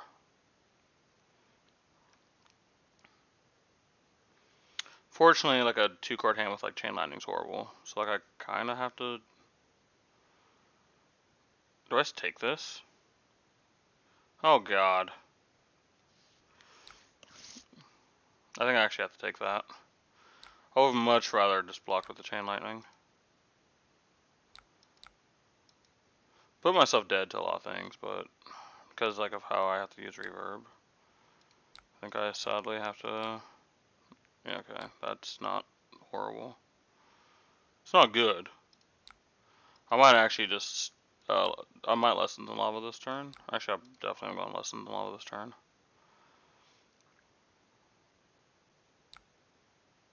God, please AB something so I'm less scared.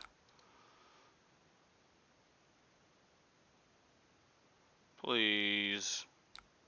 Oh, alright, wait, there's no shot you don't AB this. There's no shot.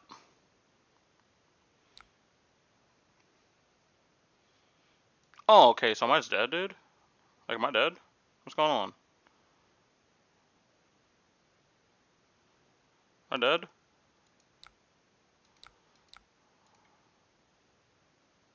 What's going on with you, man? Oh, okay, he says I'll have to go again. Please get rid of the Lessons in Lava, please. Okay, thank God. Like, I'll block with literally anything else. Do not care. Here, I'll give you this. And I'm just going to Crucible Sonic Boom.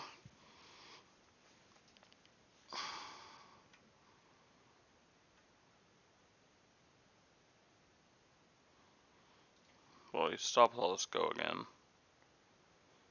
Freaking, it's like 9 ways to have go again in Brute. Gross.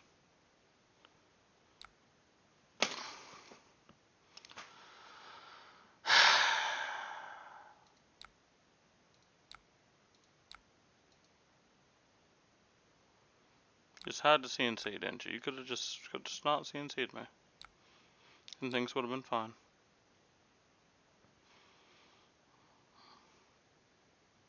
Fortunately, with if he plays a card that requires him to lose cards out of his hand and a card to discard. Okay, so like not this, like anything but this would have been like really cool. Well, looks like these cards were made for blocking.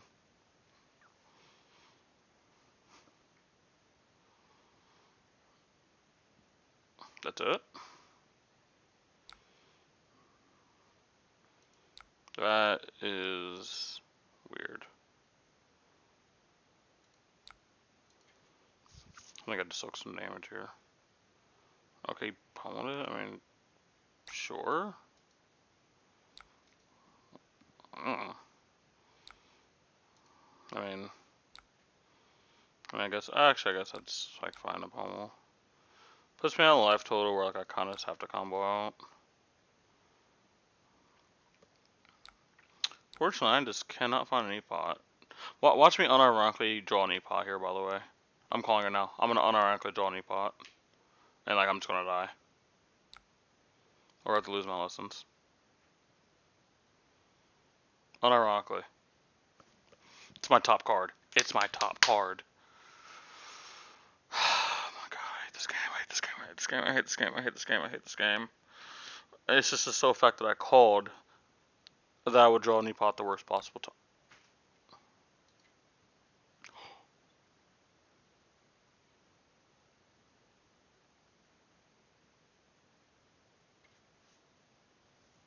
Thank you. Don't you dare complain. Don't you dare complain in the chat. Pass your fucking turn. Pass your.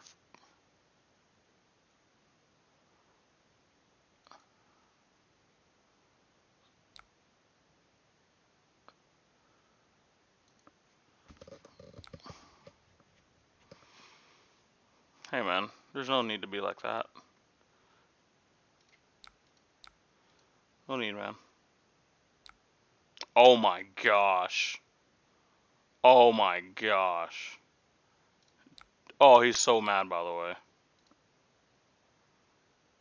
Alright, I'm gonna Crucible, E-pot, E-pot. Please just don't draw reds, please. Oh my god.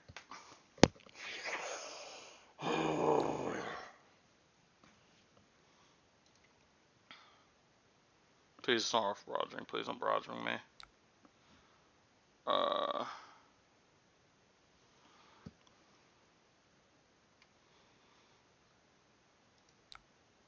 Oh, I guess I just respond now then, right? Kinda have to. God, this game fucking sucks. Actually, because I have blazing, do I just go for? Do I still go lesson here? Could go double Aether Wildfire, but like that requires like a lot of luck. So, oh, it's requiring so much luck for me to do that. I mean, like I said, obviously the consistent line here is just lessons. Both like without choke down on resources, maybe I just go for Air Blazing. I mean, I get 2 Kano activations.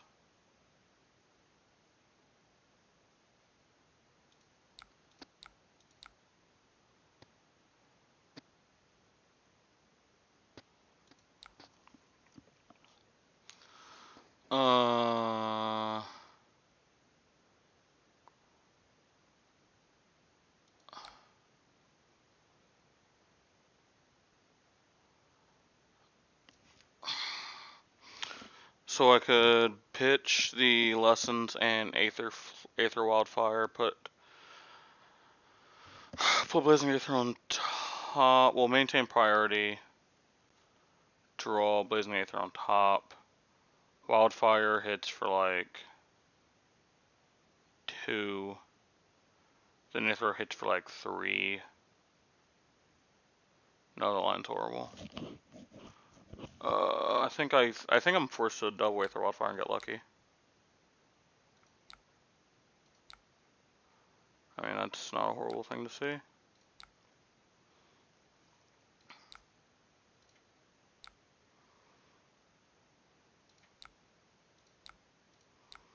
I'm just gonna go balls to the wall this turn. Alright, so it's gonna be 2, 5. So this calls 2, 4, 5. I have 8. So that's 3 pumps? Well, 2 pumps. And a crucible. Alright. Oh no, 1 pump. Sorry. Because then I go down to 1. Yeah.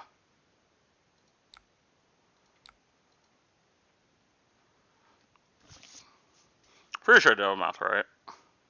Oh, there's a large chance actually I'm very tired. I just randomly mess something up. Okay, yeah, he takes 3. I mean, it's what we thought would happen.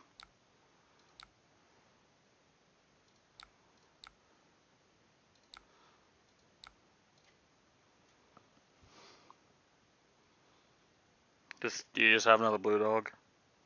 You just have all the blues?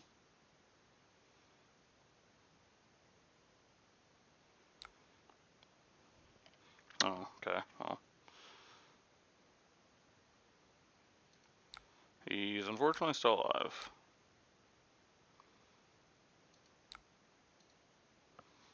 We take him down to 7. I mean,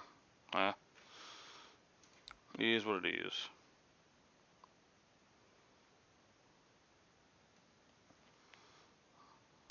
Yep.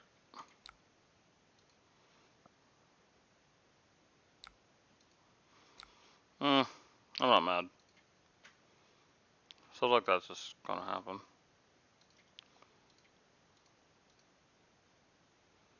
Hey, this guy again. Oh, this character again. There's a word I don't play Conceals in this matchup. This feels weird.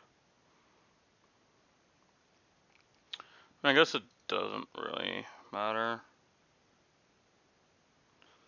Like, am I not able to just erase Viscerai, though? I'm gonna try erasing Viscerai. I'm gonna try. Is there anything I don't like? Probably like red reverb.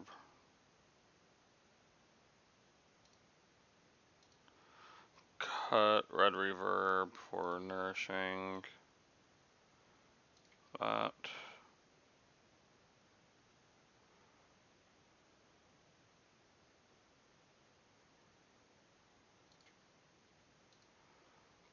Let's just see if we can dunk on him.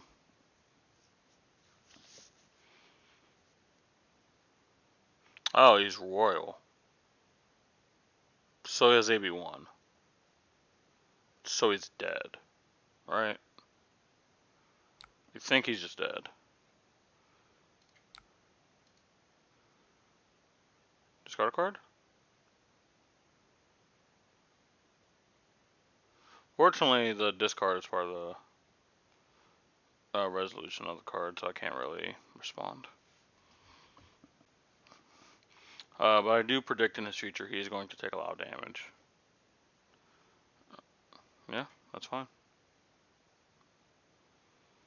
Royal Viceroy. I mean, the royal part of the Viceroy does give you level.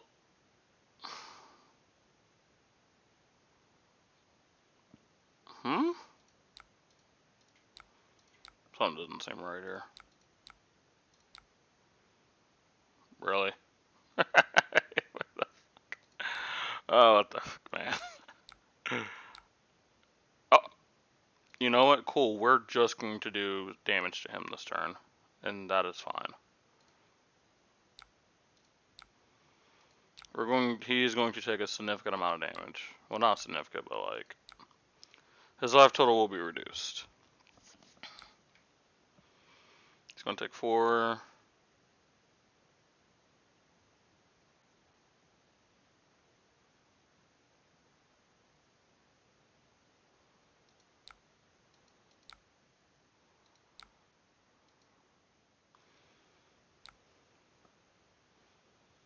All right, do not try this at home. Do not try this at home. Do not try this at home.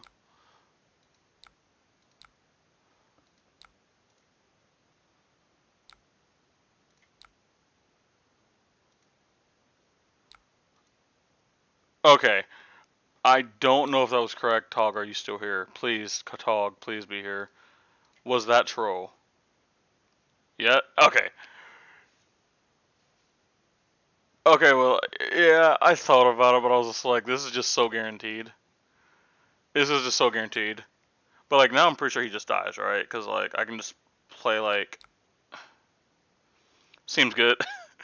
No, because, like, it's just so... Like, everything I did was just, like, really guaranteed there.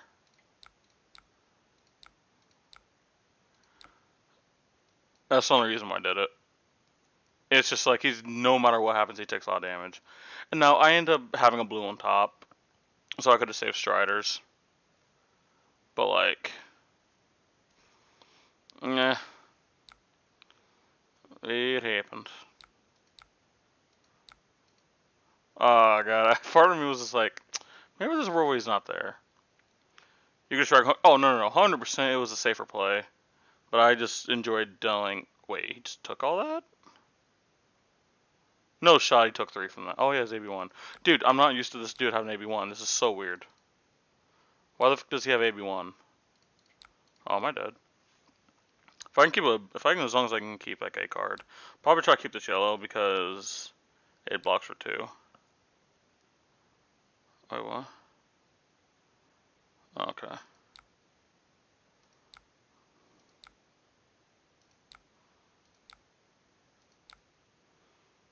I mean, this just seems bad, right?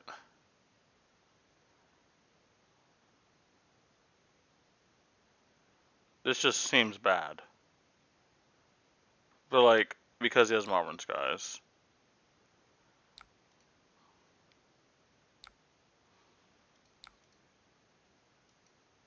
I mean, with this, I just get a free Kano activation. Like, I probably don't play the card, but I get to sculpt and see if I want to keep it or not. Hopefully it's like an E-pot.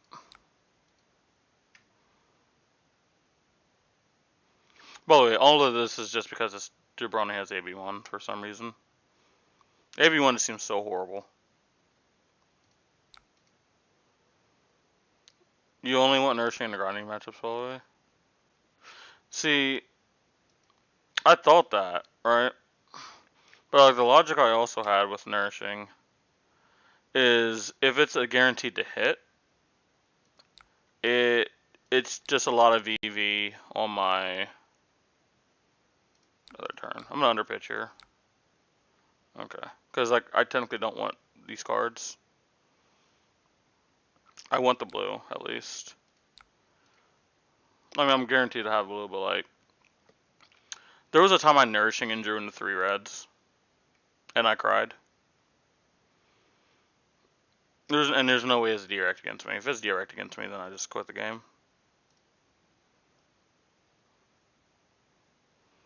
I mean, blocking with Spell and Creeper seems weird. I mean, like I said, he's dead. He's dead no matter what. But like, no, this is fair, I guess. No, he's just dead. Nah, he's losing a card. Yeah, he's just dead. Goodbye. Like I said, I don't have Storm Striders, but that's fine. Oh, okay, yeah, he's wow. See, look. 3 reds, 3 reds, 3 reds, 3 reds, 3 fucking reds. This game fucking sucks so fucking much, by the way. Hate this fucking game.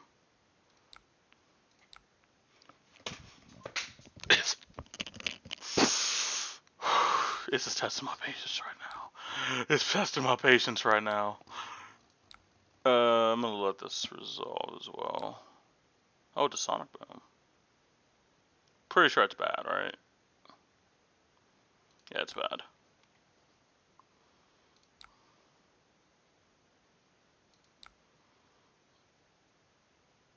Yeah. We kind of get straight tough by Sonic Boom, but that's fine. Did I not Crucible it? Oh, I thought I Crucibled it.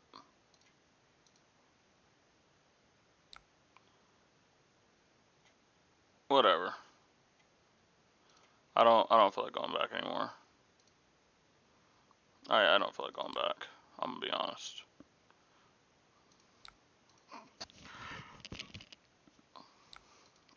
No, but like he's guaranteed dead. I could literally not do anything for the next like 5 turns and he's dead. Oh, okay. I just saw 3 snapbacks. Okay. This time I promise he's dead. But like, he kind of got high rolled. I'm not gonna lie. Tog, see, you can't do this.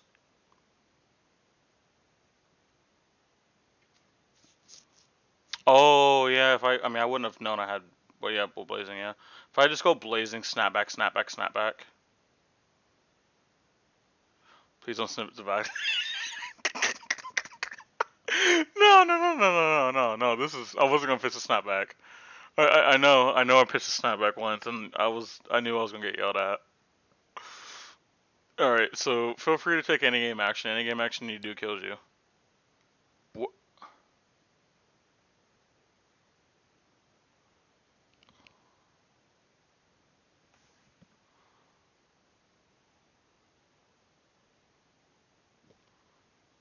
Uh.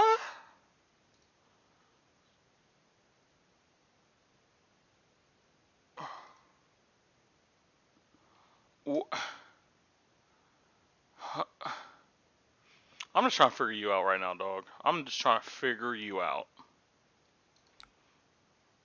You know what? I'm gonna gas you up a little bit. I'm gonna let that hit. I'm gonna boost your self-esteem. Send more. Dude, in fact, break your Vex and Cool Hand. Send it all. Like I said, I know for a fact I can't lose, but...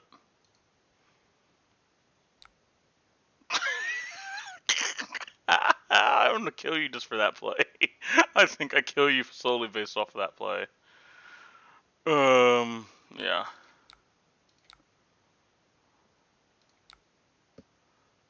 Uh...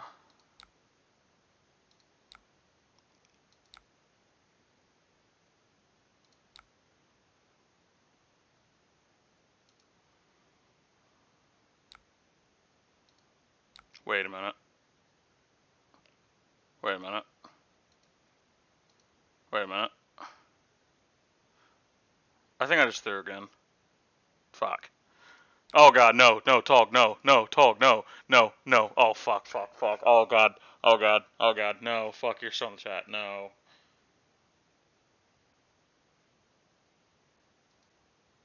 Alright, Tog, listen. Listen.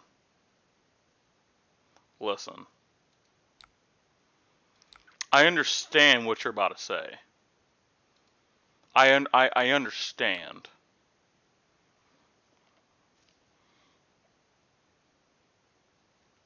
Oh, right, well, he was dead to no, by the way. Do I walk away from my computer screen so I can't see your comment? I might actually walk away from my computer. Just gonna see if you typed. Okay, he didn't type. Oh, God.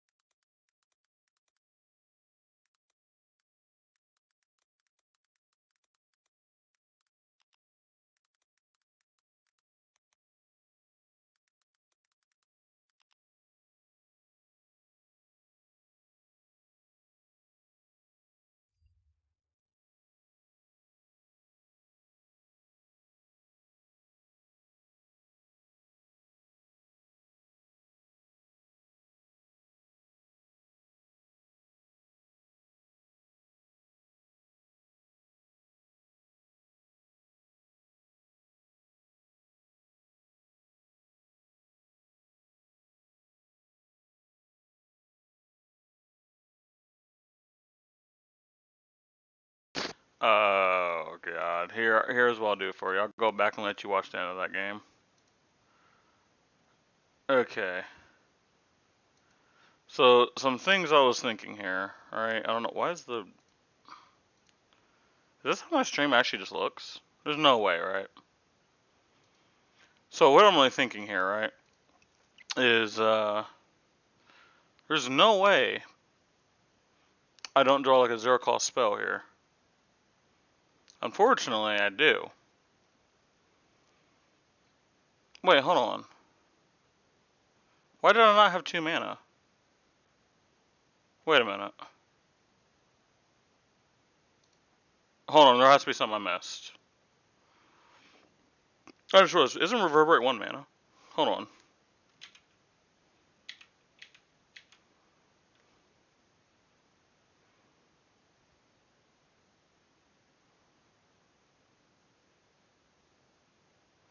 Oh my gosh, okay.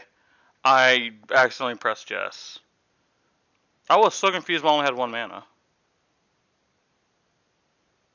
Because like, when it happened, I was like, oh man, I messed something up, and I costed a 2-cost spell. No, what happened was, I pressed yes on Metacarpus node.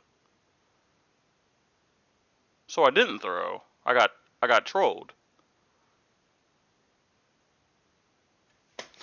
Okay, I was preparing to like say like I messed up by miscast my, but then Reverberate. I remember it was Reverberate, and I was like, wait, Reverberate cost 1.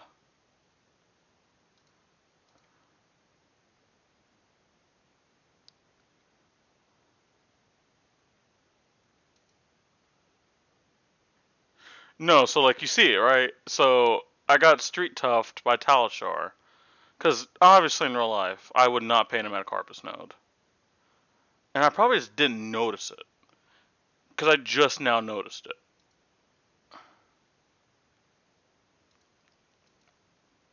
So we do realize that I actually won the game, right? Or do we? I actually won. Fuck.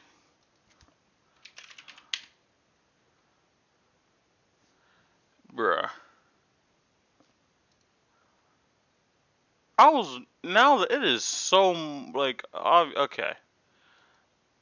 Now that I'm looking at it, I literally just got Street Tuft. Okay, well. Well, I need to de-stress real quick. I need to come back and work on this deck. Wait, whoops, not that one. Hold on. Wait, why do I have it with that name, though? It shouldn't be that name.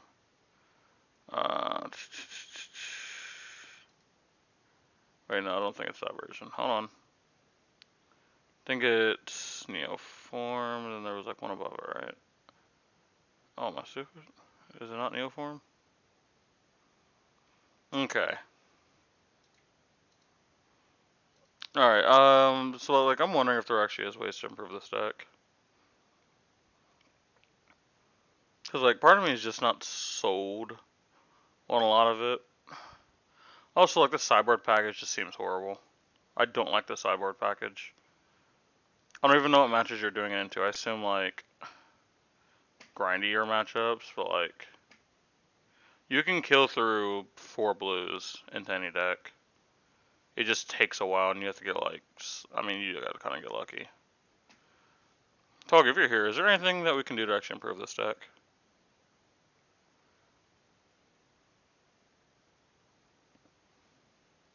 And you're not allowed to say don't play the deck.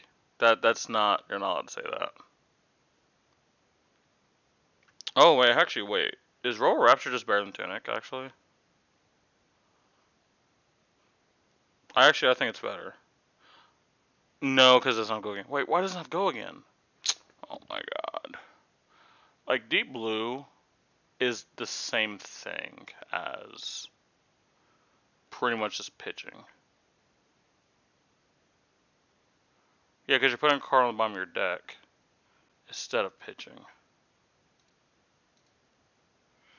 I'm actually just waiting to get roasted, by the way. Like, I'm hoping he just, like, ignores it and, like, goes on with his life and does not, like, clap me. I know he's going to roast the living out of me, though. I'm just kind of sitting here and waiting. Because I would probably roast me too. Cause like I said, that match was unlosable.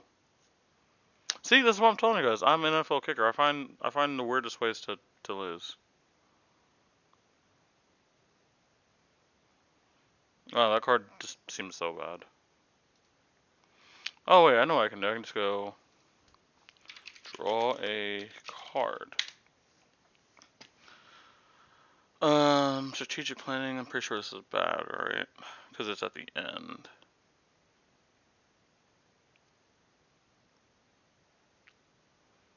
Yeah, it's bad as well. Oh, wait, why is it 1-1? What?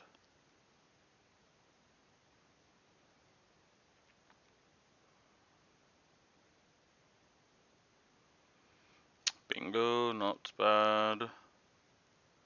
That's bad. Red prize.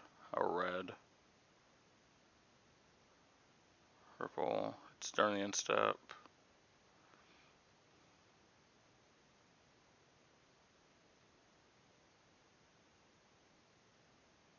It's only really good. Play from Arsenal. Please don't have typed. Okay, thank God it isn't typed yet.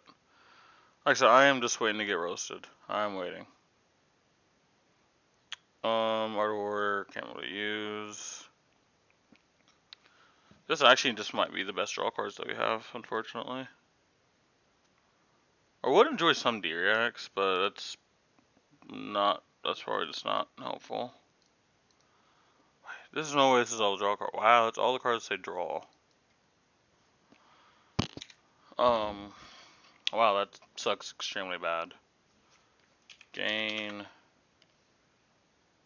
I don't know how to do gain resources.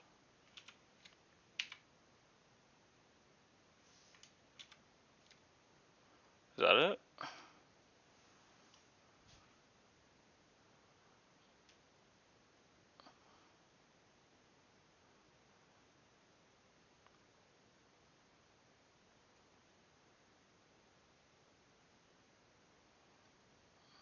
This is really it? Oh. What the heck? Yeah, so Deep Blue is the same as pitching a card. I mean, I guess technically you keep a card. But like, there's probably situations where Tunic actually does something. Like, Tunic Toming. Wait, is that it? Is it just Tunic and Tome? I guess, like, you can pitch a blue and then Tunic. Maybe Deep Blue's fine.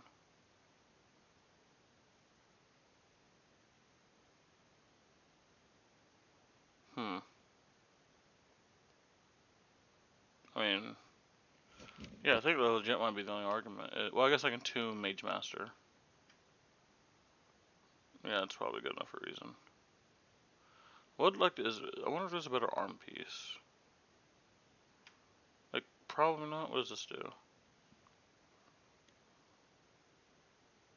Okay, it's bad. So as far as equipment goes, sadly, that also looks like that's the only option we have. Well, that's horrible. Huh. There's no way this is the best version of the deck. There's just no shot, right?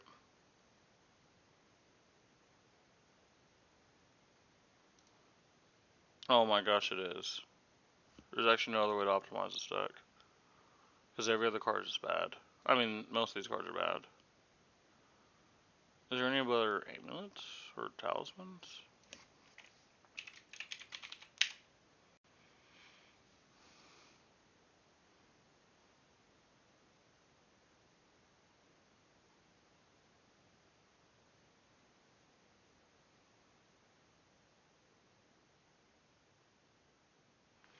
Wasn't Knick-Knack very supposed to be like a thing for a while, and then everyone got trolled?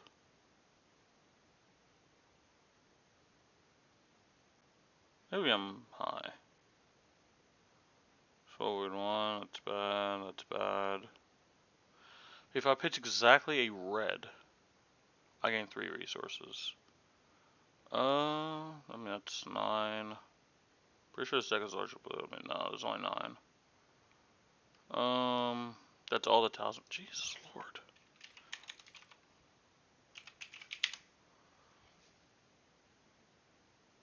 Alright, come on, there has to be some good amulets. There's no good amulets. There's no way. Wow. We are somehow already run the most optimal version of this deck. Well, okay then. By the way, wouldn't Striders just always be? I'm pretty sure Striders is always just better, by the way.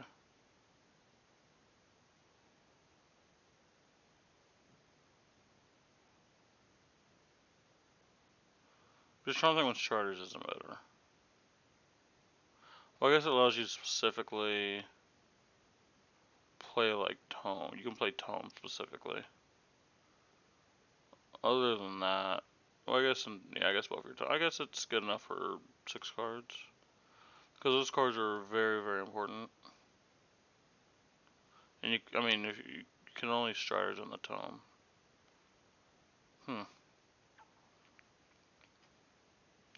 But like, I think also the issue with our sideboard, now that I'm also looking at, is if we sideboard plan into this,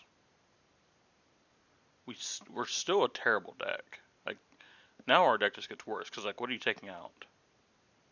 Like, talismans? You're taking out talismans? You got like what? 3, 6, 9, 12, 15. Take out 15 cards to put in 3, 6, 9, 12. Alright, wait, 3, 6, 9, 10, 11, sorry. So there's still gonna be 4 of these in the deck. And like, what are your best 4? Like, I mean, you probably maybe keep potion, like a potion in, probably.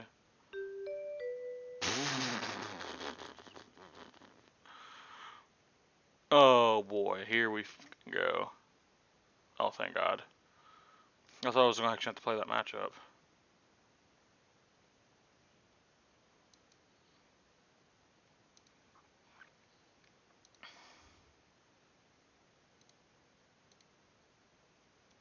Alright, I think Tog went to sleep, guys. I think he went to sleep. So I think we're safe from being absolutely roasted.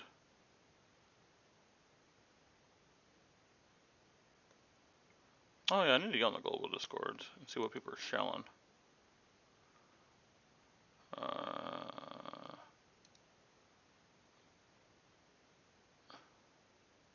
Oh wow, I definitely clicked the wrong one. Here we go. Oh, there's a Levia here. Sure. I wonder if he knows what we're on to the moment he sees this. So I think this turn's actually fairly easy. We just do that, and then I kind of don't want to play the Tome right now. I kind of want to save Tome. So do we just nickname Brickback now? I don't feel like the answer is yes. I mean, it gets us 2 silver. Yeah, I think so, yeah, now that I'm thinking about it. Maybe, I think we just, yeah. This puts it to where we kind of don't need silver for the rest of the game, unless we just get horribly unlucky. Now we're just waiting on our combo. And we're going to try our best to not use this, like, a lot of draw cards.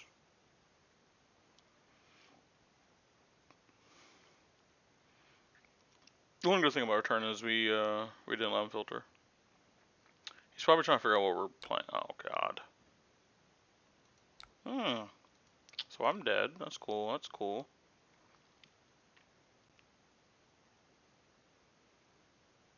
That's cool.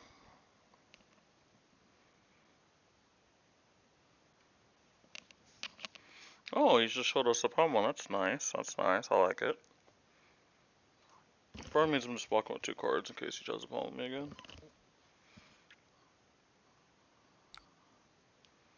Alright, well, and we have to take this damage. unfortunately. There's also more pressure on this deck to combo than there is the other one. Because, like, with the other deck, you can at least play, like, a... Really? Wait, why did he... Huh?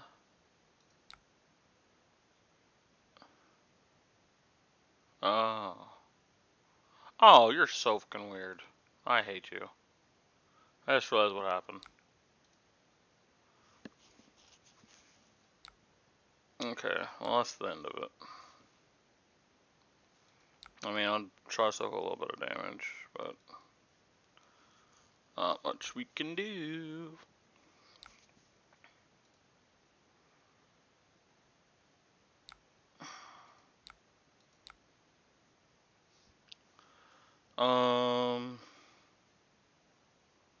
Oh, wait, what? I just realized, why did I Kano? I meant to whisper. Bottom. Play a talisman. Play an energy potion. Pass the turn. Where is my brainstorm at? Yay! Only one action point. Yay. Oh, cool. Only one card to block with. Oh, God. Okay.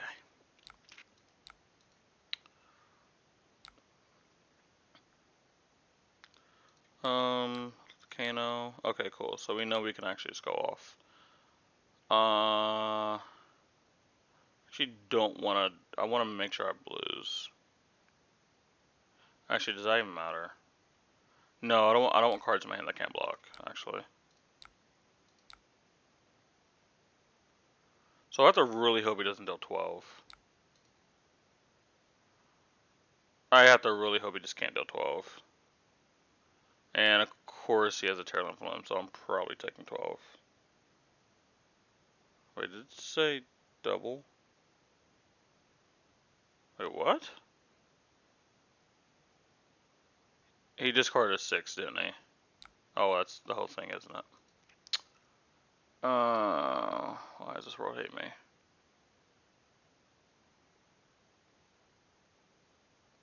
And this is where, like, if I had Storm Shires, I could go off. Oh, wait. Maybe I could block with one card? I'll block with one card, because, like, fortunately, Tunic, I still die if I block with Tunic.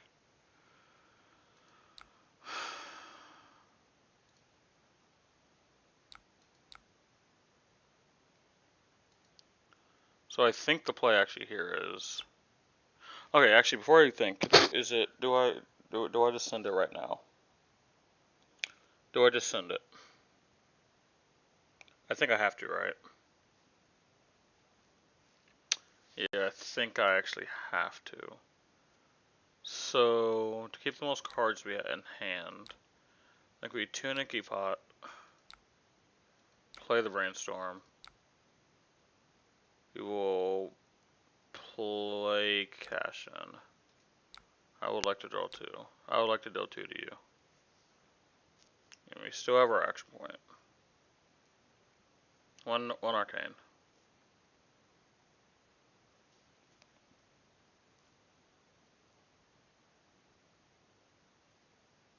How many blues you got? That determines who's alive and who's dead. How many blues you got in there? Alright, that's a 1 blue. Let's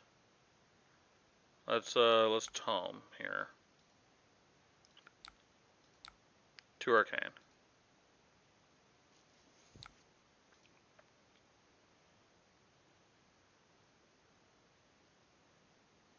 Got another blue in hand? Probably do, right? Of course you do. Let's hope Merchant's Hood. Try to keep as many cards in our hand.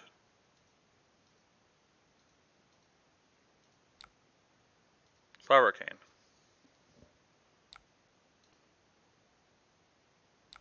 If we can banish something off Kano and get an action point, we're in pretty good shape.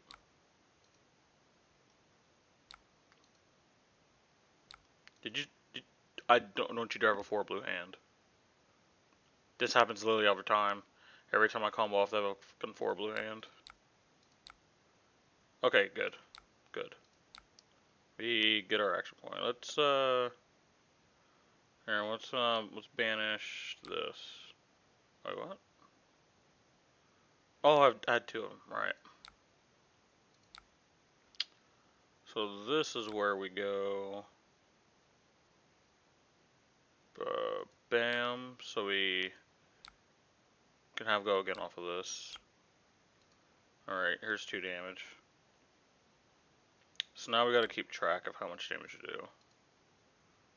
Oh, is he just keeping a card in hand? I mean, that's fair.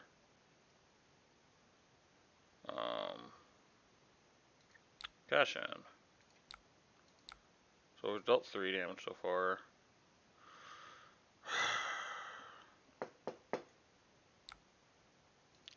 We have no current way to draw cards, which is horrible.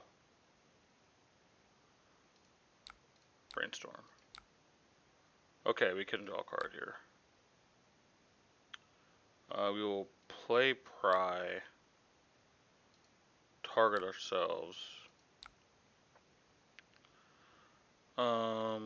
Put that back in, I guess.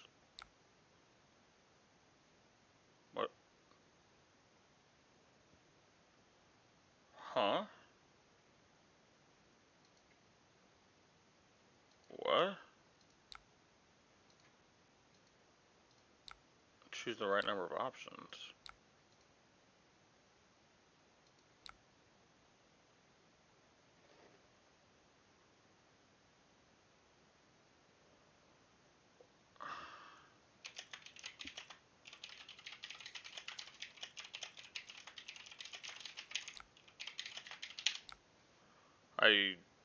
What?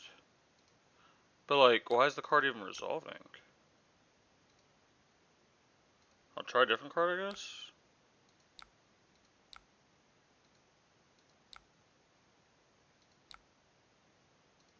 What?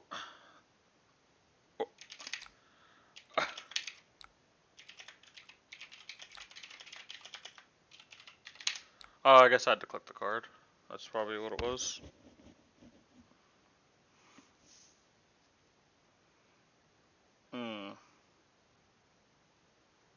So I do have a Sift, which is pretty good. Oh, we get that card out. He really had a quad blue hand.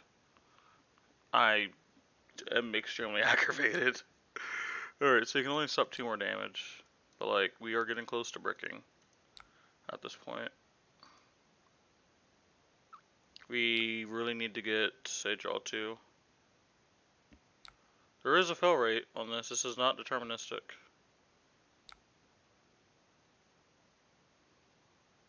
I have an action point, so I could gaze. But I wouldn't have an action point. So I think we just have to Sif and get lucky. Fuck. I mean, we're safe from any damage happening to us, but we have blew a lot of on doing this.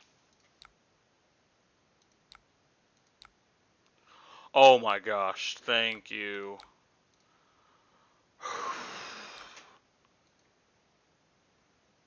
Alright, 10 damage. So you do 2 more damage and he's dead if we can find a tome. Pry. Yep.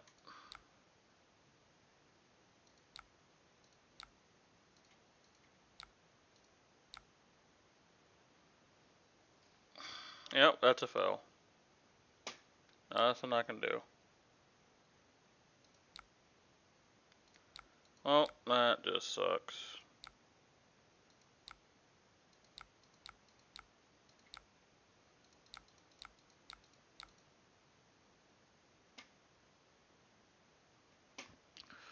Oi, oi, oi. I had a good setup too. You're so fucking weird.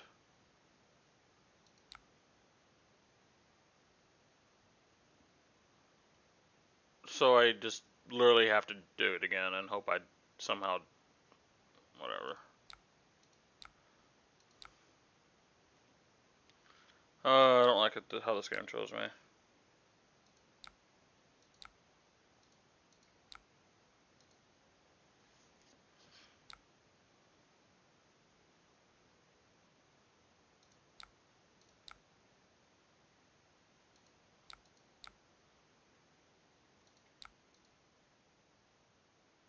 Oh, I was actually close to a blazing too, but I and draw effects. Yeah, yeah, you just got it, GG. I have 3 cards in my hand that doesn't block. Not that it mattered. Oh god, I'm getting street tough so fucking hard.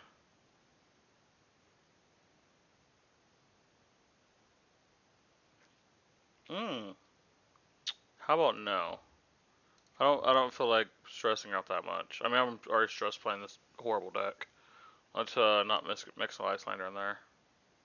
Wait, is this the same guy? Is this actually the same guy? God, I hope it is, because that would be hilarious. Oh, I think I just add more of these in there. The only thing that doesn't actually work with the combo, I mean, unfortunately, I think the answer is everything kind of works with the combo.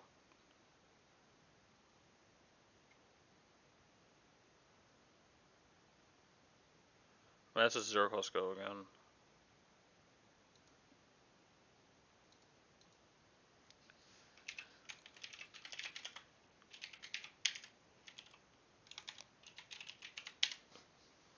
It's the GOAT.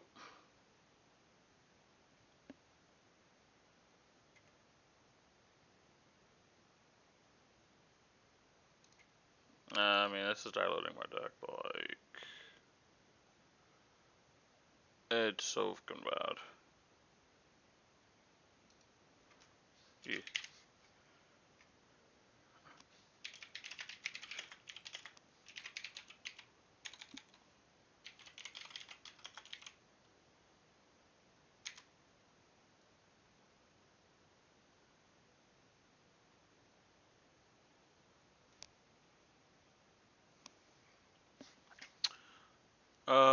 Let's see here. What's like the worst?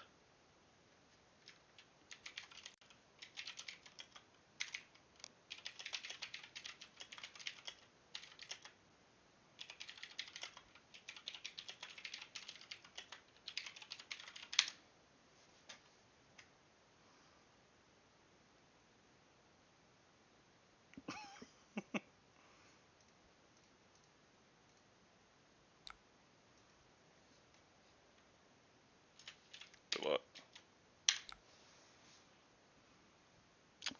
Wow, horrible hand to start with, by the way. My God. Like, it's actually impressively horrible.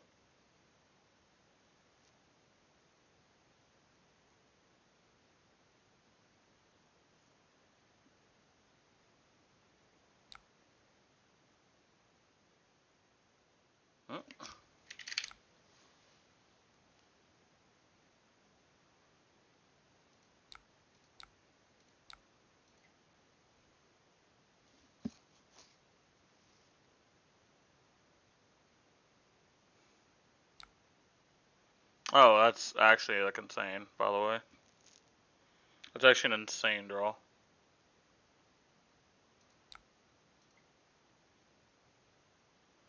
And this start actually does not let Melody filter, which is great. What? No, Melody. Come back. Melody, come back. I got a brainstorm for you.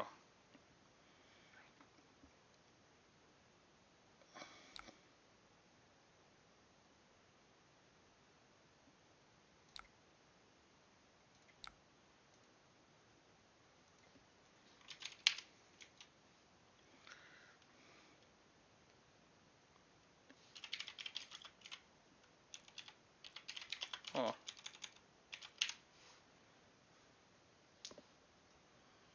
Symbi... What the f...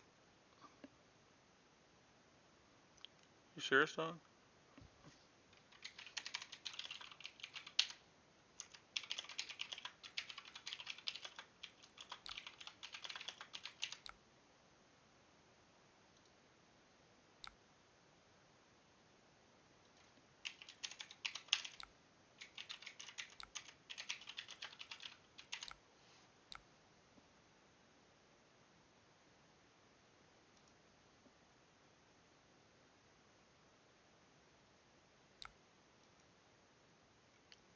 She's not Nausea, is she? Oh no, that's Rourke the Embers, mate. It's a bloody Rourke the Embers.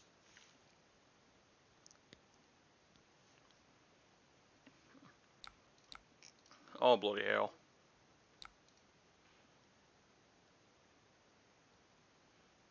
Dude, you can send every last bit of it. Your Ashrings will literally never die. Like, this is actually even a worse matchup than regular Kano is. It's somehow worse.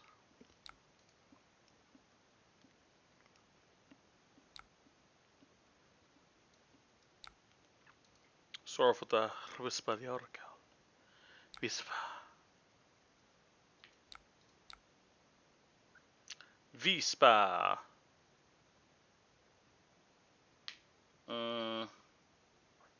Playing this round to me is like weird here because I have to give up a card. This is like a worse card. I would like to be able to keep. Oh, well. Get lucky? God dang it, Melody. Wow, I hate this game severely. I just want that to be known. I think it might be actually worth to pitch the cash in since I can't actually use it. One Arcane.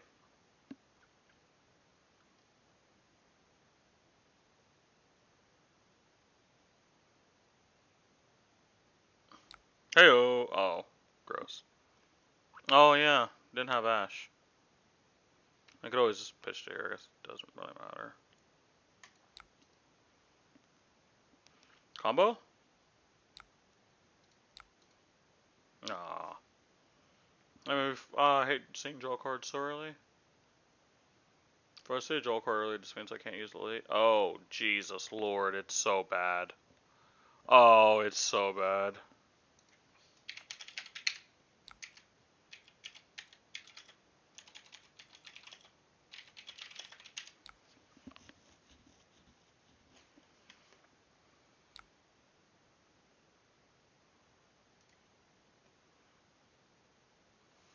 He's just gonna take Tome.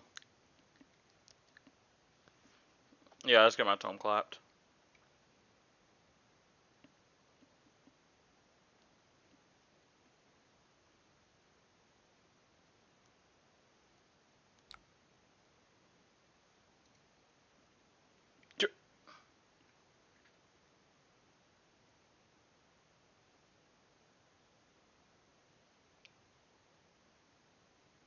Please, please take Talisman. Please. Please, please take the Talismans. Please take the Talismans. Oh, God.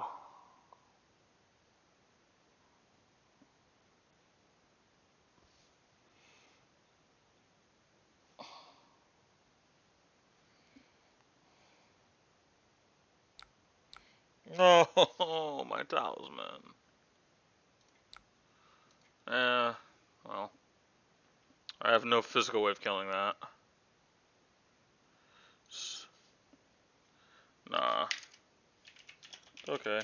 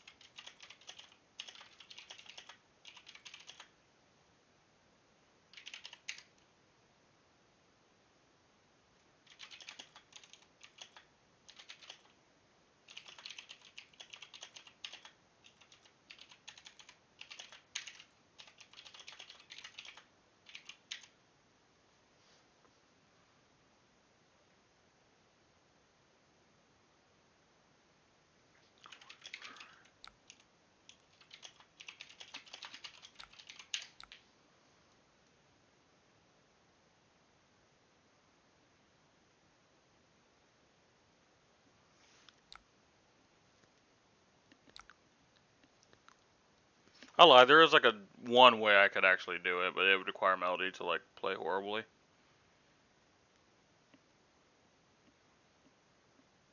Oh well. Let me actually sift here. If I can actually just draw the Brainstorm and then put it in my arsenal.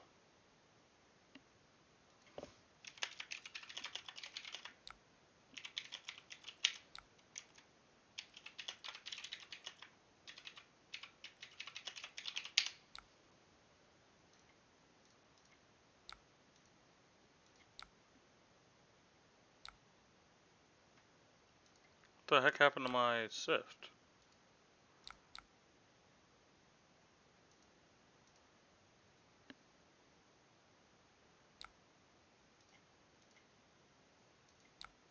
Oh, there we go. Oh, cool. I have to use a draw effect. Neat. Every day I'm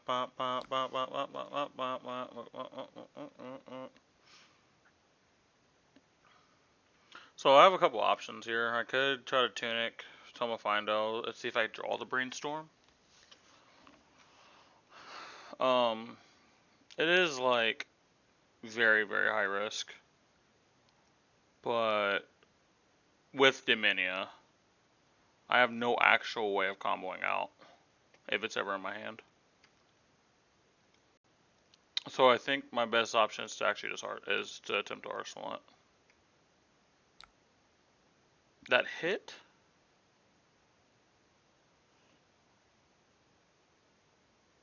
Every day I'm gonna play horribly, by the way, this turn. Just letting you know. It is extremely vital that I somehow get a brainstorm my arsenal.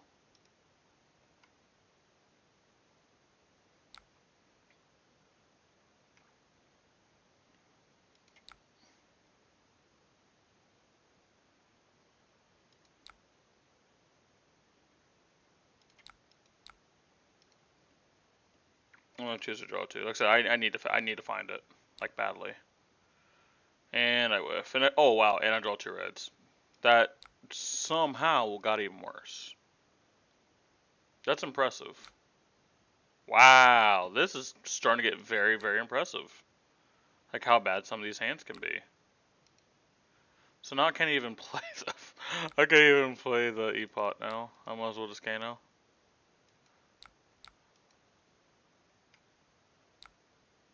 Oh wow. Okay, well. Don't worry guys, I got the talisman now.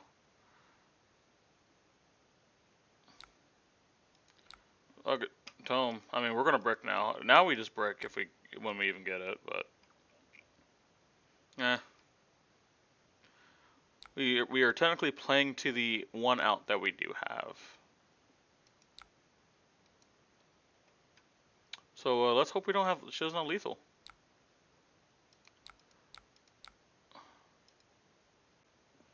Okay, I don't have any reds. Oh, okay. Well, actually, that didn't matter anyway. That didn't matter anyway. That doesn't matter. We're not blocking. Does not matter.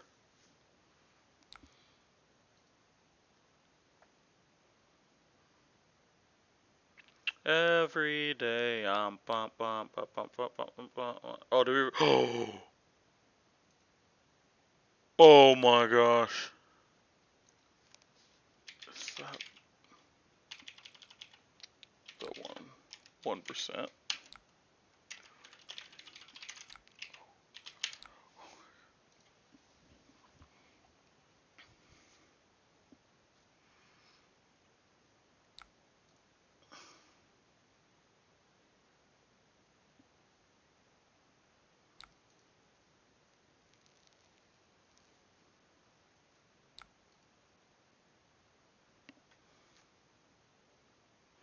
Man, if I had like a second E-Pod, this would be so fucking gas, by the way, if I had Tunic. This is where, like, if I had Tunic, it'd be amazing, but I kind of needed to Tunic to have the turn I had to even get the Brainstorm in the arsenal. But, we ride. Broncos Nation, let's ride. So here's the issue. I have 0 tomes left in the deck. I have 1 Findo, and I don't have a lot of sifts. So I don't think there's actually a physical way I combo out.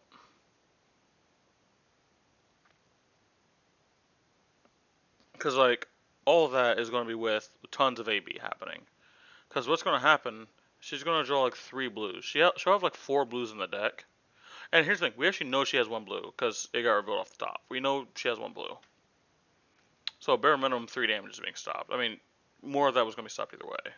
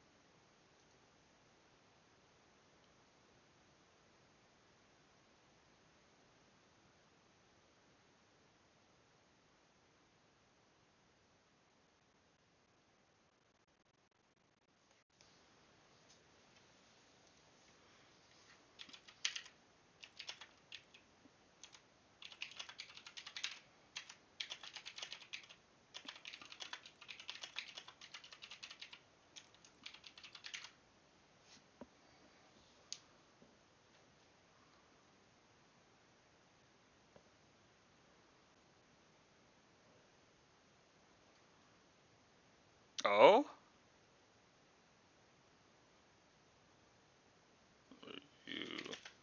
You good?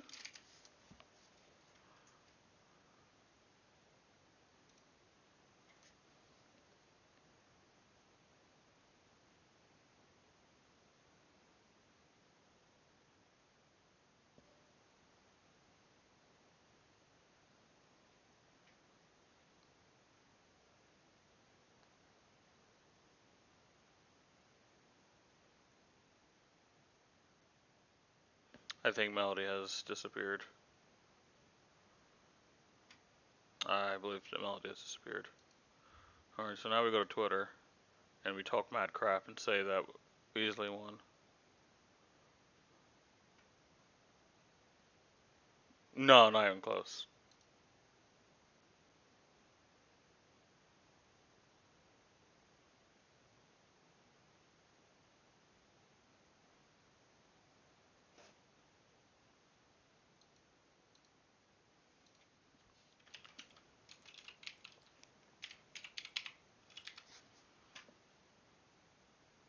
Wait, there's multiple Melody likes? Wait, what?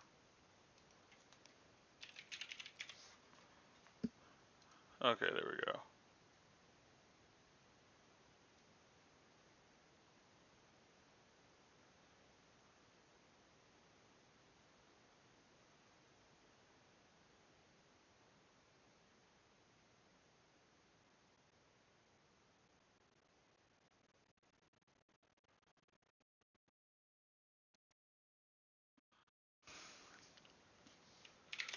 You good. You good. Did. Different brave.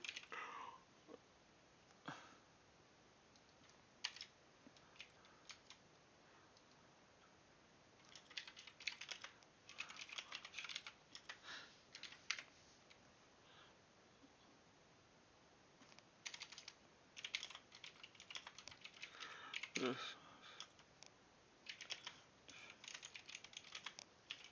Just easy. Alright. We gotta talk about crap, but just in case, we gotta put the tweet behind it. No, mine's just badly optimized. Proquest season has been disappointing. I was going to sign up for. And then the prize for corner falls is also $15. Store credit.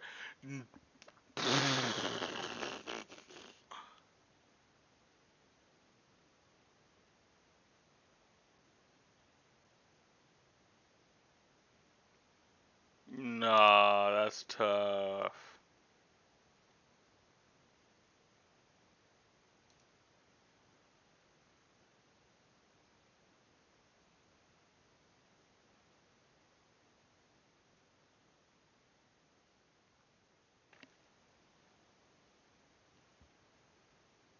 Sealed golds.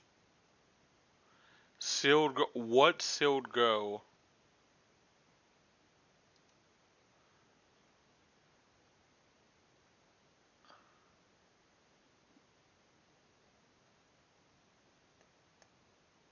This guy.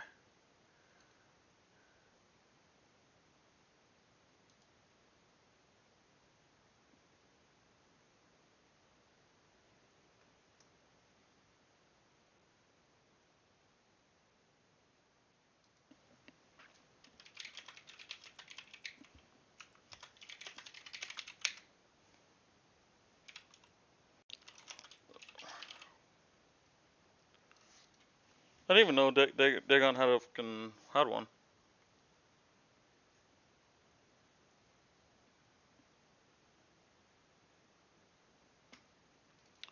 I'm just trying to think if there's anything else we can do. What?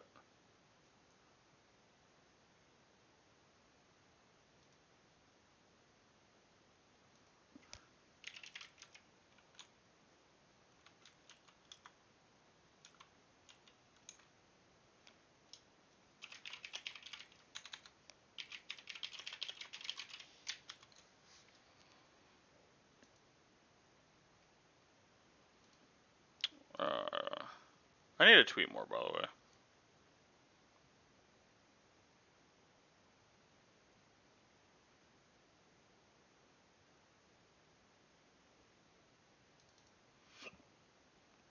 And yeah, like I said,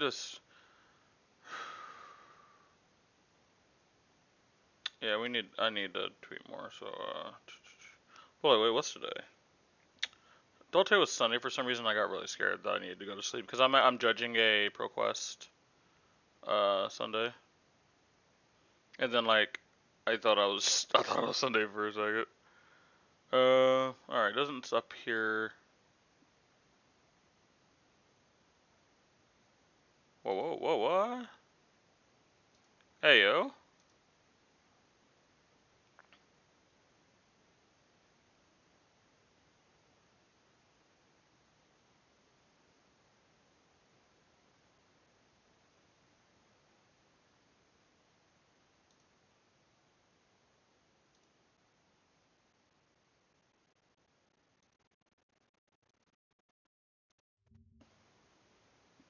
Is this the video with 10,000? This used to be one of my old teammates, by the way. This was the official release date for Subnautica, but this wasn't the first time fans of the game played or heard of Subnautica. From the early stages of development in 2013 to the early access release in 2014, Unknown Worlds Entertainment has made it very clear. They wanted community involvement. Oh my lord, he wasn't lying. Development of the game. So Cult what fan exactly base. do you get when a game developer takes a huge risk by involving all of his fans? This is Subnautica. I like. But, probably not doing anything else today, unfortunately. Oh, yeah, because probably I'm watching this whenever. When does this start? We'll probably. Oh, it's already started, apparently. Hey, yo.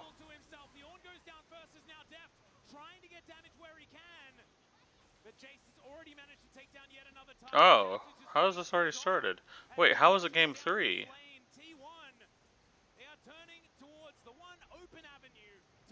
How how did I just miss all this? Oh, is that Faker cast ended? Oh wow, I guess I just missed it.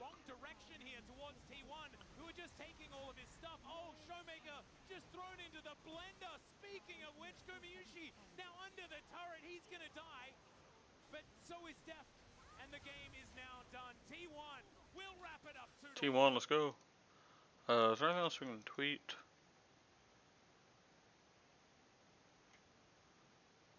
Wait, what?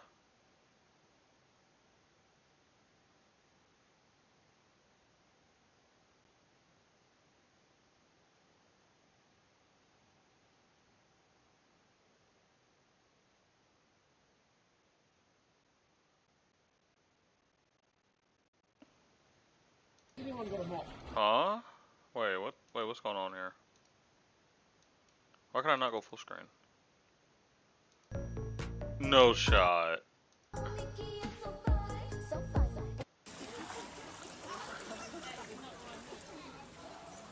Oh my days.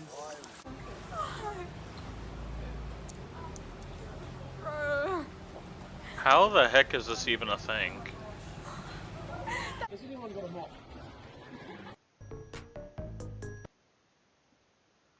I don't even want to.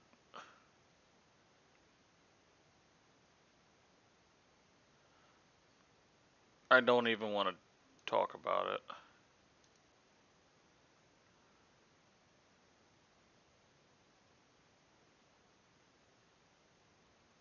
Wait, did that have closest support?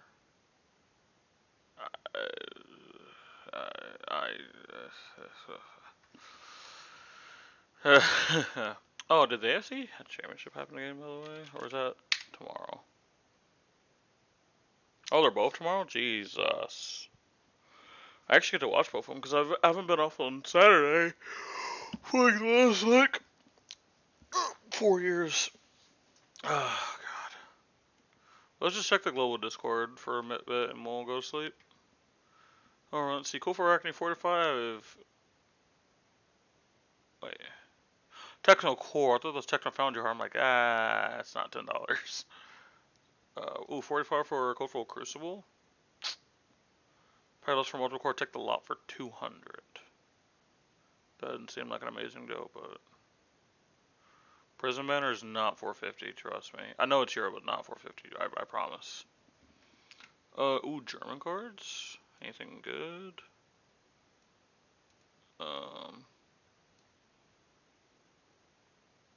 Code foil Crucible of 1300. Joys. Oh, these foil, I assume. Yeah, I assume they're foil. Yeah, this is kind of like a horrible lot. How much is this in money, in USD?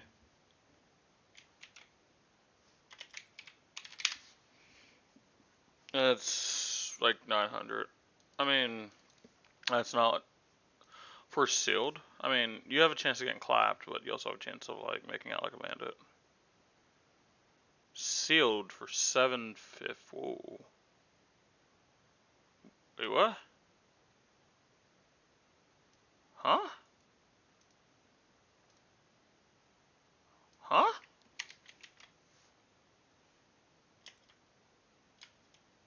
Is this Euro? I assume it's Euro. How much was? How much? It's that low now, or is he just selling it low? Shit. So this is like 800.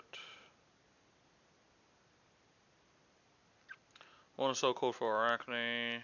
Okay. Want to sell first edition PCG graded Welcome Wrath foils. Oh, these are all graded. Oh shit. This might be my fucking. Is there anything like I would like?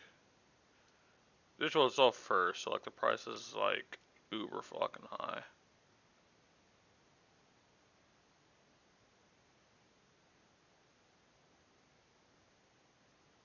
Just got one sell US base. Shuko's 45 now. Dear boy. They just say NFT.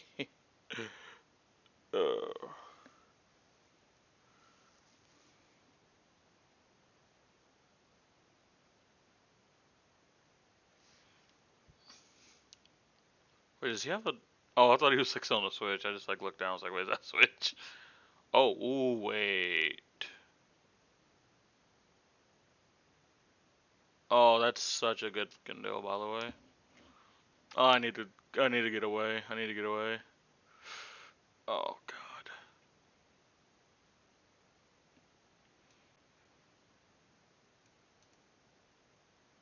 Oh, how's the Canadian dollar?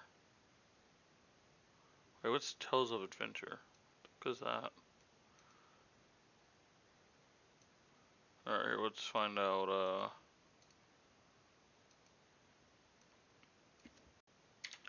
CAD to dollars. So it's, okay, so our dollar is smaller. So that's, he's asking for 134. I mean, it's not too bad. French Command and Conquer? Jesus Lord, get me away, because I will buy them all. Oh, I need to walk away. Oh, I need to walk away.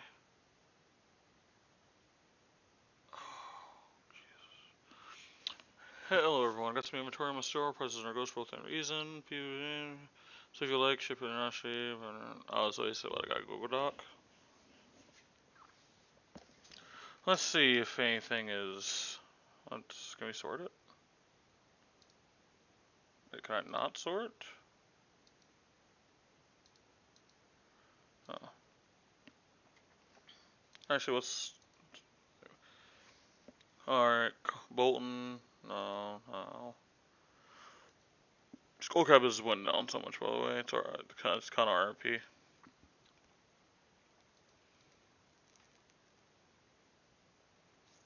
When resistance.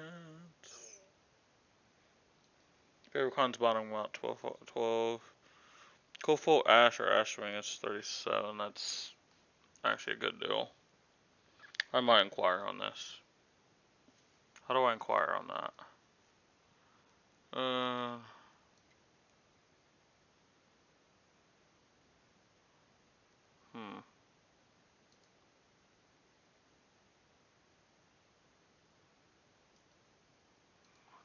I need to keep this guy in mind.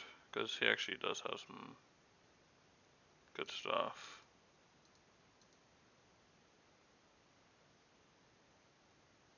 Is there no way to like...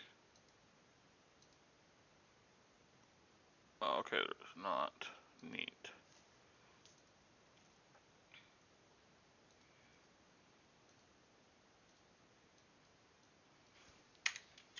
Oh, I still gotta do organizing. I still gotta do 15 minutes of gold fishing. Oh, I'm not time close to being over. I just realized. No, he has the pink. No, I wanted the pink one. River on Room Blood. Wow, that's went down so much. I believe I just got my Hope Merchant's Head, right? Crap, I gotta look at my desk. But I believe this is all the stuff to my Brainstorm Kano deck, by the way. You can't see it. It's right here. Oh wow, apparently I had like 17 potion deja vus. Didn't even know that. Oh, that's where my I have 2 race face just sitting there. I don't know what they're at now. Oh, and a remembrance. It's like $10, I think.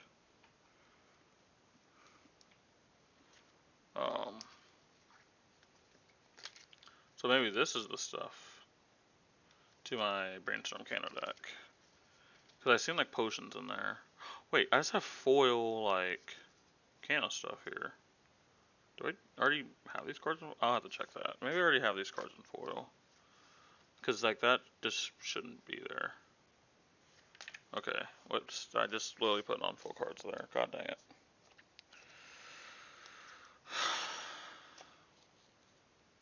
Oh, having 3 days off feels so good again. Alright, so those are foil. I should have a foil Kraken Aether one, do I not? I swear I had a cold foil one. I mean, I sold one at one point, but I thought I had another one. Maybe I'm lying.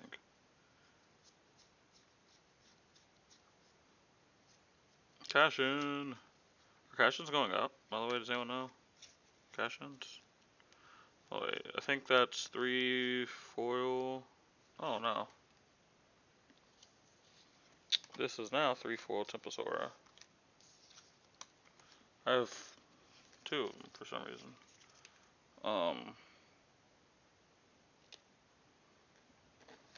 And then what is this pile? Because I have another pile just randomly. There's 3 red drill shots for some reason. A wave of reality. What, dude? What is this pile? Oh wait, I have 3 foil pierce rallies. I didn't even know that. 3 foil haze bendings. Didn't even know that. And wow, okay, it's neat.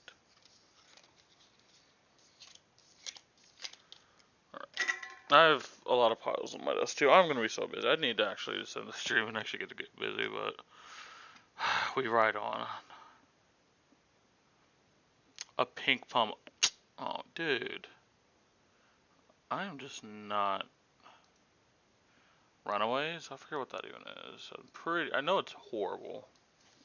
But like, it's a $5 cold foil. It might just be worth it, depending on what set it's from.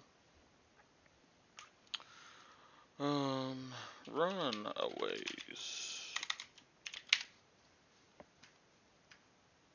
Yep, it's this one. So how much is the cold foil actually?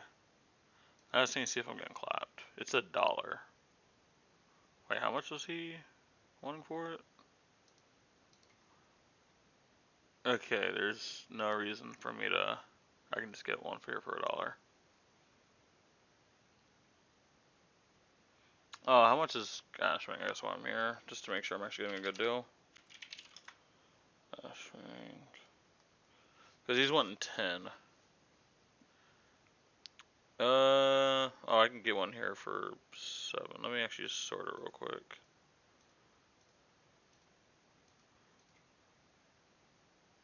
Oh, I thought that did like the sorting trick. I thought that was a sorting trick.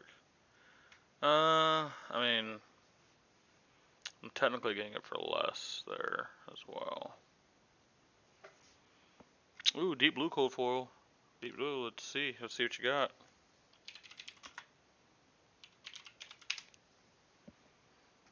Deep blue cold foil. comes from, so like $4, pretty much. $5. Okay, so that one's pretty much the same as well. Maybe actually I'm not getting anything. No, come on.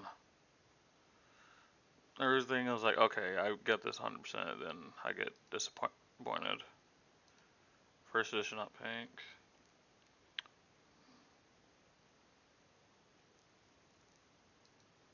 Oh god.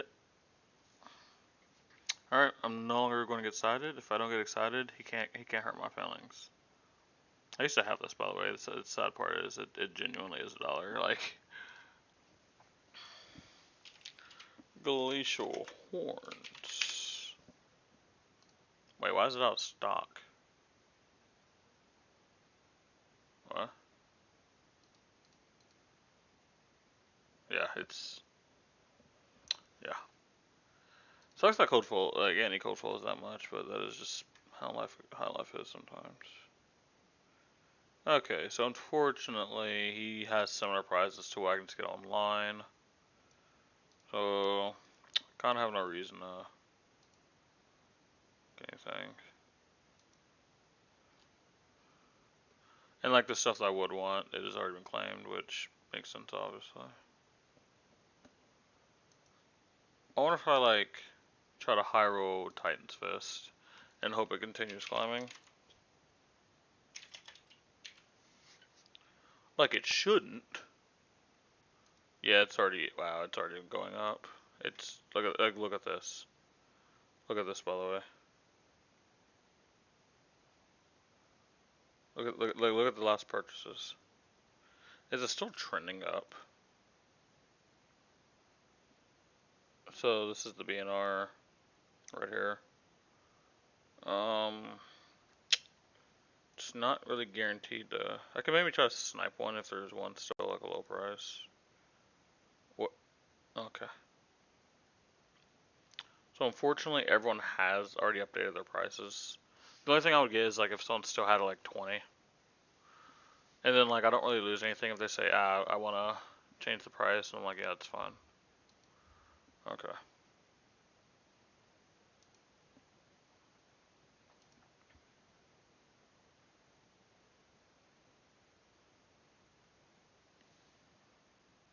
Selling a dash collection with a lot of stuff from before. We won't discuss there.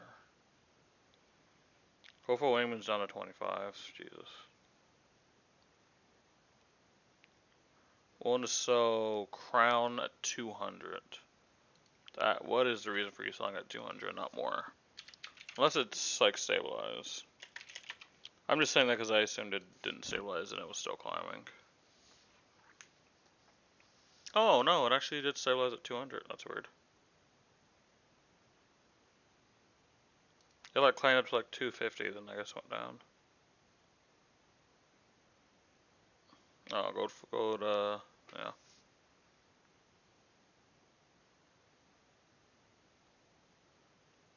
145 for the lot. I mean, it's not an amazing lot. Yeah, it's not an amazing lot. Sail Dynasty for 300, not bad. Sink Below Paymat. Oh, Red Sink Below. I thought it said Playmat. Yeah, that's fine. Wait, how many IRAs do you have? Well, you know what makes me sad? I literally had one of these and threw it in the trash because it was like, it's just a starter deck. Oh, how wrong I were. Oh, how wrong.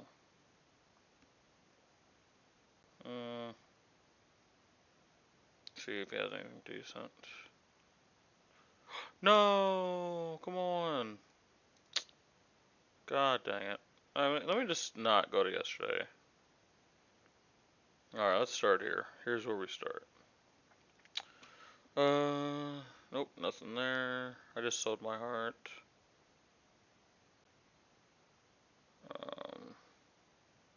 I've already seen these. Oh, have I already been here? Oh crap, I think I've already been here.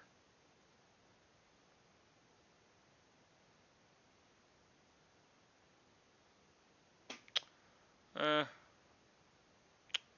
guess that's all for the stream today.